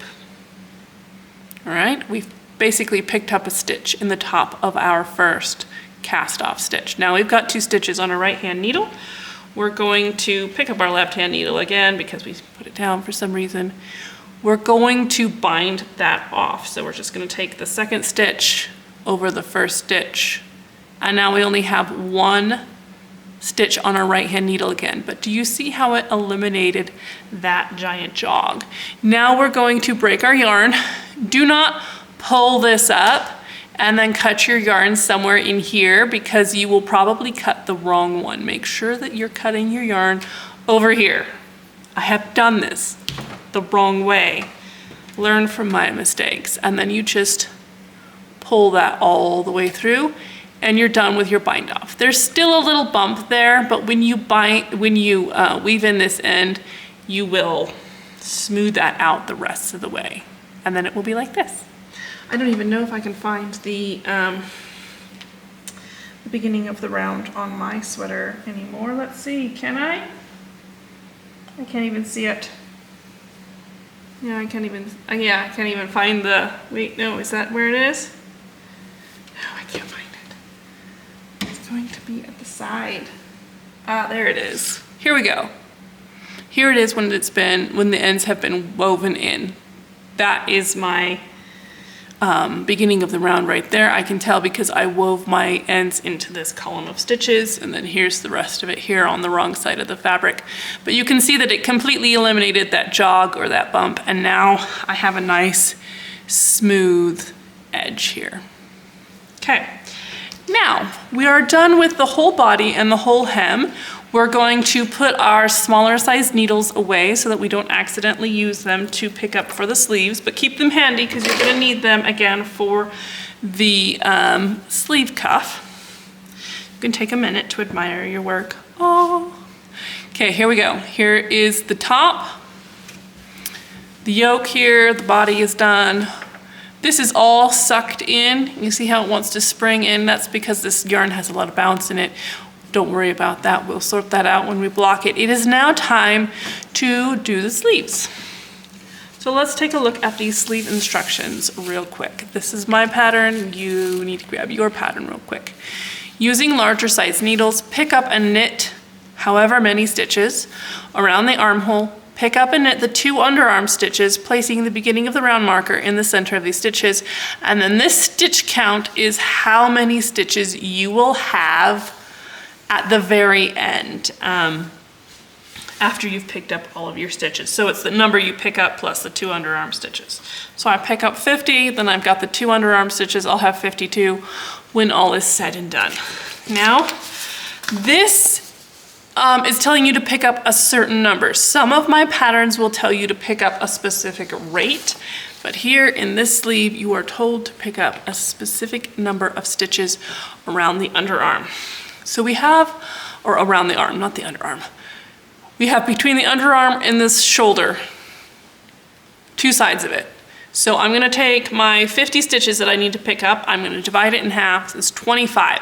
I need to pick up 25 stitches here, 25 stitches there, and then the 2 underarm stitches, which are here.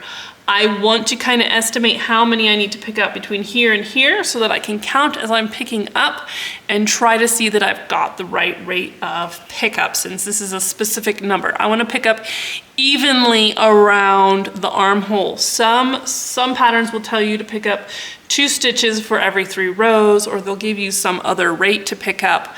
For a button band on a cardigan, it'll be a certain rate instead of a certain number usually, because you want to make sure that you're picking up at the same rate around the whole thing, and you also want to make sure that the rate that you're picking up matches the gauge of the fabric you're picking up into. So your stitch gauge and your row gauge are 2 different numbers. So you have, let's see here, where's my first page? I have 22 stitches over 4 inches and 32 rows over 4 inches. So I have more rows per stitches. And since this is stitches going this way, and I'm doing stitches going that way, wait, hang on a minute, let me explain that a different way. Since I've got rows here, this is rows, and I'm gonna pick up stitches going that way, I'm not going to pick up in every single row. I'm not gonna pick up a stitch in every single row. We're gonna grab our larger size needles and let's get started. I think it will be easier to demonstrate by doing than by explaining. So I'm gonna make sure that I'm leaving a yarn tail because I'm gonna need a nice long tail for weaving in later. And if you just do really short like this, this will probably pull through and you'll lose your stitch. So a nice long yarn tail. And we come here to the bottom. This is the underarm here. This is the top of the shoulder. We're gonna start at the underarm. I'm gonna start right at the edge of the underarm, and we're gonna zoom in a lot more so that you can actually see what I am doing. I'm gonna hold my yarn tail in my right hand as I'm holding my fabric, just to kind of keep it snug so that it's not just flopping all over the place. This really wants to roll. I'm gonna unroll a little tiny bit, and I'm gonna pick up my first stitch right down here, here's the underarm, it comes in right here. I'm gonna start right here. This is my first stitch that I'm going to pick up. Now, when you're picking up stitches, you wanna make sure you have 2 legs of the edge of your fabric. See, I've got 2 legs. If I were to pick up 1 leg, it's gonna be strained and I'm gonna have holes. So you need to make sure to pick up 2 legs. Pick that up. Now, I've got 1 stitch on. I'm going to try the rate of 2 out of every 3 and see how close I get to 25 by the time I get to the shoulder. This is something that sometimes needs a little trial and error. So I've picked up the first stitch. Here's a hole for the next stitch. You can see you've got the little V's of the knit stitches here along the edge. You can pick up in the middle of that V. Then here's the third one. I'm gonna skip it and pick up in this one. I'm making sure that I have two strands of yarn over my needle so that I'm not just picking up 1 strand. And I'm gonna pick up in the very next V right here. Then I'm gonna skip this next V right here and pick up in this one. Pick up in the very next V right here. Wait, hang on, what did I do? I dropped it. All right. I'm looking at the screen to make sure that I'm not moving out of the viewfinder and then I'm not paying attention to my knitting. Okay, I've got 2. I'm gonna skip this third one. I'm gonna pick up in the middle of this V right here. Now I'm gonna pick up in this next V. You can see it right above my needle, right there. Whoops, dropped it again. Pick that one up. How many do I have? 2, 4, 6, 8. Is that the right rate? Roughly, maybe. Skip this next one, pick up in the very next one after that. 1, 2, I've got 2. I'm gonna skip the third, which is right there, jump over it, pick up in the next one, pick up in the next one. Now I'm gonna skip the third one. 1, 2, skip the third one. 1, 2. Now I'm going to skip that third one. 1, 2. Skip that third one. 1, 2. Getting close to the top of the shoulder here. Where's the top? I'm feeling for the ridge on the other side. You can see the ridge is right there. So I need to pick up to right where my thumb is halfway through. So I'm gonna pick up 2 more stitches. 2, now I'm gonna count and see how close I am to 25. 2, 4, 6, 8, 10, 12, 14, 16, 18, 22.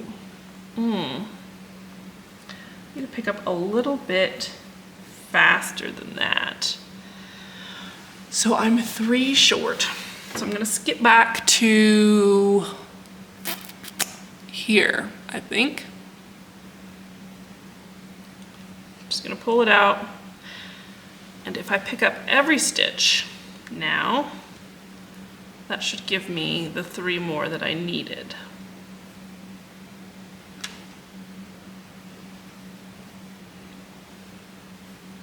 The reason I'm having you pick up a certain number around these sleeves is because I want your upper arm circumference to be a certain measurement so that it's not too tight on the kiddo's arm. Right. Okay, now let's count. 2, 4, 6, 8, 10, 12, 14, 16, 18, 20, 22, 24, 25. Perfect. Okay, so that's half of them, 25 on the first half. Now I'll back up a little bit so you can see what I'm doing here. Since this is a really small armhole, we'll back up even further. Since this is a really small armhole, I'm not gonna be able to pick up all of the stitches onto 1 single needle. I need to take advantage of my cables. Since I'm halfway through, I'm gonna pull my needle through so that these first half of the stitches sit on my cable. And then I'm gonna have a loop coming out here and I'm gonna turn this around and I'm gonna pick up on the other side. So the ones that I've just picked up, the first 25 are on the cable over there, and now we're gonna pick up down the other side of the shoulder. We're gonna start here. Coming around the edge of the shoulder can sometimes be a little bit funky because there's a little bump right there, but make sure that you're picking up at the very tippy top of the shoulder at least one stitch so that you don't end up with a hole right at the top of the shoulder, because that will be very obvious. And you just want to make sure you pick up a stitch there to close it off. This is the yarn tail from when I was doing the shoulder. I'm just going to move that out of the way. All right, we're going to pick up going down the other side. I know that I've got to pick up in every stitch for a little while here, but again, it's going to be a little bit of trial and error and counting. All right, now I'm going to switch to 2 out of every 3.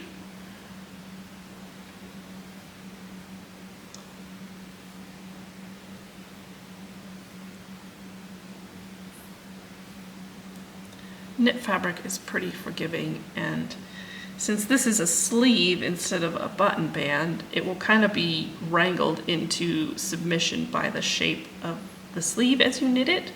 Whereas if you pick up too many or too few stitches on a button band, it will either make it bunch in and pull up the hems at the center front of your cardigan, or it will make the ends at the hem like flare out. So the rate that you pick up on a button band is extremely important. And that's not relevant to this sweater because we're not knitting a button band, but it is relevant to some other cardigan you will probably knit someday. Right, we're about to the bottom. Ooh, I don't want to pull that through. I almost undid my stitch there. There are yarn ends everywhere. All right, I'm going to count and see how many I have. 2, 4, 6, 8, 10, 12, 14, 16, 18, 23. I need 2 more. All right, we're about to the bottom here. You can see this is super loose here. Well, that's the end. But sometimes this can pull through and then you'll end up with a big loose thing here. Make sure you don't let that come undone. You can see I've only got a little bit left to go before I get to the underarm. So I'm just going to pick up the next 2 stitches and then I'll have my 25, which will give me the total of 50 going around. I'm going to double check here. 2, 4, 6, 8, 10, 12, 14, 16, 18, 20, 5. Okay, it's better to just count a million times instead of getting mostly through the sweater and realizing you don't have enough stitches. Okay. Now let's back up so you can see what's going on. This is the first half. This is the second half. Here's a big loop over here. This is the underarm down here. We need to pick up for the underarm, but I have so many ends and they are so annoying. So I am going to reach inside and I'm going to try to pull them all deep down inside the sweater and out of my way so that I can work without them tangling me up. Now I need to pick up 2 stitches at the underarm. You can see, well, you remember we cast on 2 down here. So those are the 2 that we need to pick up. But you can see that making this turn is going to create a lot of strain on my underarm and my whole sleeve. The whole thing is all going to be a mess. So what I'm going to do is I'm going to pull my needle through. Now my 50 that I picked up are just on the cable like so. What I am going to do is I'm going to come about halfway through. Like if this was a full circle, I'm going to come about halfway. And I'm going to pull through a loop. Pinch your cord down, push the stitches to the side, grab it, pull it through. I'm going to put my needle on these stitches. Like this is our working yarn here. These last few stitches that we picked up, we're going to put on our right hand needle. We're going to come over here, we're going to do the same thing to pull through a loop over here. Pinch your cable, scooch the stitches to the side, pull through a loop. And I'm going to put this left hand needle on this first section of stitches. So now I look like this. This is the underarm. I've got half of the stitches on the cable over here. I've got half of the stitches on the cable over here. Now it's going to be easy for me to pick up my stitches in the underarm, and this thing keeps loosening up over and over and over again. You see how this is super loose? Find the yarn tail and pull it snug again. Okay, I've got my stitch marker handy, and now I'm gonna pick up my 2 stitches in the underarm.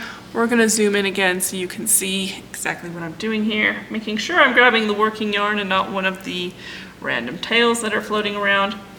I'm going to identify the tops of the stitches that I cast on in the underarm. They're right here. They're specifically right here where the end of the needle is, but picking up right there is an absolute nightmare. So we're gonna come over between the 2 columns of stitches and we're gonna pick up right there. 1. Do you see how there's a big gap here? Don't worry about it. When we're weaving in this end that's annoying me endlessly, we will close that gap up, okay? I've picked up one of the 2, so I'm going to put my beginning of the round marker on. I'm going to pull this tight too. That helps immensely, is to pull this stitch tight. See how this is now much closer? Now I'm going to pick up the second one. There we go. Now I've got my 2 stitches in the underarm. Now the next instruction that we have, is this going to be too close? Work in the round in stockinette for 1 inch or 2.5 centimeters. Okay, now we're gonna start working in the round just from right here. This is your very first stitch that you picked up. When you knit it, it's gonna come really loose. You see that? It's really loose. You're gonna wanna find the tail back there. Where did the tail go? And pull it tight. And then you just keep knitting. We're gonna back up some, and we're gonna knit all the way across our left-hand needle until we have knitted every single stitch. Now, if you have a lot of trouble with your picked up stitches being super loose and gapping, you can knit them through the back loop, which twists them and helps with that. But if you pull them tight as you're picking up, you won't have that issue. Maybe I should have said that before you were picking up. But in case you have that issue. Okay, wait, hang on. I'm talking about stitches and I'm not paying attention to what I'm doing. Okay, I knitted all the way across and now I've got 2 halves on the cable. I'm gonna turn this around. Now my working yarn is on the one that's away from me and I'm gonna work these stitches next. So I'm gonna push this needle in so that I can work the stitches that are on it. Grab my working yarn. I'm going to take this needle and pull it through and come around and work with it. And then I just knit. You need to pull the first stitch that you work pretty tight so that you don't end up with a ladder. Now I'm going to knit a little bit further and then I'm going to show you what's going on. Okay. We're going to back up a little bit more so you can see the whole. There we go. We can see the whole thing. So these stitches here are on the cable, okay? My husband is texting me. Okay, they're going to grandma's for a bit. These stitches here are on the cable. Do you see we've got a loop out to the left and a loop out to the right? This is the magic loop method, okay? We're working this half of the stitches, so we've got the needles here working these stitches, and we've got the other half of the stitches just sitting on the cable in the background waiting their turn, okay? You see how this is configured? That's how you're gonna work this small circumference in the round. Okay, now we're going to, I always put my thumb through this loop. If you try to like put your thumb on top of it, it presses against your thumb and I find it kind of annoying, which it's fine if you do that, but I always just put my thumb through like so. Now we're just gonna work across these stitches till we've knitted them all up. And then I'm going to show you again and again how to swap it around, okay? You don't need to buy a pair of super short circulars to do a sleeve because those are really annoying to knit with. I know some people really love them, but the needles are just way too short and I can't do it. It makes my hands hurt. Okay, I've knitted the very last stitch. So all of those stitches are on my right hand needle. I'm gonna pull it up, kind of through. I'm not gonna pull it so far that this loop on the right hand side disappears. I'm just gonna pull it through a bit. Now I'm gonna turn this whole thing around.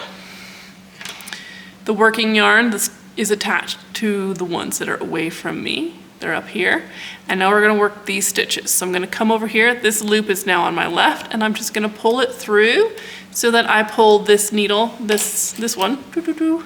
I'm just gonna pull it through so that it pulls that needle over there. And I'm gonna push it through so that these stitches are on. And I'm going to get ready to knit. And I'm gonna grab this needle and pull it through. So I've got a loop over here. I'm not gonna pull this loop completely away. I'm gonna pull it out so that I've got enough slack here that I can turn this around. And I've got a loop over here to the right. And now I'm gonna knit these stitches. Now pull that first stitch tight so you don't end up with a ladder there. If you do end up with ladders, you can knit a few rounds and then shift your position so that your cables are coming out in slightly different spots. Now this is kind of where I've got my big gap. So I'm gonna make sure that I'm knitting these stitches very tightly, okay? Beginning of the round marker, pass it from one needle to the other. This is the underarm. So I'm knitting those corners of the underarm nice and snug so that it can pull that spot where that hole wants to be, it's pulling it tighter. Okay, we're working to the end. We've worked all of our stitches here. I'm gonna pull the needle that was my right hand needle through. I'm not gonna make this loop go away here. I'm gonna turn it around. And then I'm gonna pull on this loop to make my other needle come up to the stitches. Put the stitches on the needle. Get ready to work. Grab that other needle, pull it through. Don't make this left hand loop disappear. And now I'm ready to knit again. That's how you knit your sleeve magic loop style. When we get far enough into it, we're going to change the position so that one end or dividing area is at the underarm and the other one's at the top of the shoulder. That way it's easier to work the decrease rounds, in my opinion. But we will show you that in just a minute. All right, we're just gonna keep working until we have an inch knit, and then we're gonna work our first decrease here. It's gonna take me a little while to get around to there, so I think I'm gonna turn you guys loose. If you are hesitant about knitting this magic loop style without me, just go back to the beginning of this section and watch it over again, because it's just, you're just doing the same thing over and over and over again as you come to each end, the end of each needle. It's the same process. Maybe I'll show you one more time before I go, because we're about to the end here. Okay, I've knitted all those stitches. I'm gonna pull this right needle through a little bit, turn it around, pull the loop that's now on my left so that this needle comes up to the stitches, push it on the stitches onto the needle. I'm gonna get ready to work. Then I'm gonna grab the other needle and pull it through. I've got a loop on each side, and now I work. All right, it's not super complicated. This way you don't have to knit on double pointed needles, because when I knit on double pointed needles, every single time I do it, I end up grabbing the wrong needle that has stitches still on it, thinking it's my free needle, and pulling it through and dropping all my stitches. I do it every single time without fail. So I'm gonna turn you loose to knit 1 inch of the sleeve, and then we are gonna come together and work on the decrease rounds.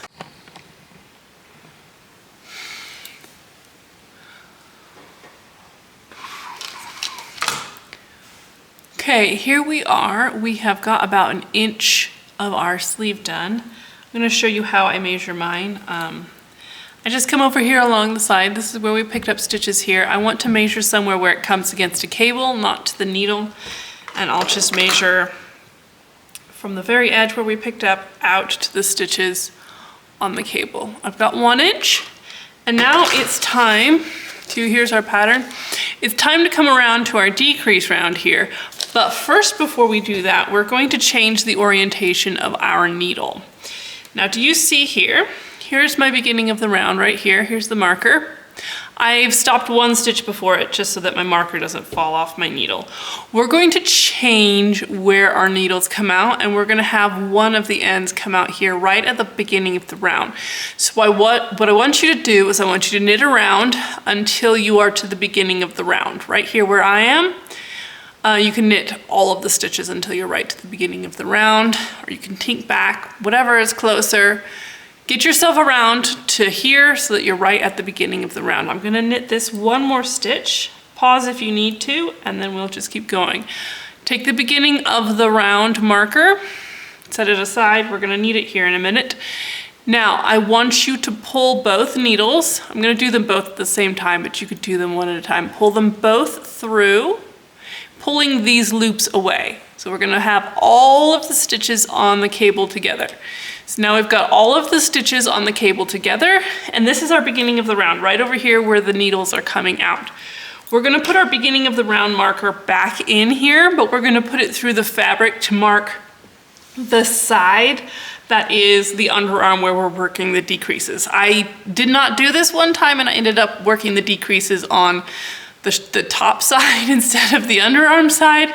So from then on, I always put a stitch marker there, just so that if I'm knitting along, kind of zoning out, I have a really big visible reminder of which side is the beginning of the round. What I'm gonna do, let's zoom in real quick.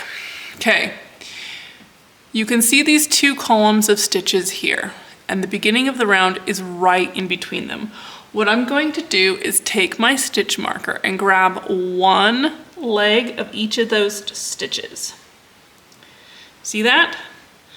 So right here in the very middle, that is the very center of my beginning of the round. That way, if I get messed up, I know that it's right there is where my beginning of the round is. So I can see where I split my stitches off. I'm gonna back up a little bit so we can see this again. Now we're like this. I've got my beginning of the round labeled. I'm going to kind of sandwich this down. You don't need to count it out so that you're in the exact middle, like make sure there's 26 stitches on this side and 26 stitches on this side. Roughly half is close enough. I'm gonna just kind of smush it down, work my way across, and now I'm gonna push the stitches to the side. I'm gonna grab this loop and pull it through. Now I'm ready to work magic loop again, except instead of having my two ends be at the very side here where I'm holding it, they're now at the underarm and the top of the shoulder. Now we're going to talk about what the decrease round says. Let's talk about this. Knit one, knit two together, knit 3 stitches before the beginning of the round, slip, slip, knit, knit 1, 2 stitches decreased. In the italics, it tells you how many stitches are decreased, but it doesn't give you a new stitch count, because then right underneath there, it tells us how many times we're gonna repeat it, and we get a stitch count that happens after all of the decreases are completed. We have a knit 2 together and a slip, slip, knit. Why do we use 2 different decreases? That's because we want the decrease to lean towards the beginning of the round, which is the very center bottom of the sleeve, where it comes out from your underarm and it's on the bottom side. So each decrease leans a certain way. So the knit 2 together leans a certain way, and the slip, slip, knit leans the opposite way. We want that so that when you have your sleeve, here's the completed one here. When you have your sleeve, let's back up actually, because you can't actually see what's going on. When you have your sleeve, all of your decreases are coming in to the bottom of the underarm like so. It's just from being folded is why it's got this ridge here. And that gives you the neatest look to your sleeve decreases. If you swapped them, your decreases would be going out this way, and each one would look kind of funky, honestly. So we're going to do the decreases in the exact way that it has been listed in the pattern. So let's go ahead and get started here. I'm gonna zoom in a little bit so that you can see what I'm doing. Knit 1, knit 2 together. I don't wanna put the decrease right at the very center of the beginning of the round, because if the 2 decreases are right next to each other, so if I start with a decrease and then I end with a decrease, they're gonna end up kind of pulling apart from each other, and you'll have kind of a laddery look at the very center of your underarm. So I'm pulling this around, so I've got a loop on each side, magic loop, just like you've been doing. We're gonna knit 1 and knit 2 together. We're gonna get a lot closer so I can show you how to knit 2 together. Okay, knit the first one. Now, do you see the next 2 loops on your left hand needle? We're gonna treat them as though they're one stitch and just knit them together. So insert your right hand needle through both. I got both of them there. And draw through my yarn. You've just knitted 2 together and you've worked a decrease. Now we're gonna work, back up a little bit so you don't get dizzy. We're gonna work around to the other side and I'll show you how to work a slip, slip, knit. And then we're gonna talk about the frequency of the decreases. It's a rainy day here today. I know you all want to hear about the weather. It was originally forecast to be a giant snowstorm for like 5 days straight, but then it calmed down and just turned into a rainstorm. I was getting a little worried that I was gonna have to put all the sheep in their winter accommodation before I have all of them confirmed pregnant, but I decided to leave them out because they'll be fine in the rain. I have almost all of them confirmed pregnant, more than half of them anyway. I guess I didn't actually count. But next, so a week from today, they'll all have been through 2 full heat cycles, so I should be able to see who is pregnant and who is not. And a lot of them are coming up pregnant. Every single one that's come around to the next heat cycle has been confirmed pregnant. I just watch them for when they're supposed to come into heat next, and if they do come in heat, then I know they're not pregnant, and if they don't come into heat, then I know they are pregnant. Okay, 3 stitches before the beginning of the round. 1, 2, 3, I'm 3 stitches before the beginning of the round. I almost lost them all. Okay, zoom in. Now, we're gonna slip, slip, knit. What you do is you take your right hand needle and you put it under this first stitch on your left hand needle as if to knit. See this? As if to knit. And you slip it from your left hand needle onto your right hand needle. That makes it turn a little bit. You do the same with that second stitch. Insert your right hand needle as if to knit and slip it from the left hand needle onto the right hand needle. Now, these 2 stitches are on your right hand needle. So you take your left hand needle and you put it through the front towards you of both of those. So your left hand's needle is coming through the front, your right hand needle is coming through the back. You're gonna wrap the yarn and knit those together. And that makes it lean to the left. Now knit 1 more. Oops, almost lost it off the needle again. You have completed 1 decrease round. Let's back up here a little bit. Now you're just going to, hang on, let me get the pattern actually. Let's read the pattern. That will be clearer, more clear. Okay, repeat the decrease round every however many rounds, a further however many times, and then it gives you a stitch count. So now look here, I have 9th. Every 9th round is another decrease round. These are ordinal numbers. So for me, if I'm decreasing on the 9th round, I knit 8 rounds, and then on the 9th round I decrease. Then I knit 8 rounds, and on the 9th round I decrease, etc. And I want to do that a further 7 times. Notice it says a further 7 times. I've already done it 1 time, I'm gonna do it 7 times more. So I'll have 1 plus 7, I will have 8 total decreases because it's a further 7 times. Then when I am done working all of the decreases, I will have 36 stitches, okay? Now, I am gonna work 8 rounds and then I'm gonna come back and I'm gonna show you how to count. So you don't have to make tally marks for each one. Like if you don't want to count your rounds, you can just make tally marks or use a row counter and count the number of rows, etc. But I'm going to show you a really clever way to do this so that you don't have to do that and you can just count your rounds. It requires you to read your knitting, but I'm going to knit 8 rounds real quick because otherwise I can't show you how to do this. I have knit my next 8 rounds and it's time for my next decrease round, but I want to show you how to count this out. Now you can make tally marks to mark each round or use a row counter or something, but it makes your life so much easier when you can just read your knitting and count how many rounds or rows you've done. So I'm going to show you how to do that here. I'm going to zoom in a little bit more. Do you see how it's all pretty smooth and cohesive except this little thing right here? This is your last slip knit. This is from your first decrease. Now, the slip knits, the SSKs, are a little more obvious than the knit two togethers. You can see it right here. You can see that knit two together. It's leaning this way, but it's not as obvious as the slip knits. The puppy is digging through the toys in the background. So I count from this side where you see the slip knits, okay? Because they're just so much more obvious to see, so it makes it a little bit easier to do this. And then I count my rows or my rounds up to see how many I'm on. Let me see, where's that pokey thing? Here's a pokey thing. Okay, we're gonna start here. You see my lean, let me make sure I'm in the screen. You see my lean, and you see this complete stitch right above it. That's my first one. 1, 2, 3, 4, 5, 6, 7, 8. I've knit 8 rounds. You count each little knit stitch as you go up.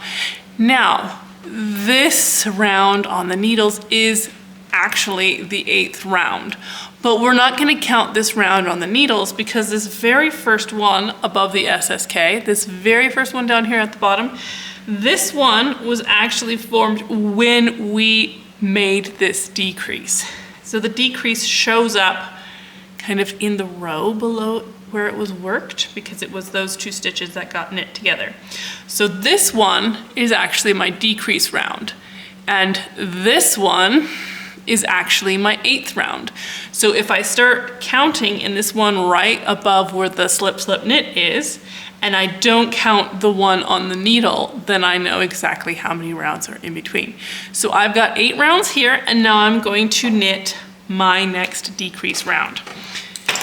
Let's back this up actually, hang on.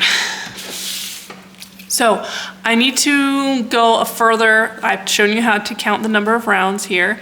Now we're gonna talk about counting your decreases because I need 8 total, 7 further plus the one I've already done.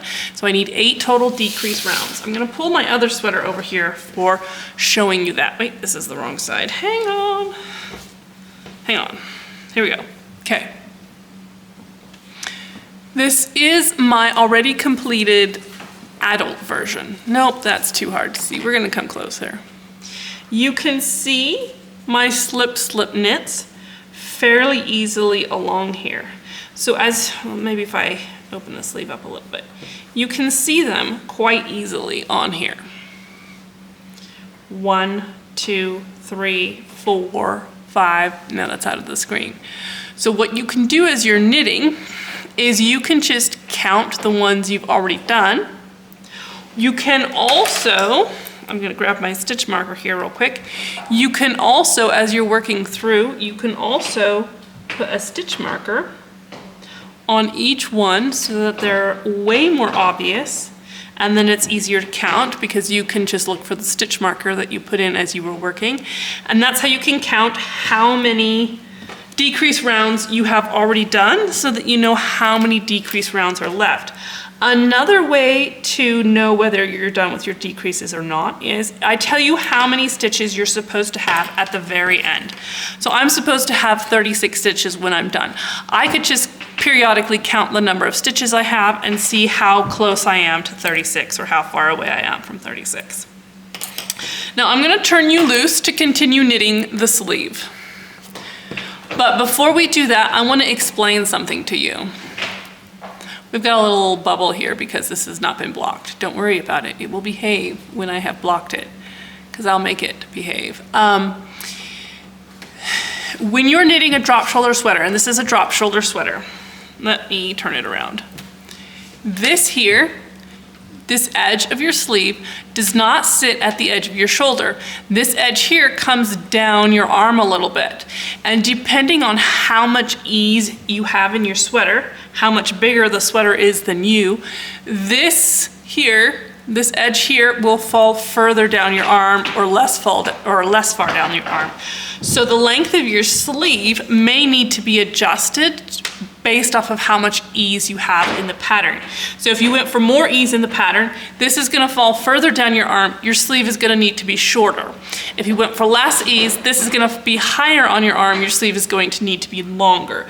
So as you're knitting this first sleeve, I want you to try it on every once in a while and see how much further you need to go to make sure the sleeve is the right length for you and you don't end up with a sleeve that's way too long or way too short. Okay, so I want to turn you loose. I want you to go work all of the decreases and knit this to as long as you want it to be. As you can see in the pattern, I've given you a length, or it needs to be 2 inches shorter of desired length. The adult pattern is 3 inches short of desired length. That's the length of your cuff.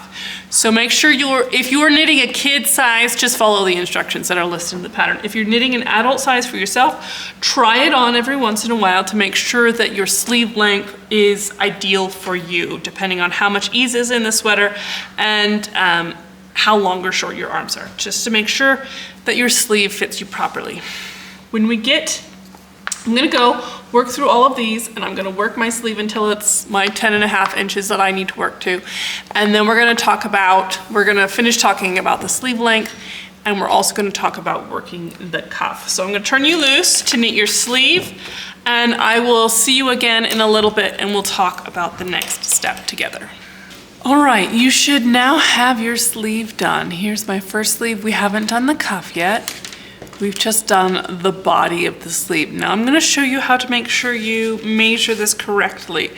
When you're measuring your sleeves, you wanna lay them on a flat surface and you want to smooth them out like so before you measure them. They tend to wanna bunch up and they get all wrinkled when they're being stuffed back in the bag.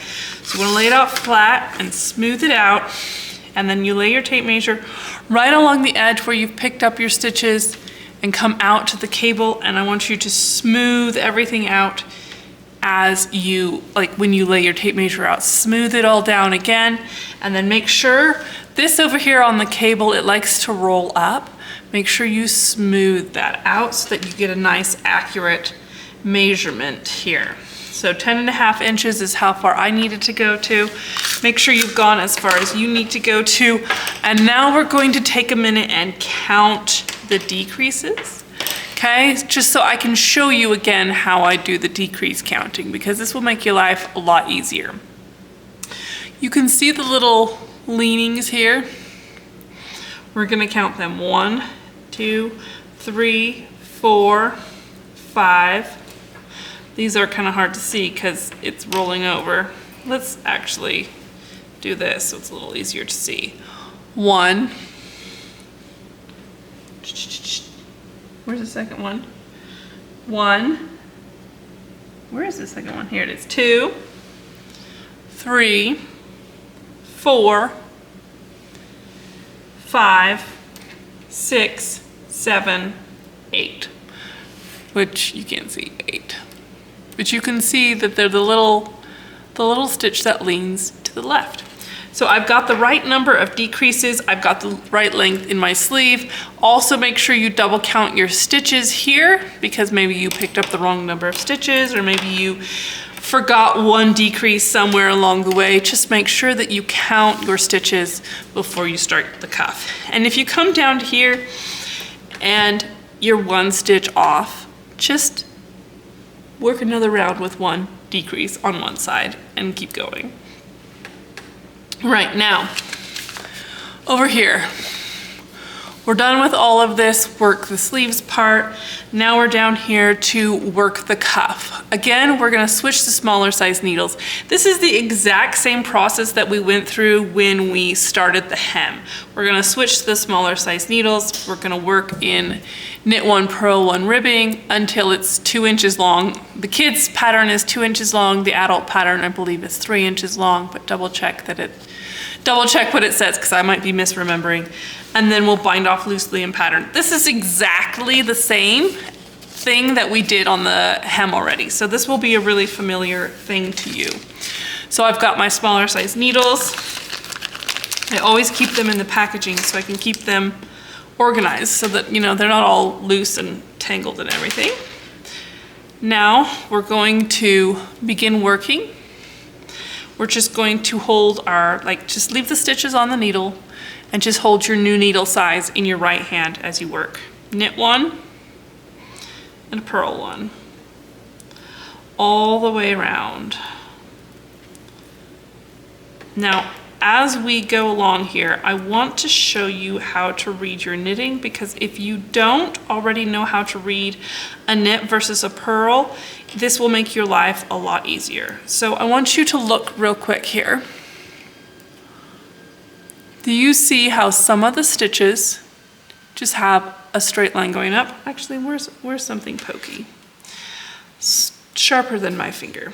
Do you see how some stitches just have this straight strand of yarn coming up? These are knit stitches. And then do you see how some stitches have this little bump in front of them? These are purl stitches. So when you're working along through your ribbing, if you forget where you are in the pattern, you can just read your knitting and you can look at what the last one was. So if I put this down and came back to it and I didn't know if I was on a knit one or a purl one, I could just look at the last stitch that I worked. It doesn't have the bump, it's just the straight strand going up. So I know this is a knit and my next stitch will need to be a purl. Or if it's like this and it's got this little bump sitting in front of it, this is a purl stitch. And so then I know I need to knit for the next one. Since we have already done some ribbing and you know how to do this bit, I feel comfortable turning you loose after, well, let's just start the first round because I'm already halfway there. Okay, now, here is something I want to say. I just thought of it. Just remember this.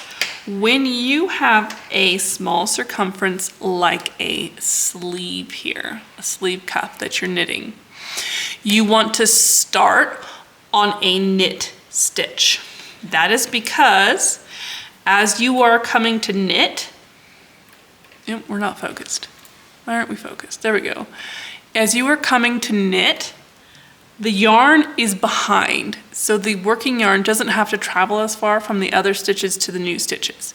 But if you're coming and you're starting on a purl, you've got to bring the yarn to the front. And so the yarn has to travel further. So if you start your new set of stitches on a purl stitch, you're going to end up with some laddering right here, where it's going to be super loose and full of holes. So what I'm going to do, since this last one over here was a knit stitch, I'm just going to pull my loop through there and I'm going to add it to my front section because I want to start on a knit stitch. Always start on a knit stitch on a new group of stitches. That way I can prevent a ladder. It doesn't have to be perfectly equal number of stitches on each side. Like, it doesn't need to be an equal number here versus here, just roughly equal. It can be 31 and 33, or it can be 34 and 36. That's fine. It just needs to be roughly half the number of stitches on each needle. And you can adjust them as you need to. Just make sure you keep track of where your beginning of the round is. Okay, now I've come here to the end of my first round, and I am just going to work in ribbing until I've reached 2 inches long, and then we will come back together and we will do the bind off together again, okay? So I want you to work in ribbing until your cuff is complete, and then come back to the video and we will bind off together again. All right, you have your sleeve cuff done. Now, remember, when you're measuring the length of your ribbing, you're gonna want to stretch it out a little bit when you measure, because do you see how sucked in and cinched in this is? When you block it, it relaxes a little bit. Do you see how the green is relaxed and not as tight as the blue? And when it relaxes and stretches out a bit, like so, it shrinks a bit lengthwise. So when you're measuring, you wanna kind of pull it apart a little bit so that you can get an accurate measurement. So I'm gonna put it on like this. Do you see how we're a bit beyond 2 inches here? And then when I pull it apart a little bit, gotta make sure that where my tape measure starts follows the ribbing. Do you see how we're now right at 2 inches? Now that I've pulled the ribbing apart a little bit. There is a difference in the measurement, the length measurement, when it's sucked in tight versus relaxed and spread out a little bit. Now, It is time to bind off loosely in pattern. I'm going to turn this around. We talked about this when we were binding off the hem, but it is even more crucial to bind off loosely when you are doing the cuff. Like this is a kid's size 6 cuff. It's quite small, but it needs to be able to stretch a lot when you're putting it on this kiddo. And you see this sleeve cuff here that I have on this sweater. This is bound off in pattern loosely, and you see it has really nice stretch and really nice memory to it still. So we're gonna do that together because I wanna make sure you have success with your sleeve cuffs. So we're gonna get ready to start working. I'm gonna zoom in a bit so that you can see better what I'm doing. We're gonna work in pattern. So we knit the knits and purl the purls as we work across. The first one is a knit stitch. I'm not gonna pull up this one super loose because it's the very first stitch. Then I'm gonna purl the next stitch and I'm gonna pass the first stitch on my right hand needle over the second one. Now, I'm gonna pull this up loose. Remember, it's gotta be quite loose to do this properly. You can hold a larger size needle in your right hand if you need to. We've bound off the next stitch, we're pulling it up loose.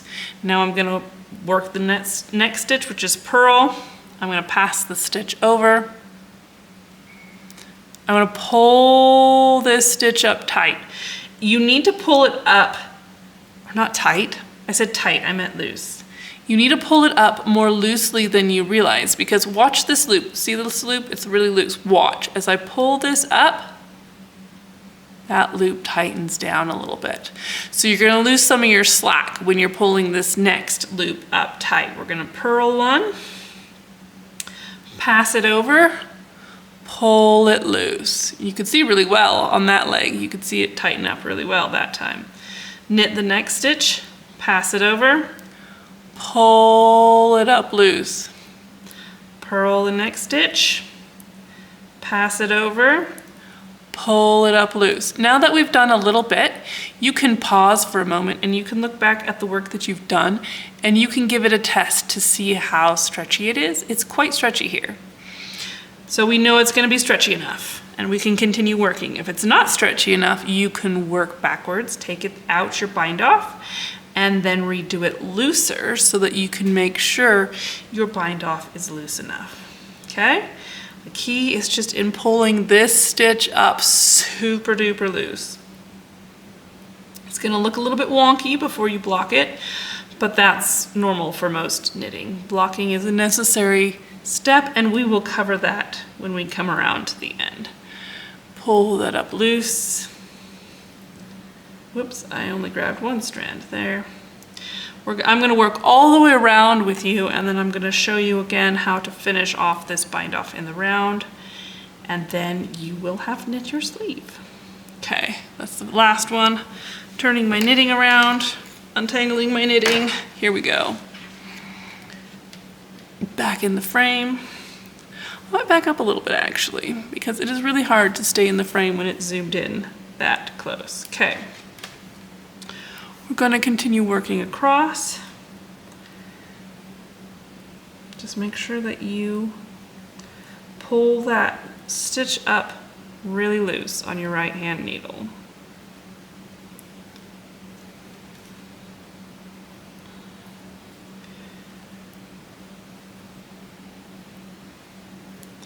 If you really don't like to bind off in pattern, you can use a different bind off method, but they are a lot fussier, more involved, more difficult to remember. I just really enjoy binding off in pattern. I think it looks nice. It's really easy to execute and I don't have to remember any steps. I don't have to remember, figure out how long to cut my yarn to do a sewn bind off. I can just quickly bind off and keep knitting more sweaters. All right, I'm nearly to the end here. You almost had to listen to me talk about the weather again. Just a few more stitches.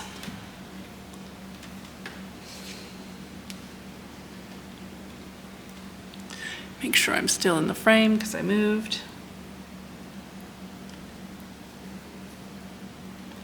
Okay, once you get down to the end and you have 1 stitch left on your right hand needle, we'll talk about what to do next. If you're not there yet, hit pause and work until you have 1 stitch left on your right hand needle. Remember, if we stop here, we're gonna have a big step. So we're going to look at the top of our bind off. We're gonna get closer first. Look at the top of your bind off and find the very first bound off stitch, which is this one right here. Pick up both legs of it. Pull through a loop. Now I have 2 stitches on my right hand needle and I'm just gonna bind them off. Just like so. Now I only have 1 stitch on my right hand needle. I'm gonna pull this loop up loose and then I'm going to break the yarn. But remember, we don't break the yarn in this loop. Even if we've pulled the loop up really big, we don't break the yarn in this loop. You want to break the yarn over here on the tail. I've learned this the hard way. You can learn it the easy way by listening to me. And then we just pull this through and we're done. Voila, and you see how stretchy it is? Beautiful, absolutely beautiful. Now that's the first sleeve done. And to do the second sleeve, you just repeat the whole process exactly. Where does it say repeat for the second sleeve? Oh, it doesn't say in here. I'll have to add that. Okay, so that whole process, that from the top of work sleeves all the way through work cuff, that's what we did. That's work sleeves all the way through work cuff. Then you're gonna repeat for the second sleeve to do the second sleeve. So go ahead and go do that now. I'm not gonna film that portion because if you need some help, you can just go back to the start of the work sleeve section of this video and watch that whole segment again because the sleeves will be worked identically. Then, after you've got the second sleeve done, come back and hit play and we will work the neckline together. You have finished your sleeve and it's now time to do the neckline. You can see here, sleeve, sleeve. It's all rumpled up because it is not blocked yet. It will be smooth after we've blocked it. We'll get to that in the end, after the neckline and after weaving in the ends. Here's your neckline. This is your back and this is your front. First thing we're gonna do is talk about the rate at which you're going to pick up stitches. Now this is very critically important to have your neckline lay nice and flat and smooth. Like you see, here's the neckline on the grown-up one. See how it lays, sorry, I kicked the table. See how it lays nice and smooth and beautiful. It doesn't bunch up and poke out. It doesn't flare. This is gonna sit really nice for a very long time. It sits flat against the neck. It doesn't need any elastic in here. In order to get a really nice fitting neckline, the thing that is critical is the rate at which you pick up stitches. You may remember back when we talked about picking up the sleeves, I talked about the sleeve is a number of stitches, not a rate, but in some places it's important to pick up a specific rate of stitches. This is where it's important to pick up a specific rate of stitches. Let's look at, oops, wrong direction. Work the neckline with smaller size needles, because again, we're gonna be working the ribbing, so we're gonna use our smaller size needles.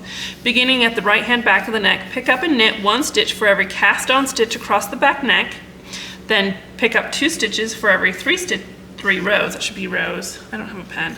3 rows down the straight part of the front neckline, then 1 stitch for every 2 rows down the curved part of the neckline, where you work the neckline increases. 1 stitch for every cast on stitch at the bottom of the front neckline, then 1 stitch for every 2 rows up the curved part, and then 2 stitches for every 3 rows up the side of the front, and then make sure to have an even number of stitches. Now let's show you where that is.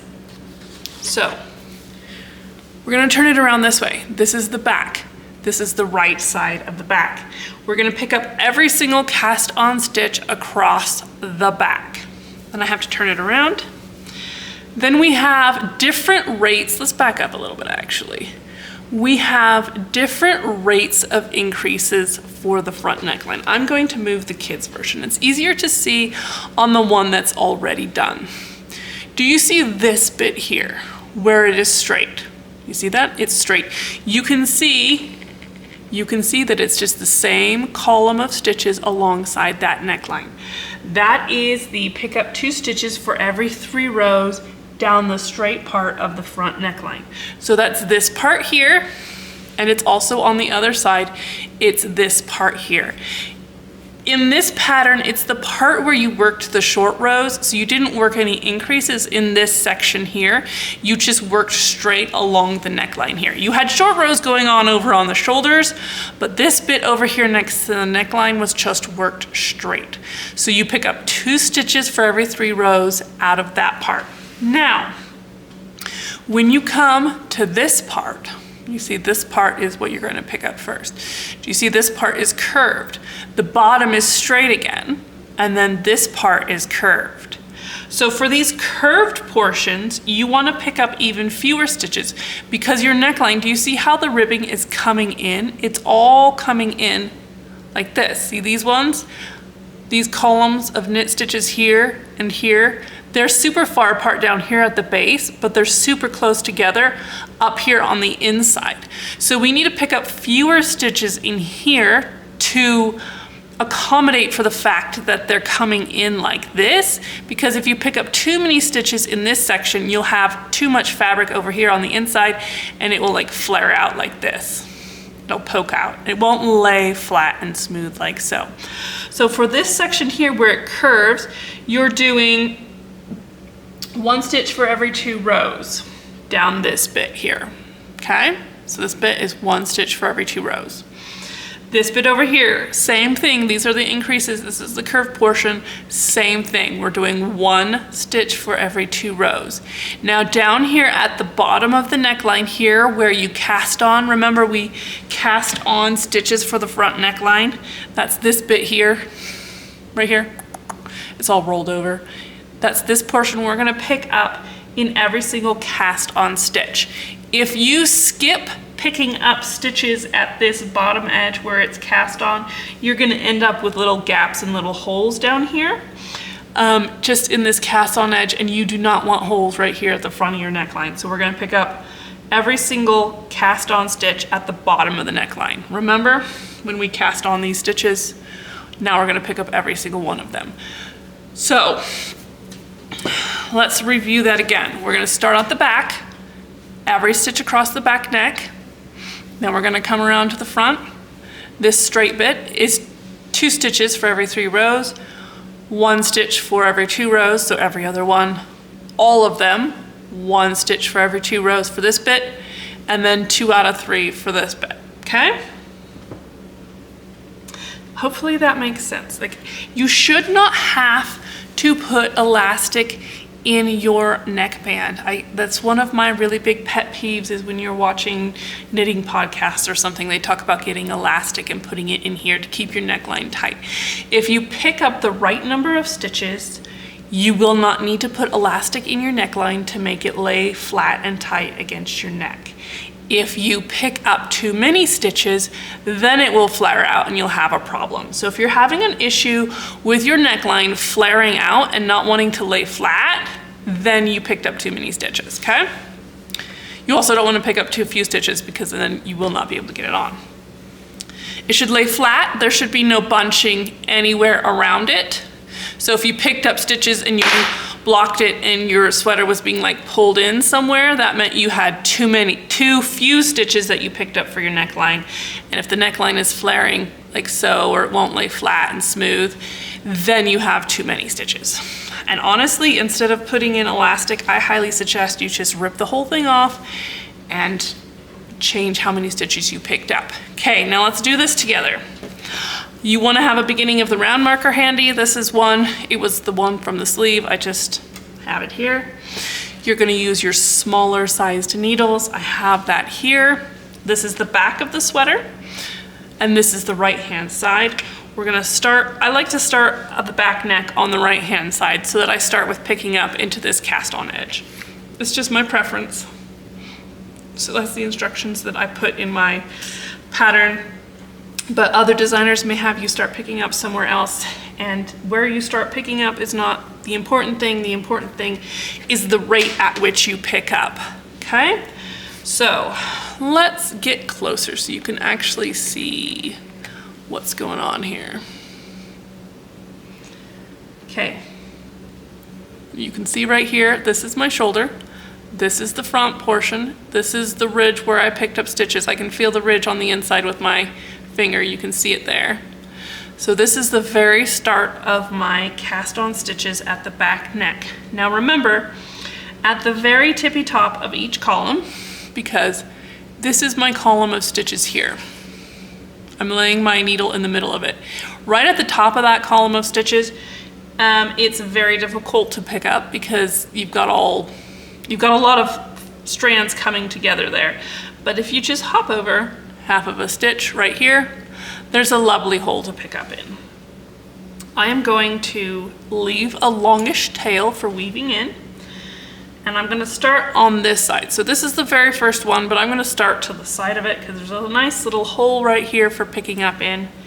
And I'm going to pick up that one, and then I'm just gonna work my way across, picking up every single stitch that has been cast on.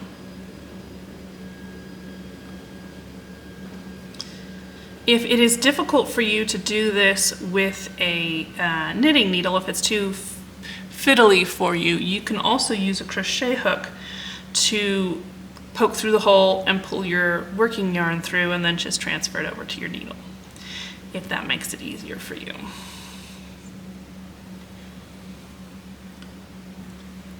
I'm not counting as I go. Since this is 1 by 1 ribbing, we just need to make sure that we have an even number of stitches when we come around to the end. So I don't need to count as I go. I can just count at the end. I also don't have a set number of stitches in the pattern for the reason that the rate is way more important than the number of stitches you pick up. Remember back when we talked about gauge, and I said that row gauge wasn't super duper critical, but you really needed to match stitch gauge? Row gauge is a lot more difficult to match. I don't know exactly why, but people have a lot more trouble with it. So the reason I give you a rate is because your row gauge might be slightly different and you might have a little bit different number of rows in it somewhere. So we're gonna pick up a rate instead of a number. Whereas on the sleeves, we need a specific number to get a specific upper arm circumference so that you can make sure that you can fit your arm into it. Okay, we've gone all the way across the back. I'll back up a tiny little bit here because this is a little awkward. I'm turning my sweater a little bit. Here's the back over here. This is now the front where we're coming down straight. Now my yarn really wants to roll over, so I'm having to roll it out as I go. We're just gonna keep working around the corner and come down. Now, there is an end here. This is from the edge of the shoulder when you were picking up stitches. So this edge stitch right here on the edge, actually it's not pulling up loose. Here we go. This one might be loose. There might be a loose strand here from just as you're working, these ends can sometimes slide backwards. So if you've got a loose stitch there, pull your end to tighten it up and just tuck this end down inside. As you're picking up stitches, as you come to the yarn ends, you don't want them at the front of the fabric because then they'll be on the wrong side to weave in. So you just want to make sure that you have them around the back and you tuck them behind you, okay? Now we're going to start picking up along the front where we work straight. It is important here that we pick up 2 strands of yarn as we work.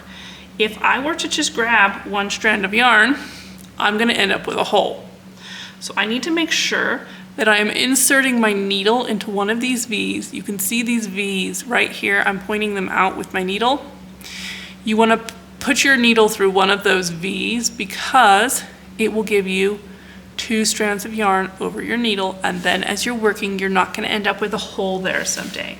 1 strand isn't enough to hold it in place, so you need to make sure to get 2 strands. So I'm going to pick up the first one. Oops, that's just the edge. So I'm going to come over here, make sure I have 2 strands. Now this one is loose because it's attached to the end and I can just pull that tighter. So I'm going to pick up 1. Now you see where the very next one is, right there? I'm gonna pick up 2. Now I'm gonna skip the 3rd. So you see the next one is right here. I'm gonna skip over it and I'm gonna go to this one. 1. Then I pick up the very next one, which you can see is right here. 2. I'm gonna skip the next one. This is the next one. I'm skipping it. I'm jumping over to this one. 1. The next one is here. I'm gonna pick up that one. 2. Skip the 3rd. As I'm unrolling it, I'm paying attention to where we start the neckline increases, where it starts to curve around. You can see this bit is straight and then this bit starts to curve here. You can see it even better if I go like so. So we're continuing to pick up 2 out of every 3 until we get to this point, and then we're going to change the rate. So I've got 2 out of, and I'm gonna skip the 3rd. This is the 3rd one right here. I'm skipping it, jumping to the next one right here. 1, 2, and we're skipping the 3rd. 1,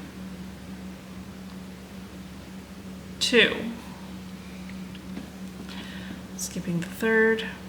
We're almost to the bottom. So this one is really tight right here.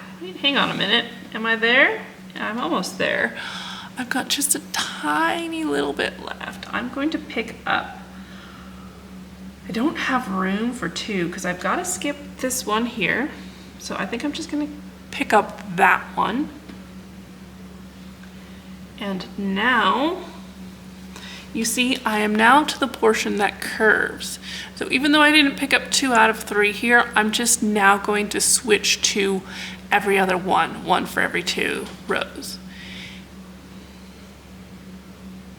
I think it's good to err on the side of a little bit fewer versus a little bit too many. And then if you have your neckline is way too tight, you can pick up more.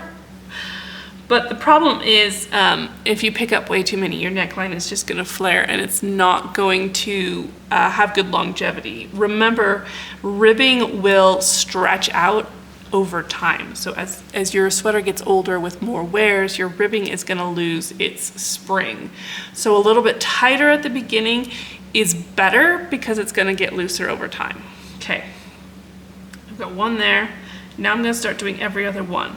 Now, as you're working in this section here, it's not as clear where you can pick up, where the good spots to pick up are, because you have the increases are worked along there. So you just need to hop over this one. See, this one here is the top of one right here. This right here is really tight and really difficult to pick up in right at the very tippy top. Again, go over a little bit.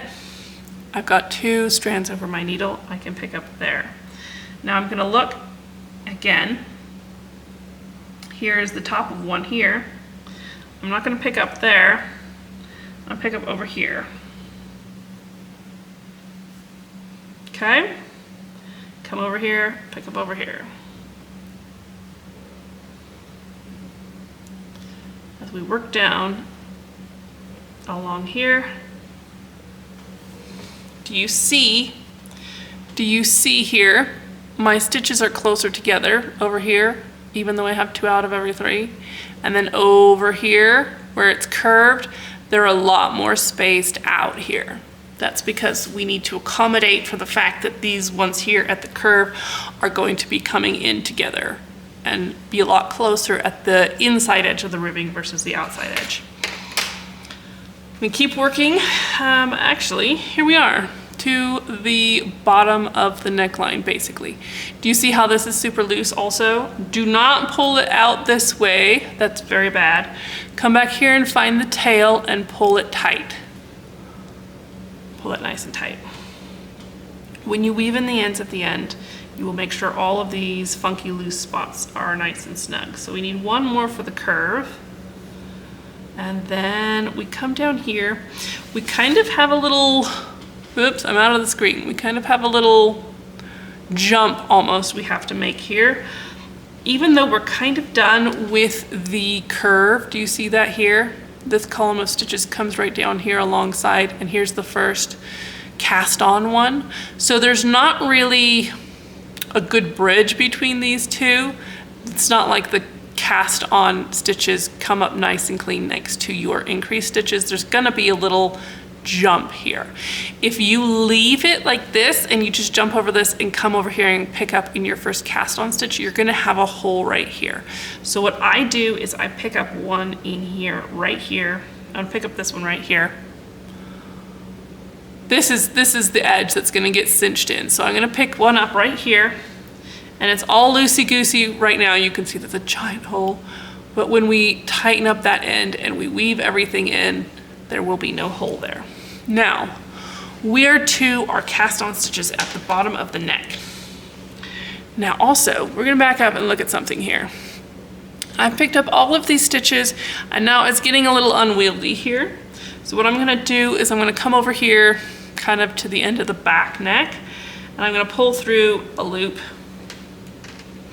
just so that I have a little more movement in play in my needle that I'm working with, so that it's not really difficult and finicky to work with. All of these ends, so many of them. Stuff them down inside the neckline. When we get around to the end, we will be working magic loop. If you're knitting an adult size sweater, you might not have to be working magic loop, but you probably will be. I definitely will be, because this is a kid's size 6 sweater. I'm gonna scrunch these up a little bit just to make it a little easier. Now we're gonna pick up. Zoom back in again. Here are our stitches that we cast on for the neckline. Again, the very, very tippy top of that stitch, like this here is the column of stitches coming down. If I pick up right up here at the tippy top, it's gonna be a pain in the butt, so I'm gonna jump over half a stitch and find this nice little hole here. So I'm just gonna pick up every single cast on stitch along the bottom of the front neckline.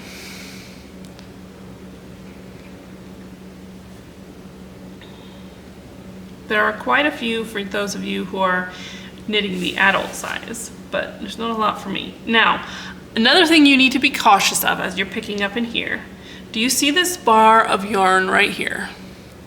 You don't want to roll it towards you and pick up back here. Look, I've got 2 strands of yarn on my needle. I could do that and call it good. But look, you're gonna have a funky little bar of yarn in front of your stitch, and that's gonna look bad. So you need to make sure that you are picking up. Why is this one all funky? You need to make sure that you are picking up in front of that, in front of, oops, I'm almost out of the screen, in front of this, not behind this, so that you don't end up with a bar of yarn across the front of your neckline, because that would look funky. I need more working yarn loose. Okay, we're nearly there. You can always hit pause if you are not caught up. And then here at the end, again, do you see how this is all loose over here? But do you see how there's a little bit of a jump here? There's a little bit of a jump between my cast on stitches, and my very first one I'm gonna pick up is right here where I'm pinching. So you see there's a little gap there, there's a big jump there. If I just go from here to here, I am going to end up with a hole here at the corner, so I'm gonna pick up one right in here. I'm gonna pick up this one. It wants to make a bit of a hole. I'm not too worried about it because I can cinch that closed as I'm weaving up the ends. It's just, everything is loose right here at the corner. Now I'm going to work up the increased stitches again. You see that? Here's the cast on stitches, here's the increased stitches, then up here, kind of hard to see because I'm way zoomed in, here's the straight bit again. Okay, so I'm doing every other one at this point.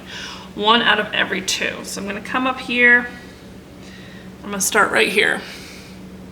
I've picked up that one, I'm gonna skip that one, I'm gonna pick up that one, and I'm gonna start my 1 out of every 2 at this point. Now, the way the edge looks over here on the left-hand side is different from the way it looks over here on the right hand side. It's just because of the way you have worked the direction of the increases, it just makes the edge look a little bit different. So don't be alarmed if you're sitting here picking up stitches and you see that this side, this left hand side, as we're looking at it, looks a little bit different from the right hand side that we first came to. It's still the same concept of 1 out of every 2 rows over here.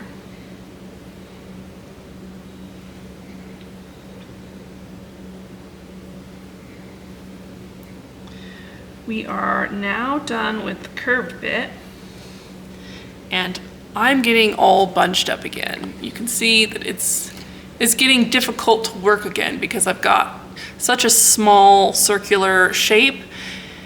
I'm gonna pull this through over here, add even more stitches to my cable and kind of give my needle over here a little more play. Now we're back to the straight section here. You see, this is the last bit. It is worked straight. So we're gonna do 2 out of every 3 up this last little bit. I'm gonna skip this one I picked up there, so I'm gonna skip that one. I'm gonna start here. 1, 2, skip the third, 1, 2, skip the third. Make sure I'm in the screen. 1, 2, skip the third, 1. Oh, this one doesn't want to be picked up. There we go. 1, 2. Okay, now I'm back around to the start again. This is all loose because that's where the end is. I'm going to pull my needle all the way through just to have all of the stitches together on my cable. And now I'm going to go through and I am going to count and make sure I have an even number of stitches. 2, 4, 6, 8, 10, 12, 14, 16, 18, 20, 22, 24, 26, 28, 30, 32, 34, 32, 34, 36, 38, 40, 42, 44, 46, 48, 50, 52, 54, 56, 58, 60, 62, 64, 66, 68, 71. All right, now I have an odd number of stitches, so I need to decide, am I going to pick up one more or am I going to drop one? I'm going to come here. I don't want to like take a whole bunch out, and one stitch doesn't make all that much difference. So I'm going to come over here and I'm going to look and see how far apart I am, like how big of a gap I have between this last stitch and this first stitch. And I actually can pick up one more right in there. So I'm just going to pick up one more stitch and call it good, because one stitch isn't going to make or break. So one more, now I have an even number of stitches. Now I'm ready to begin working. Oh, I guess you didn't really see where I did that. I'll do that again. Right here, the very top edge of the shoulder, I'm gonna pick up one more. All right, hang on. Let me start over. I grabbed extra strands of yarn. Okay, now I have an even number of stitches and I'm ready to work my neckline. So what I am gonna do is I'm gonna get this set up for magic loop. So I'm going to have this coming out. This is the beginning of the round. I've got these 2 needles coming out this way. I'm gonna come over here and I'm gonna see if I've got roughly half and half. I've got roughly half and half. There's a little bit more on this side. So I'm just gonna move one stitch over just because I'm picky like that. So I'm set up for magic loop. My working yarn is on the needle away from me, and I'm gonna start working these stitches first. Since I have magic loop going, and I'm not gonna be able to keep the stitch marker on the needle when I come around to this side, I'm just gonna put the stitch marker on this side here, so I remember which side is the beginning of the round, because This is true magic loop. So I'm gonna always have either the needles poking out here or a loop of yarn poking out there. If you are working enough stitches that you can just pull through a loop like we did on the body, then you can put the beginning of the round marker on the needles because it won't fall off. I just want to make sure that I don't lose where the beginning of the round is. So I'm going to have them split half and half for me. I'm gonna have the working yarn is on the needle away from me. I'm gonna work the stitches near me first. I'm going to pull the back needle out and around so that I can work. And now we just do knit one, purl one, around and around and around until your neckline is long enough. Now, since we are doing, oops, I'm knitting, hang on a minute. Knit one, purl one. Now these first stitches are going to be super loose because your tail is giving them a lot of play, and you can just tighten that down and it will be fine. Now since we are doing a fold over collar, what we're going to do is we're going to knit our ribbing to twice as long as we want our finished collar to be, plus a little bit, because it eats up a little bit of the length in the fold. So you want to go to twice the length plus a little bit. I usually just add 1/4 of an inch. That's enough to accommodate for the fold. If you wanted to modify the neckline, it is extremely easy to do so. If you just want to have like a single crew neck collar, you don't need to do the folded collar if you really don't want to. Changing up the collar is one of the easiest modifications you can make in a sweater pattern. So if you wanted to just do a single thickness collar, you would knit it to half of the length specified in the pattern, since the total length is for a folded collar, and then bind off loosely in pattern.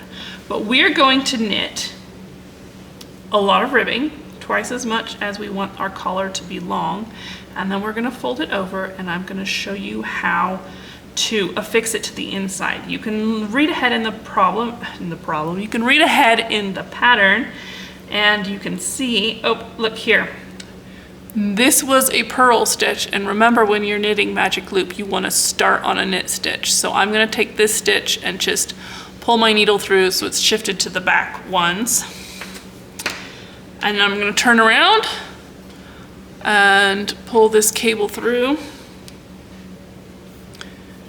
Working yarn is away from me, pull that needle around, and I'm ready to work. Continue working my ribbing.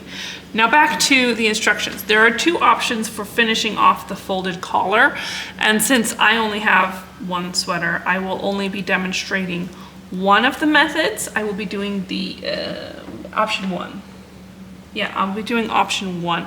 But if you want to do option 2 instead, there is also a video tutorial linked in the pattern for that option so that you could make your choice. If you really didn't like the option that I show you in this video, there is another option that you can try. Both are fantastic. Both are really good. I just like option 1 because option 2 involves sewing it down, and I don't really like to do that if I can possibly just knit it down all in one piece. So now you are going to continue in ribbing until you have knit to the length specified in the pattern. I am going to turn off this camera, and I am just going to go sit and knit furiously because I would really like to get the filming done today. So knit the ribbing to the length that we need it to be, and then come back and we will talk about finishing off our folded collars. Now here I've knit one whole round. All right. I've knit one full round, and I'm going to keep going, and I will see you back here in a little bit. All right, your neckline is done, or the ribbing is done, and it's time to now fold it over and knit it down. So we have two options in the pattern.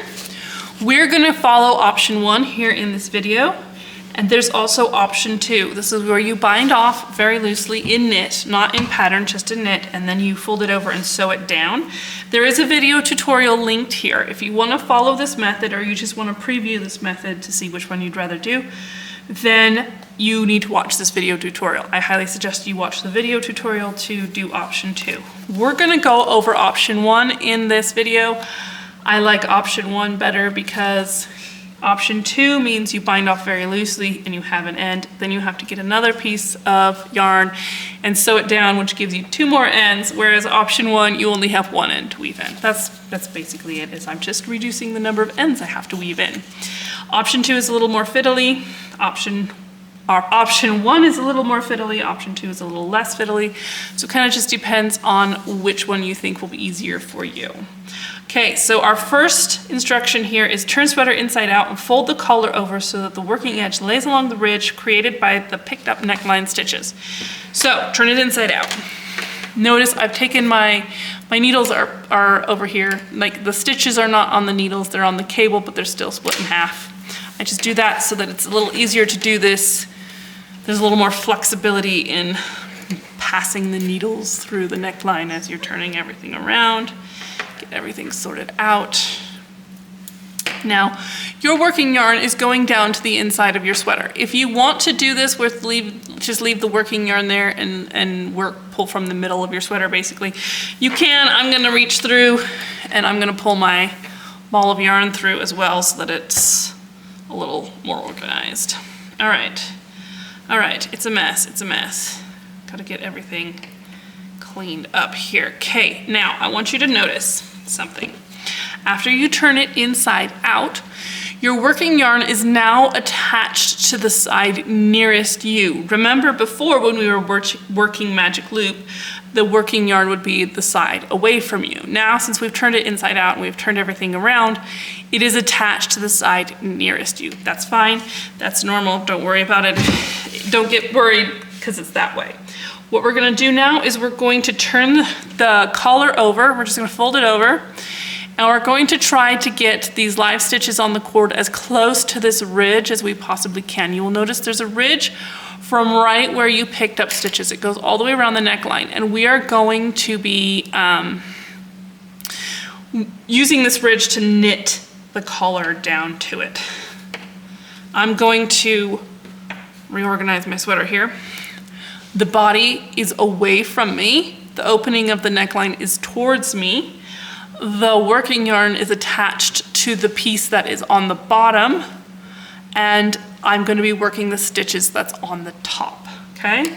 Because I'm not looking at it like this anymore. I've kind of tipped it over sideways, okay? And I'm going to work across these ones first, and the working yarn is attached on the half that's on the bottom. It is very important as you're working this that you do not introduce a bias into the neckline. You don't want to kind of shift things to the side and have it twisted a little bit. You want to make sure that the column, like the knit stitch you are knitting down at that particular time, or the purl stitch or whatever it is landing right at the base of the column. So we want to make sure this stitch here is landing right here at the base of the column and we're fastening it down right there. We're going to start off by figuring out where our very first stitch lies. It is a purl stitch here, and I'm just gonna follow this purl channel down to the base of it. This is right where it starts. You'll see here is the yarn tail from, and we're gonna get closer. This is the yarn tail. This right here is the very base of this first stitch on my needle. I want to make sure that I am picking up right there so that this first stitch is affixed right at its base. Okay? So I'm going to take this back away again because it is actually in the way. I'm going to put the needle in so that I am ready to work these stitches on the top. I'm going to grab my, nope, that's the tail. Make sure you grab the working yarn, not the tail. You'll be sorry if you start doing this with the yarn tail. I've got my working yarn. Remember, it's coming from the one before. Or the one on the bottom. Pull this needle out a bit so that I'm ready to work.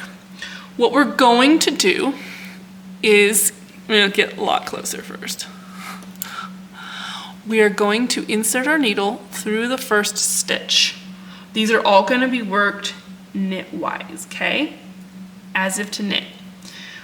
We're gonna insert our right hand needle through the first stitch as if to knit. Then we're gonna come here to the ridge.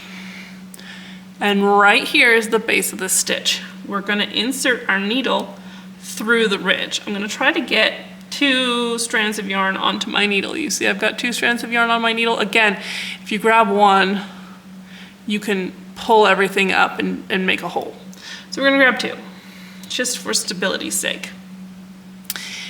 We've got your right hand needle through the stitch on the left hand needle and through this ridge where you created when you originally picked up stitches. We're gonna make sure we don't get this yarn tail in there. We're gonna wrap the yarn around our right hand needle and we're gonna pull through a loop. And this first one is really hard, you guys. You can use a crochet hook if that makes it easier. We're just gonna soldier through. There we go. I've pulled my working yarn through the picked up ridge. I want to make sure that this is tight. If I leave this working yarn all loose and I just have it all loose, it's gonna have a big hole here. So I want to pull everything tight. My right hand needle is still through the stitch on my left hand needle.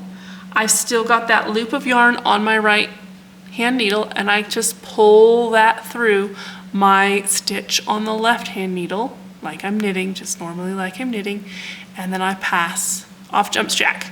The stitch on my left hand needle jumps off and I have knit the first stitch down to the picked up ridge. We're gonna do the next one. This is a purl stitch, but we're gonna just work as if to knit. Because like if we're doing purl wise, it's gonna be an absolute mess because we've got to reach through to this ridge at the back, okay? So we're going through knitwise, then we find the appropriate spot for the ridge on the back, and like I said, the first few stitches are a nightmare. I'm not even gonna kid you. We're gonna find, so here, we picked up right there, we're gonna pick up right here, okay? I'm gonna pick it up. We're gonna draw, just like picking up stitches. This loop that is on my right hand needle, see I inserted my needle through the ridge from picking up stitches, I grabbed the working yarn, I pulled it through, and I still have that loop on my right hand needle. I'm now just gonna pull that loop through the stitch on my left hand needle and then kick that stitch on my left hand needle off. So basically what we're doing is we're just inserting our needle through the stitch like we're going to knit, but then we just grab this ridge with our working yarn as well as we're working along. Now I have 2 stitches on my right hand needle and I need to bind off. I'm gonna pull them up a little looser. Now this is a neckline. It has to be loose or you are not going to get this sweater over your head. So make sure that when you're binding off as you're working around, you are pulling these stitches up loose. Now we are binding off as we knit it down. We're doing this all at the same time. So we've got 2 stitches on our right hand needle. Second one goes over the first one. Now I pull this up loose. Now you will remember a minute ago I told you to pull everything tight at the very beginning. That's because at the very beginning, if it's loose, if that first stitch is loose, you're gonna have a gap here where the edge, the live edge, the edge that is currently live does not sit firmly against the ridge. But now that you've done that first stitch, as you're working along, you need to make sure this loop on your right hand needle is a bit loose so that your bind off is loose enough to get this over your head. Because now you've already affixed it down here, so there's not gonna be a hole anymore. So this is gonna stay loose, okay? We're gonna keep working.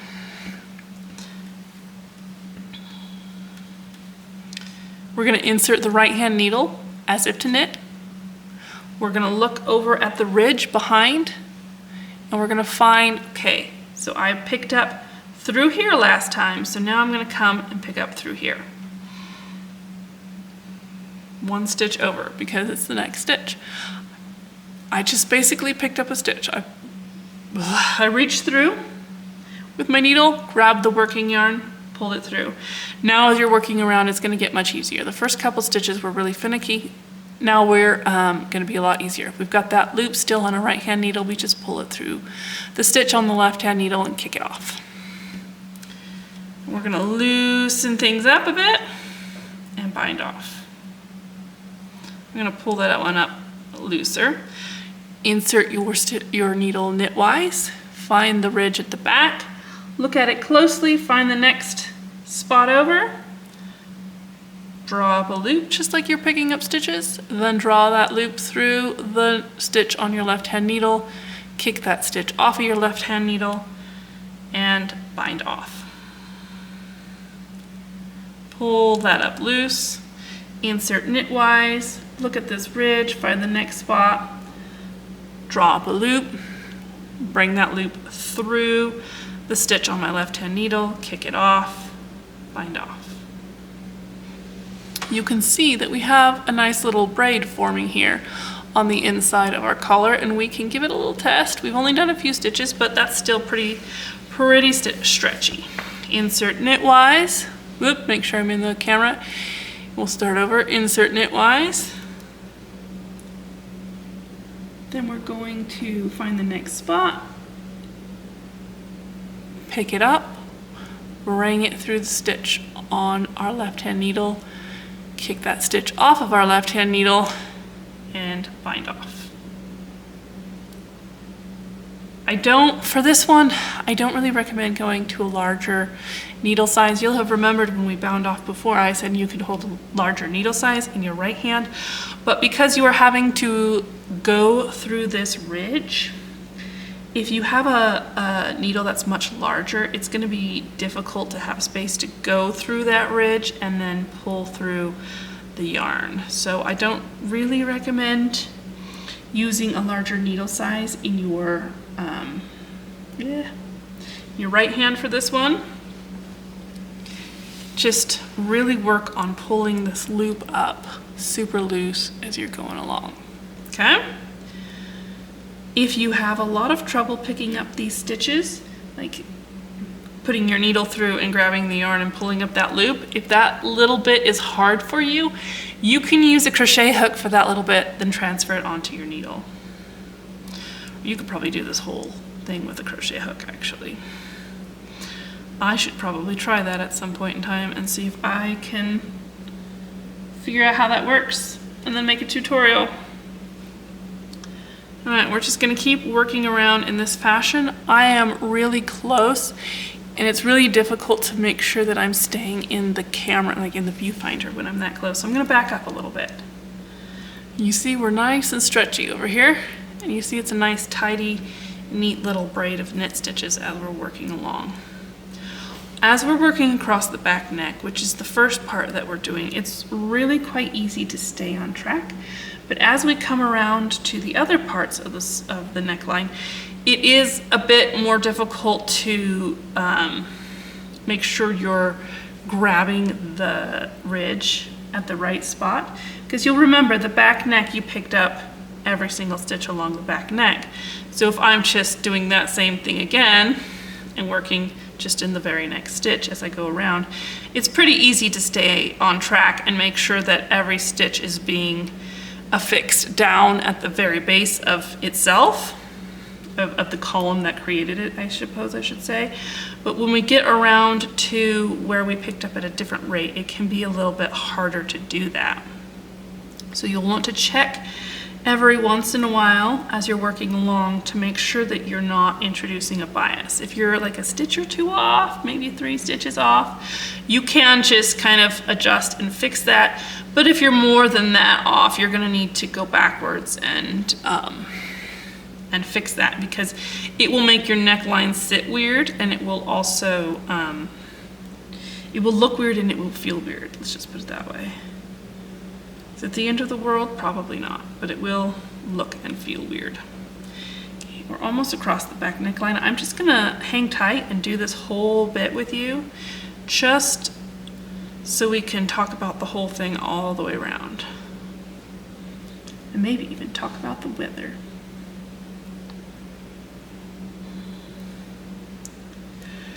Every once in a while, as you're working along, you should take, pause for a minute and check.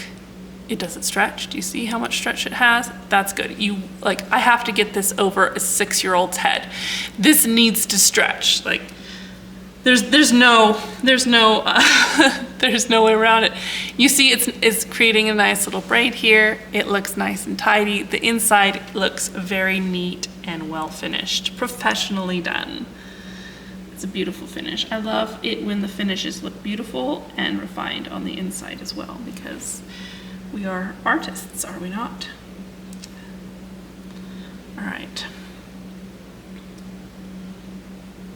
Almost all of our sheep are confirmed pregnant now. At the beginning of the tutorial video, I told you that they were all in their breeding groups. We have one more that we will see if she comes into heat tomorrow, and if she doesn't, then she will be also confirmed pregnant. There are 2 young ewes from this spring that I never saw came into heat. I didn't see them come into heat at all. So I'm kind of wondering if they were super sneaky about it or if they aren't developed yet. So we'll just have to wait and see in March if they pop out a baby or not. That's basically what it comes down to. I could have a vet out to ultrasound them, but we don't have a lot of, there is a vet who works only on Fridays, and she likes to just do dogs and cats because she's semi-retired. So I don't really have a vet to come out for the sheep, really. The vet that serves this whole area is very busy, and yeah, he's not gonna wanna come out to ultrasound 2 sheep just to see if they're pregnant or not. All right, that is the entire back neck. I have managed to grab a extra strand somehow, somewhere. Hang on a minute. There we go. There we go, there we go. That is the whole back neck. Now I'm gonna rotate a little bit. I've only got a few stitches left on my needle. I think I'm just gonna work until they're all off, and then I'll get my other stitches. Even though this is a bit unwieldy and uncomfortable over here, I think I'm just gonna soldier on and stick it out.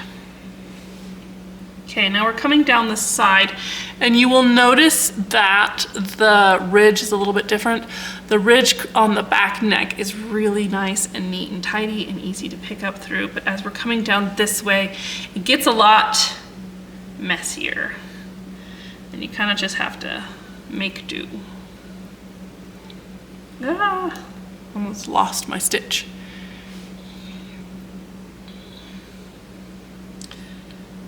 I have almost all of the sheep in their winter quarters. I've just left the 1 ram with 4 ewes. The 2 ewe lambs that I don't know if they ever came into heat or not, and then there were 2 more that needed to be confirmed pregnant.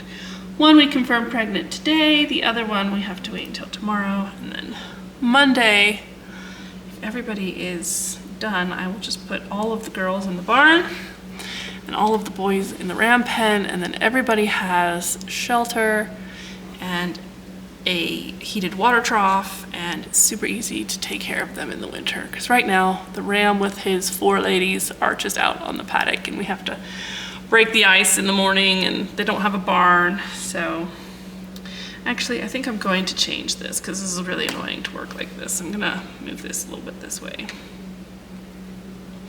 Just a little bit. And I'm not grabbing all of my live stitches yet, just some of them, because it was just so annoying to work with just a few on the needle. I'm just gonna move this around. There we go. All right. It gets a little bit harder because we're doing a curve. So it's like the back neck, it was super easy to lay this straight needle along the straight back neck, but now that it's curved, it's a little bit harder to work with here. And I just have to deal with it. You don't have to have it laying exactly on the whole thing. You can just kind of put them close as you work around.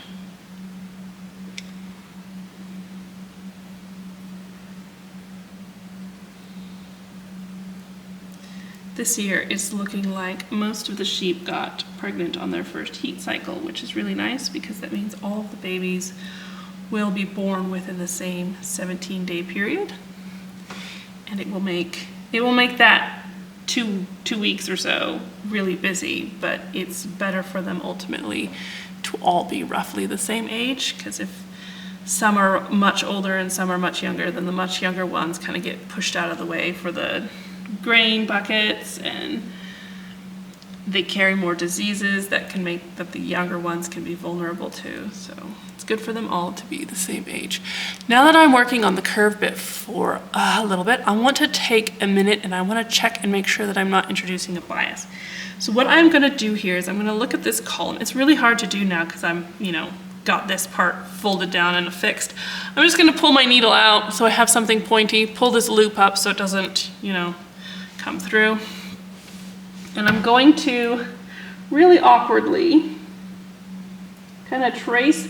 So this one on the front is a knit stitch. On this side it's a knit stitch, but on the back it's a purl stitch. So these are the knit stitches and these valleys in between are the purl stitches.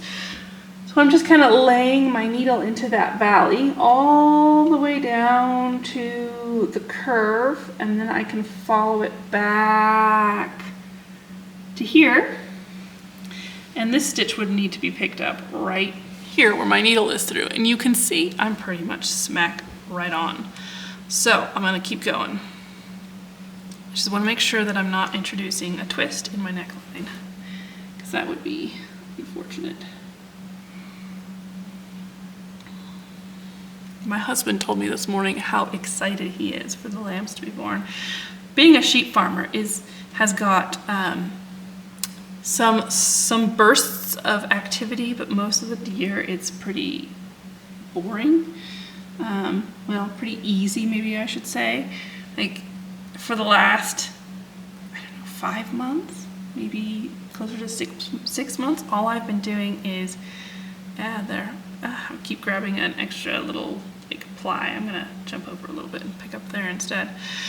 For the last 5 months or so, all I've been doing is making sure the mineral feeder is full and then turning on the sprinklers, the pasture sprinklers.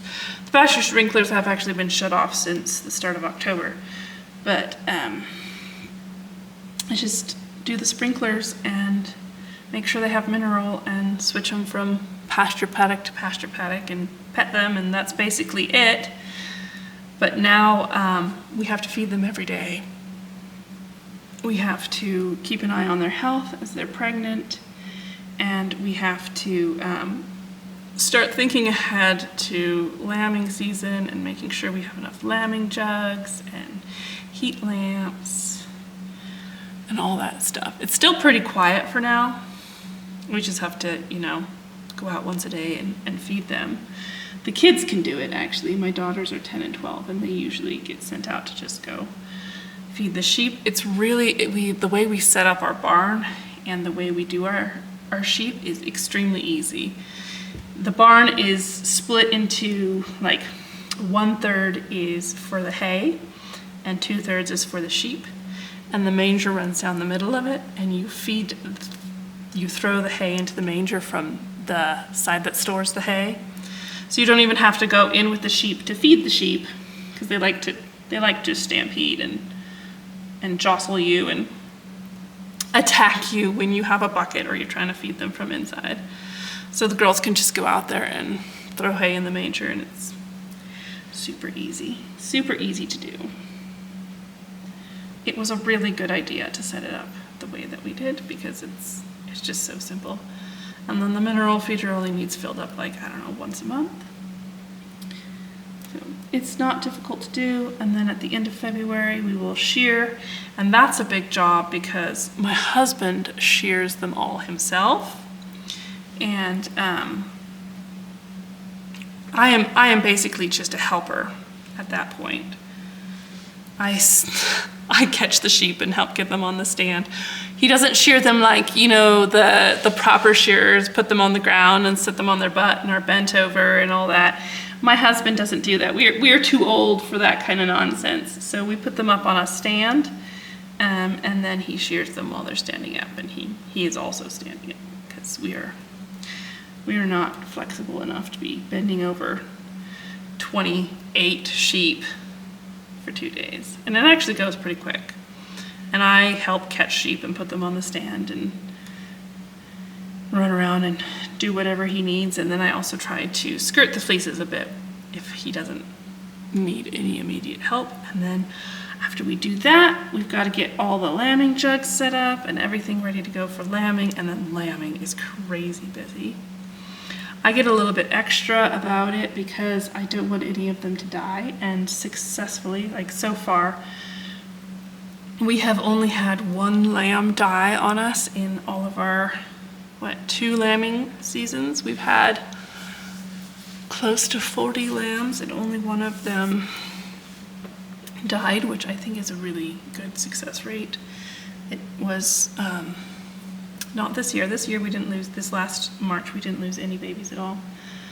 I make sure that I am there to get the babies dry and make sure they don't get too cold and make sure they eat their first meal, and then I also change out the straw and make sure they have dry straw, because I like them to lamb in the lambing jug.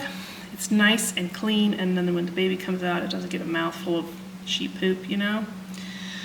So when they lamb in the lambing jugs, and the straw is all wet and yucky, so I switch that out nice and dry, get them dry, make sure they eat. Sometimes I help them eat, and then once they're dry and they've eaten, they're pretty much good to go and won't die. But it's like, they're so tiny.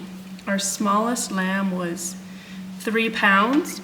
She was so tiny and so sleepy, and she would just lay under the heat lamp, and then she would eat, and then she would lay under the heat lamp. That's basically all what she did in her first month of life. She is just fine, or not her first month, her first week of life. She's just fine now. She's one of my favorites. She's super sweet. But they're really little, and when they're really little, they can very easily get too cold to get up and nurse, and then they basically just lay down and die because they're too cold and they run out of energy. So you gotta get them dry and make sure they're warm enough to eat, because they won't eat if they're cold.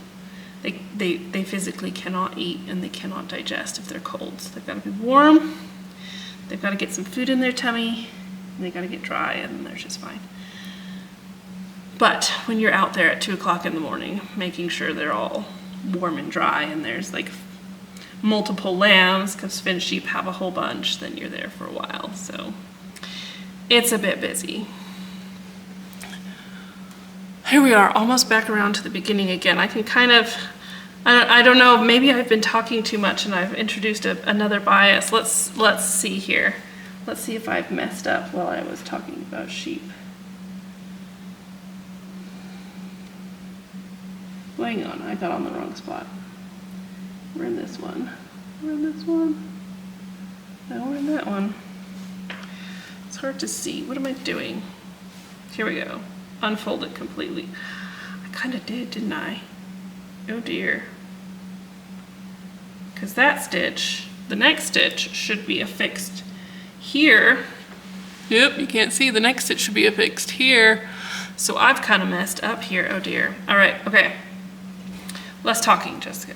We're gonna go back a little bit. So I'm just gonna rip, and as I come back around, I'm just gonna pick up these stitches. You see I dropped this one.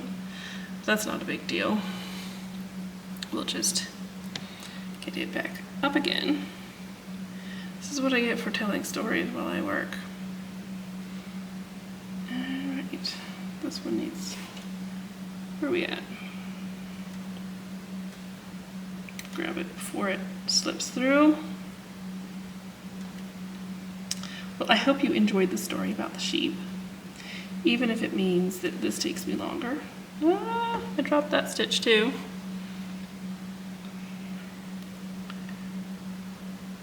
Okay, we'll keep going back. I don't know how far I'm gonna go before I check again. See, we all mess up. If you mess up, don't worry about it. Just, don't tell people stories while you're knitting. Okay, I'm going to pause here and I'm gonna check and see how far off I am now. I'm still quite a long ways off. My goodness, Jessica, you messed up. Oh dear. I thought I would be entertaining. Maybe this is more entertaining though. Backwards we go.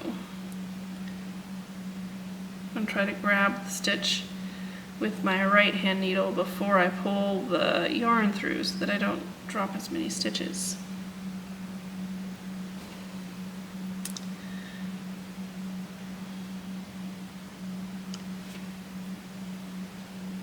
Just looking down here at the base to find the stitch before I pull the yarn through. I really messed this one up, didn't I? Here we go back again.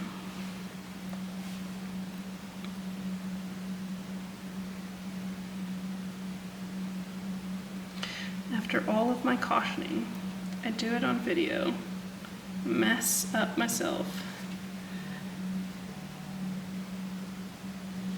Oh, my husband is calling me. Okay, I'm gonna pause the video. Okay, they are done at the Christmas festival, which means I better get hurrying and get this done. All right, I have gotten back to the point where, oh, I gotta hold this the right way, where I'm not too far off, I should say. I'm not exactly on, I'm maybe a couple stitches off. So I'm just gonna jump over a little bit and stop picking up the ridge so close to the last place that I picked it up at, because I got way behind, my goodness. I think it's because I'm now in the section that, remember we picked up 1 stitch for every 2 rows, and I was still just like autopiloting, picking up basically every stitch. So we should be doing better now. Just keep going around. Once we're done with this neckline, we're going to weave in the ends and we're going to talk about blocking, and then we are done with your sweater. It is almost done. Aiden has been asking me when it's going to be done because this is for Aiden. I had him try it on a few times earlier today just to check the fit of the neckline to make sure that my instructions in the pattern were good, and they were, and so yeah, he's pretty excited for it. All of my kids like it when I knit them sweaters, but then they don't really tend to wear the sweaters that I knit for them. But they still want me to knit them sweaters. The exception is my 10-year-old really loves a sweater that I knit for her, and she wears it all the time. That's the little Northerly. She loves it. She even wore it to bed when she first got it. Okay. She was comfortable. She enjoyed it, so I'm glad. It's wool, so it doesn't get stinky and nasty. But hopefully Aiden wears this one. All right, I'm gonna double check. That I am not introducing a bias again. Check my work every once in a while. Come down along here. Yes, I'm in a good spot, because that's the base of the current stitch that I'm on, so I'm in a good spot now. Hooray. But did I learn from my lesson and stop telling stories while I knit? No, I did not. Should we talk about the sheep again? I think that's probably the most interesting part of what I could tell you while I'm working here is about the sheep. Our sheep are naturally colored, so fin sheep can be white. White is the most dominant and the most common color. But there are a lot of small fiber farmers who really love the color, and we like to breed for different colors and different color patterns because it's fun and it's cute, and then you also have really beautiful naturally colored yarn. So we have some sheep that are black with a pattern and some sheep that are brown with a pattern, and we have one single sheep who is white. And the fun thing about the lambs is you never really know what you're gonna get. It's always kind of a bit of a surprise. There is some, basics of genetics when it comes to the color, but I don't know if there is like dominance as far as color pattern, because they can be solid or spotted, or like a badger coloration where they're dark on the bottom and light on the top. And I don't know that there is if somebody's figured out if there is a dominance for color pattern, but there is for the color itself, whether they're black or brown or white. So I kind of know. Sometimes you don't always know. They might have a recessive color somewhere. but I know most of our sheep color genetics, so I can say, okay, these two sheep are only going to have black babies. They're not going to produce any brown babies. I'm in a good spot. But sometimes you breed two black sheep together and they were both carrying recessive brown, and you get a surprise brown baby or something like that, and it's super fun. You also don't know if they're going to be spotted or solid or what they're going to look like. So it's a surprise every single time. Makes it super fun.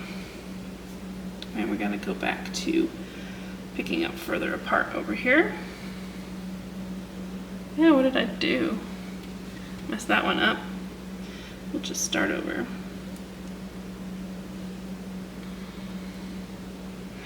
There we go.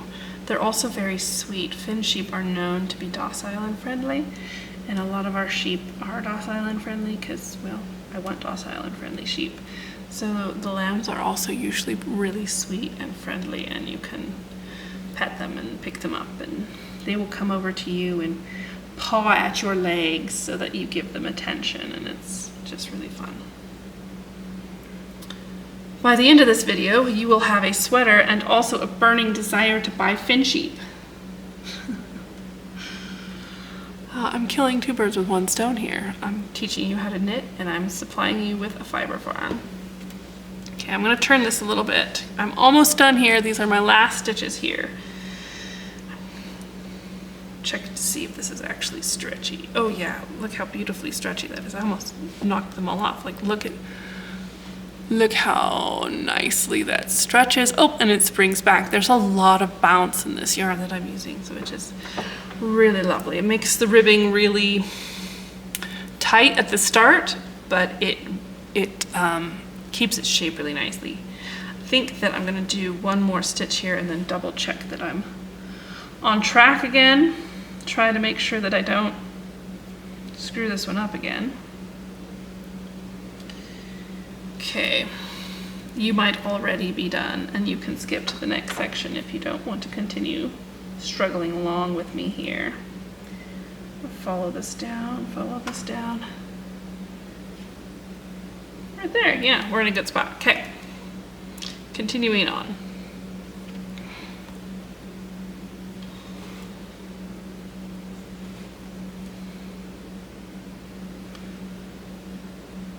It was my husband's idea to get the sheep farm, actually, not mine. You might have assumed it would be my idea since I am the knitter, but it was not my idea, it was his. And the kids really love it. It's been good for them to grow up on a little farm and have the whole cycle of life and all of the responsibility and the chores, and caring for an animal is really good for their development, their character development, and their work ethic. We're almost around to the very start. I'm almost around to the very start. You might have already surpassed me since you didn't mess up. You probably did as I said and not as I did. Or not. I don't know where you are actually. We're almost there.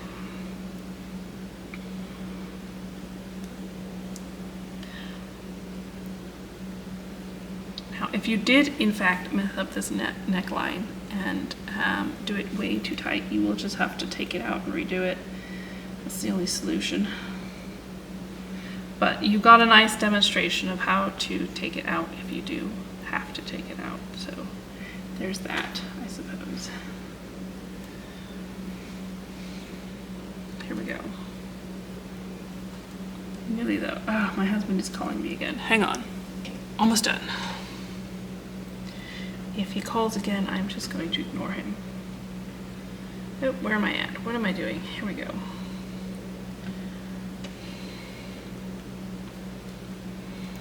We are so close to being done. And I'm trying to get the filming done before they get back home again.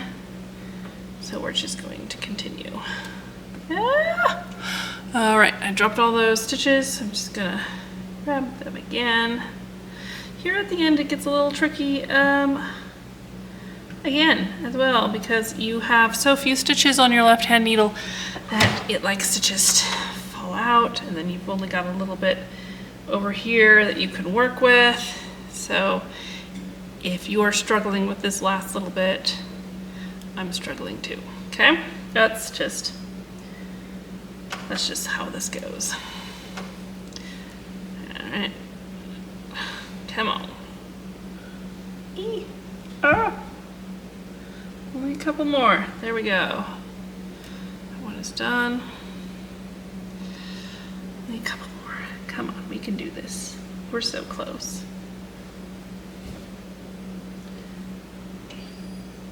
Get it through. Oops, dropped all my stitches again. Pick them back up again. Pull it through. All right, one more. All right, I just put it onto my, let me just do this. I'm just gonna put it onto my right hand needle like so. And then I'm going to find my ridge and grab my yarn. Use my left hand needle to pick up the ridge so that it's easier to get my yarn through. And then I'm going to just grab my last stitch, pull it through. All right, now we pass that over. One stitch left on my right hand needle, pull up a big loop, break my yarn over here, and pull that the rest of the way through, and we are all done now. Ta-ta-da! So here's our neckline. It looks, oops, we're gonna back up. It looks really, really tiny because this yarn, I said, has a lot of bounce in it, so it really sucks in. But after, we're gonna turn it around actually. No, we're gonna leave it this way because we need to we need to weave in all the ends. So you see how tight it is. After it's blocked, it will relax and be more like this. So if yours is super tight too, don't get too worried about it. Okay, we are already here with the wrong side facing, so we're gonna weave in the ends. When you weave in the ends, you have the wrong side facing, clearly. Tapestry needle, I have these little wooden cases that I like to keep my tapestry needles in. I have multiple of them. I think I have 3 of them. 2 of them are lost, so we need to be very careful with this last one, otherwise I will be in a very sorry state. Okay, we're just gonna start wherever, with whatever end. When I am doing these ends here, I'm gonna pull them a little bit tight in case this stitch loosened up. And I'm gonna turn this around because the fabric that I want to weave my end into is over here, and I kinda like to work away from myself. I'm gonna zoom in. When I weave in ends, I look at my reverse stockinette fabric. I'm usually weaving in reverse stockinette because I do a lot of stockinette knitting. Do you see these little, you've got the little stitches. You can see these little bumps and dips. Find a little dip as close to the base, so you can see the base of my yarn is here. I'm gonna find this one that's really close to the base. And now I'm gonna work at an angle. Now, since my neckline is here, I'm gonna work away from my neckline. So I'm gonna go through here, and I'm gonna work down at a diagonal. Now I found another dip right here. Go through that one. Go down a row and across a stitch, basically. And find those little dips. Ah, it came off. Put this back on my needle. I'm not paying attention to what I'm doing. There we go. We're gonna keep coming down and across. And we're gonna work for an inch, inch and a half. And then, once we're there, we're gonna either go above it or below it. I don't know which way is above or below. So I'm gonna just come towards me. I'm not gonna go immediately next to it right here because that will make me have a little bump. I'm gonna come over a little bit and have a little space between the 2 of them. And I'm gonna work another diagonal, picking up in what is now the troughs on this side. And I'm just gonna work in a diagonal about the same amount of distance, like so. I've picked up all of the stitches at once this time. Just pull your needle through. Now make sure that this end, this curve here, you don't want to have a huge loop sticking out like so. You don't want to have a huge loop sticking out, but you don't want to pull it so tight that it's pulling this out of shape. So you want to make sure that you've pulled it just so it sits flush, but it's not tight. Then we get a scissor. I like to have these little folding scissors because they sit nice and neat in my knitting bag. They don't fall out and accidentally break or accidentally cut stuff. There we go. The first end is done. Now I'm going to do an end on a ribbing. This is the sleeve cuff here, so we can look at how we do the ribbing weave in. Remember when we were binding off and I had you do that little trick so that we didn't have a huge step here? To really finish that off very cleanly, we come in a little bit closer. I just want to make sure you can see what I'm doing. I'm going to see it's poking out this way, but if I go this way, it kind of loosens things up. If I go this way, it kind of tightens things down. So I'm looking here, and I'm just going to come over here and insert my needle from the right side to the wrong side and pull it through. Now my yarn is on the wrong side and I'm going to weave it into this column of stitches. And do you see how the yarn travels? It goes this way, goes this way, goes this way, goes this way. We're kind of going to follow that with our needle. And we're going to come into the middle of the stitch and then pick up that single leg going outward from the middle of the stitch outward. And we're kind of following that direction that the stitch is already traveling in. And this way, it's pretty invisible where you weave this in. You can also grab multiple at a time by just coming around like this and then pull it through. Give it a little stretch and a tug to make sure you're not distorting the fabric. If I used an even smaller needle, I could probably go through even more at once, but then it would be harder to put the yarn through the eye of the needle, so it's kind of a trade-off. So I like to do, when I'm doing it like this, I like to come all the way down to the base of the ribbing, and then just to make sure that yarn end doesn't pop out and cause problems, because the ribbing is going to stretch and flex more than the rest of the sweater. I like to weave it into the stockinette here just a little bit to make sure that end doesn't pop out. So I'm going to look for when it's a dip going away from me. I'm going to insert my needle, and again down a row and across a stitch, so we're going at a diagonal. We're just going to weave through here just a little ways. And then I like to come back just a little ways, just to make sure, I only grabbed one strand of that one, just to make sure that my yarn end is secure and it doesn't come through to the right side of the fabric. Just like so. Now we're good.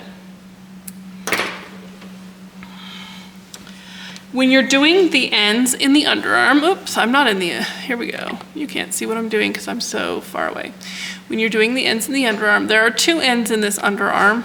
One is from working the front or the back, and one is from picking up the stitches. The other underarm will only have one yarn tail to weave in. You want to check for holes, like just look closely for holes. I'm going to put my hand on the inside so you can see if there is a hole or not. You can see right here there's a little bit of a hole. This side there's really not a hole. Let me show you what we do if there is a hole. Just take your yarn end and use it basically to cinch that little hole shut. Alright, I'm going to check and see if there's a hole on this side too. No, there's not a hole on this side, it's just right there. Okay, let's get closer. Basically, I'm going to take my tail, my yarn tail, and I'm going to come through over here, and I'm just going to very carefully pick up stitches all the way around the outside of this hole. Like, I'm not picking up exact stitches, I'm just picking up stuff around this hole. You can see I've come around this way, and now I'm going to come down through this bit. And once I've done that, you see I've got my yarn all the way around that hole. I'm just going to pull it shut, and your hole is gone. Now I'm going to weave in this end, and I'm going to find those little dips and work at a diagonal.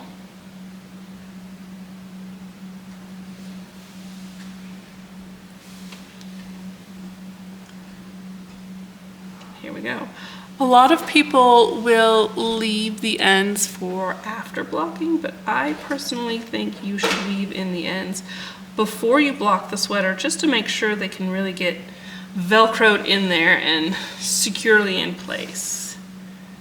And then also, as your yarn settles and your stitches kind of go into their place, they're not going to be disturbed later by you. Pulled that a little too tight. They're not going to be disturbed later by you weaving in stitches, or weaving in ends, not weaving in stitches. What am I saying? So, okay, weave in all of your ends. I've shown you how to fix a hole. I've shown you how to do the ribbing. There's all these ends. There's all these ends. Let's see. Let's do this one over here together. This is where I joined a new ball of yarn. When I join a new ball of yarn, I just like to knit 2 stitches, holding both the old and the new together. And then I'll just have these 2 ends on the wrong side that need to be woven in. And I like to do them in opposite directions of each other. So I'll do this one going away to the right, and then I'll do the other one going away to the left. Again, at a diagonal, off one direction, and then back again.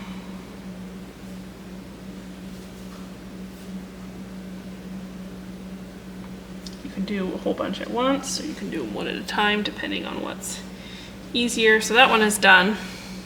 Get a little tighter. I'll do this one here.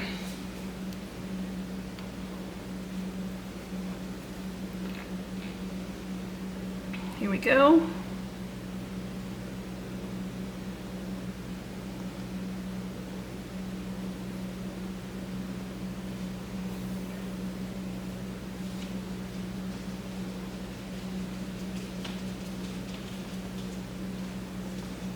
Oops.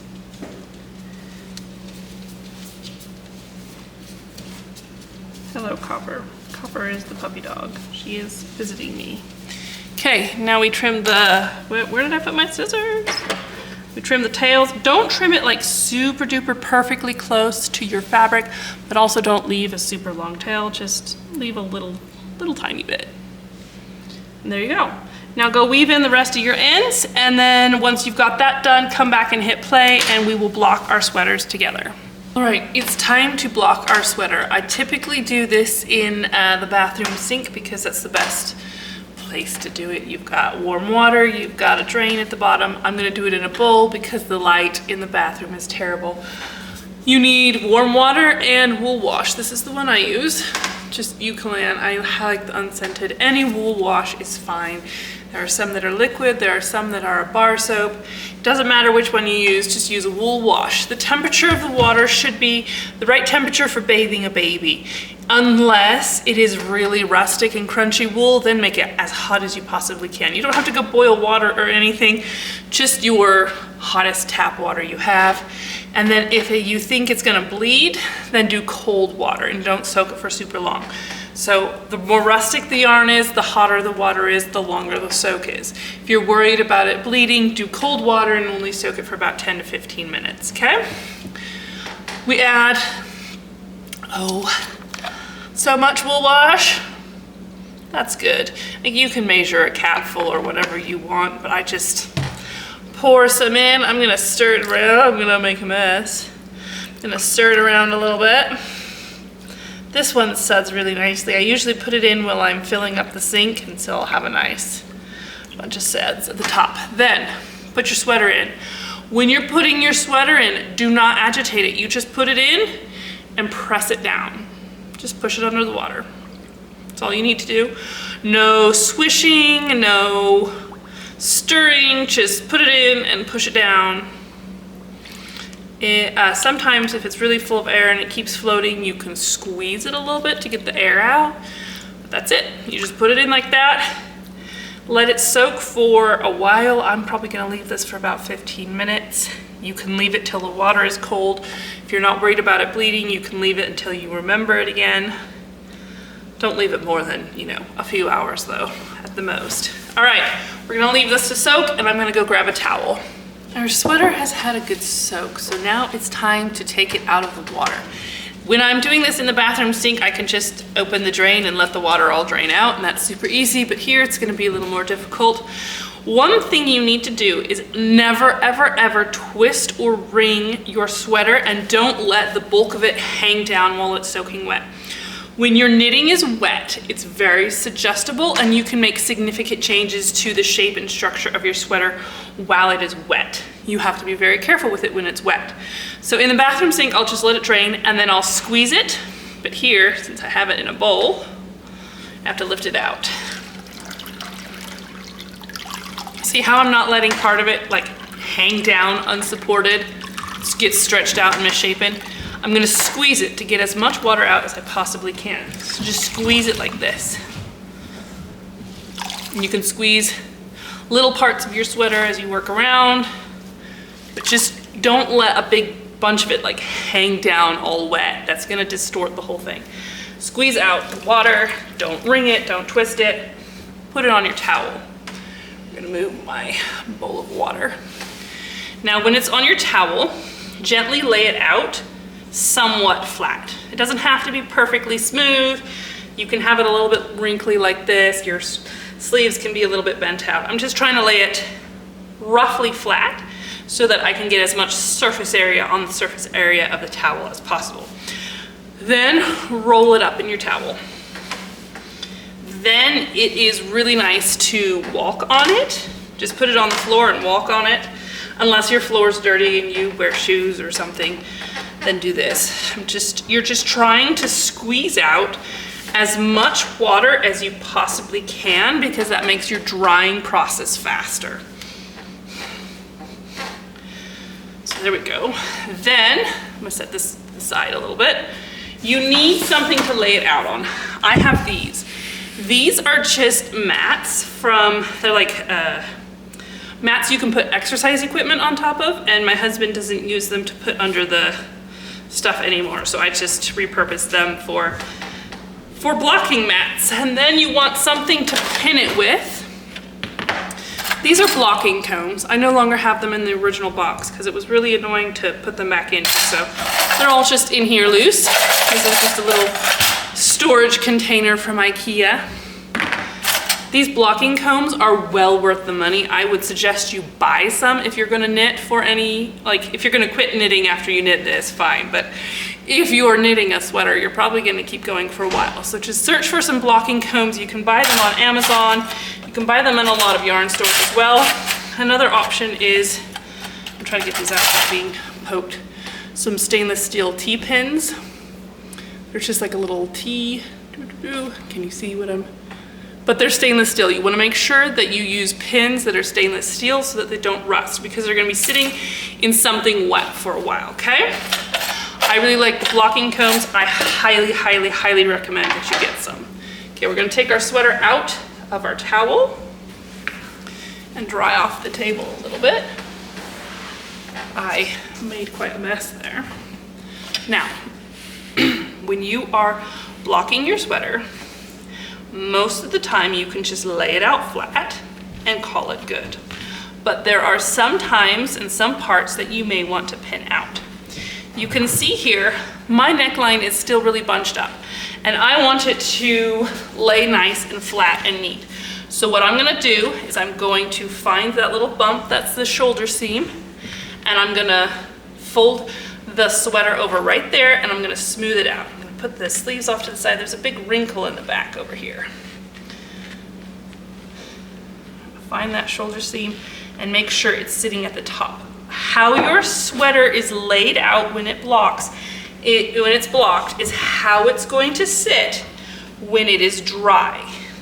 Wet knitted fabric is extremely suggestible. So I could stretch this really big. I could shorten it. I could lengthen it. I can make the sleeves wider. I can make the sleeves longer. I can change the shape of some things just because knitted fabric is really suggestible and wool has really good memory. So when it dries, it's going to want to stay that way. So if you toss it in a pile like this to dry, it's gonna be like this when it is dry, and it is going to be wrinkled forever. Copper, get down! The puppy's on the couch. I don't let dogs be on my couches. Okay. So here we go. I'm gonna smooth it out. When you've got wrinkles in the body like this, you could just gently run your hand over them. I'm not pressing, I'm not stretching, I'm just gently hovering over and smoothing these little wrinkles out. I'm gonna find my shoulder seam, that little ridge where we picked up stitches. I'm gonna straighten that out. I'm gonna smooth that out on both sides. I'm gonna find my back neck.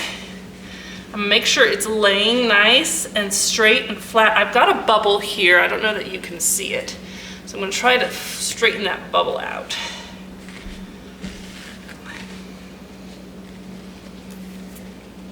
There we go.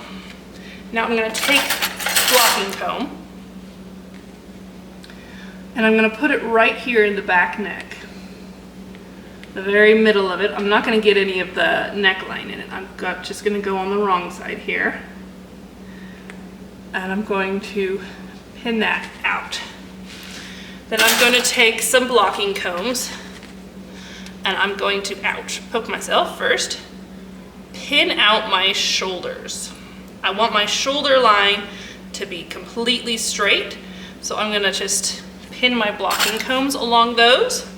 If I didn't pin these out, it would probably be fine, but I am just showing you, what I like to pin out. This here really wants to like take a little dip right there, so I'm gonna straighten it out and put a comb across that and make sure I don't have a dip. Well, this one's all bent. I'm gonna put a comb across that so I don't end up with a little dip right at the end of my shoulder where it meets the sleeve. And there I go. I'm going to kind of smooth everything, smooth it down this way. You can see that the ribbing at the bottom is really cinched in. I don't like it when it does that. So I'm going to stretch it out. Where are some of my small ones? No, actually, it's the one. I'm going to stretch it out. I'm not going to stretch it out wider than the width of the sweater. You can see exactly how wide the sweater is. Like, you can see that. So you can just make the ribbing match the width of the sweater. And that will make it so that it doesn't cinch in at the bottom. It will just relax into this shape. You can also look at the schematic in the pattern. Let me grab my schematic real quick. Hang on. So here's the schematic. You can look at the schematic and you can look at all of the measurements listed on the schematic, and you could get your tape measure out and you can make sure everything matches the schematic exactly. I don't like to do that because that just seems like a lot of work, and I prefer to just do this. Now the sleeves, I like to make sure they're laying perfectly straight, and then I'll smooth down the sleeves so that I don't have a bunch of wrinkles in the sleeves. You are going to get a little ridge that at the top of your sleeve. When you take it off the blocking mat, you'll have a little ridge here from this fold. After you wear it for a few times, it will go away. Just smooth out the sleeves. See, this isn't quite perfect. Fix that one. And there I go. Now I just wait for this to dry. I'm going to move it somewhere else because this is my dining room table. But you need to let this dry completely before you move it. If you start messing with it when it's still damp, then it will get all misshapen and messed up again. So leave your sweater here till it dries. It can take a few days in the winter time. If you want it to go faster, put it somewhere warm and sunny, put a fan on it. I have floor vents for the heater, so I can just lay this on top of a floor vent, and the heat and the moving air will help dry it out a lot faster.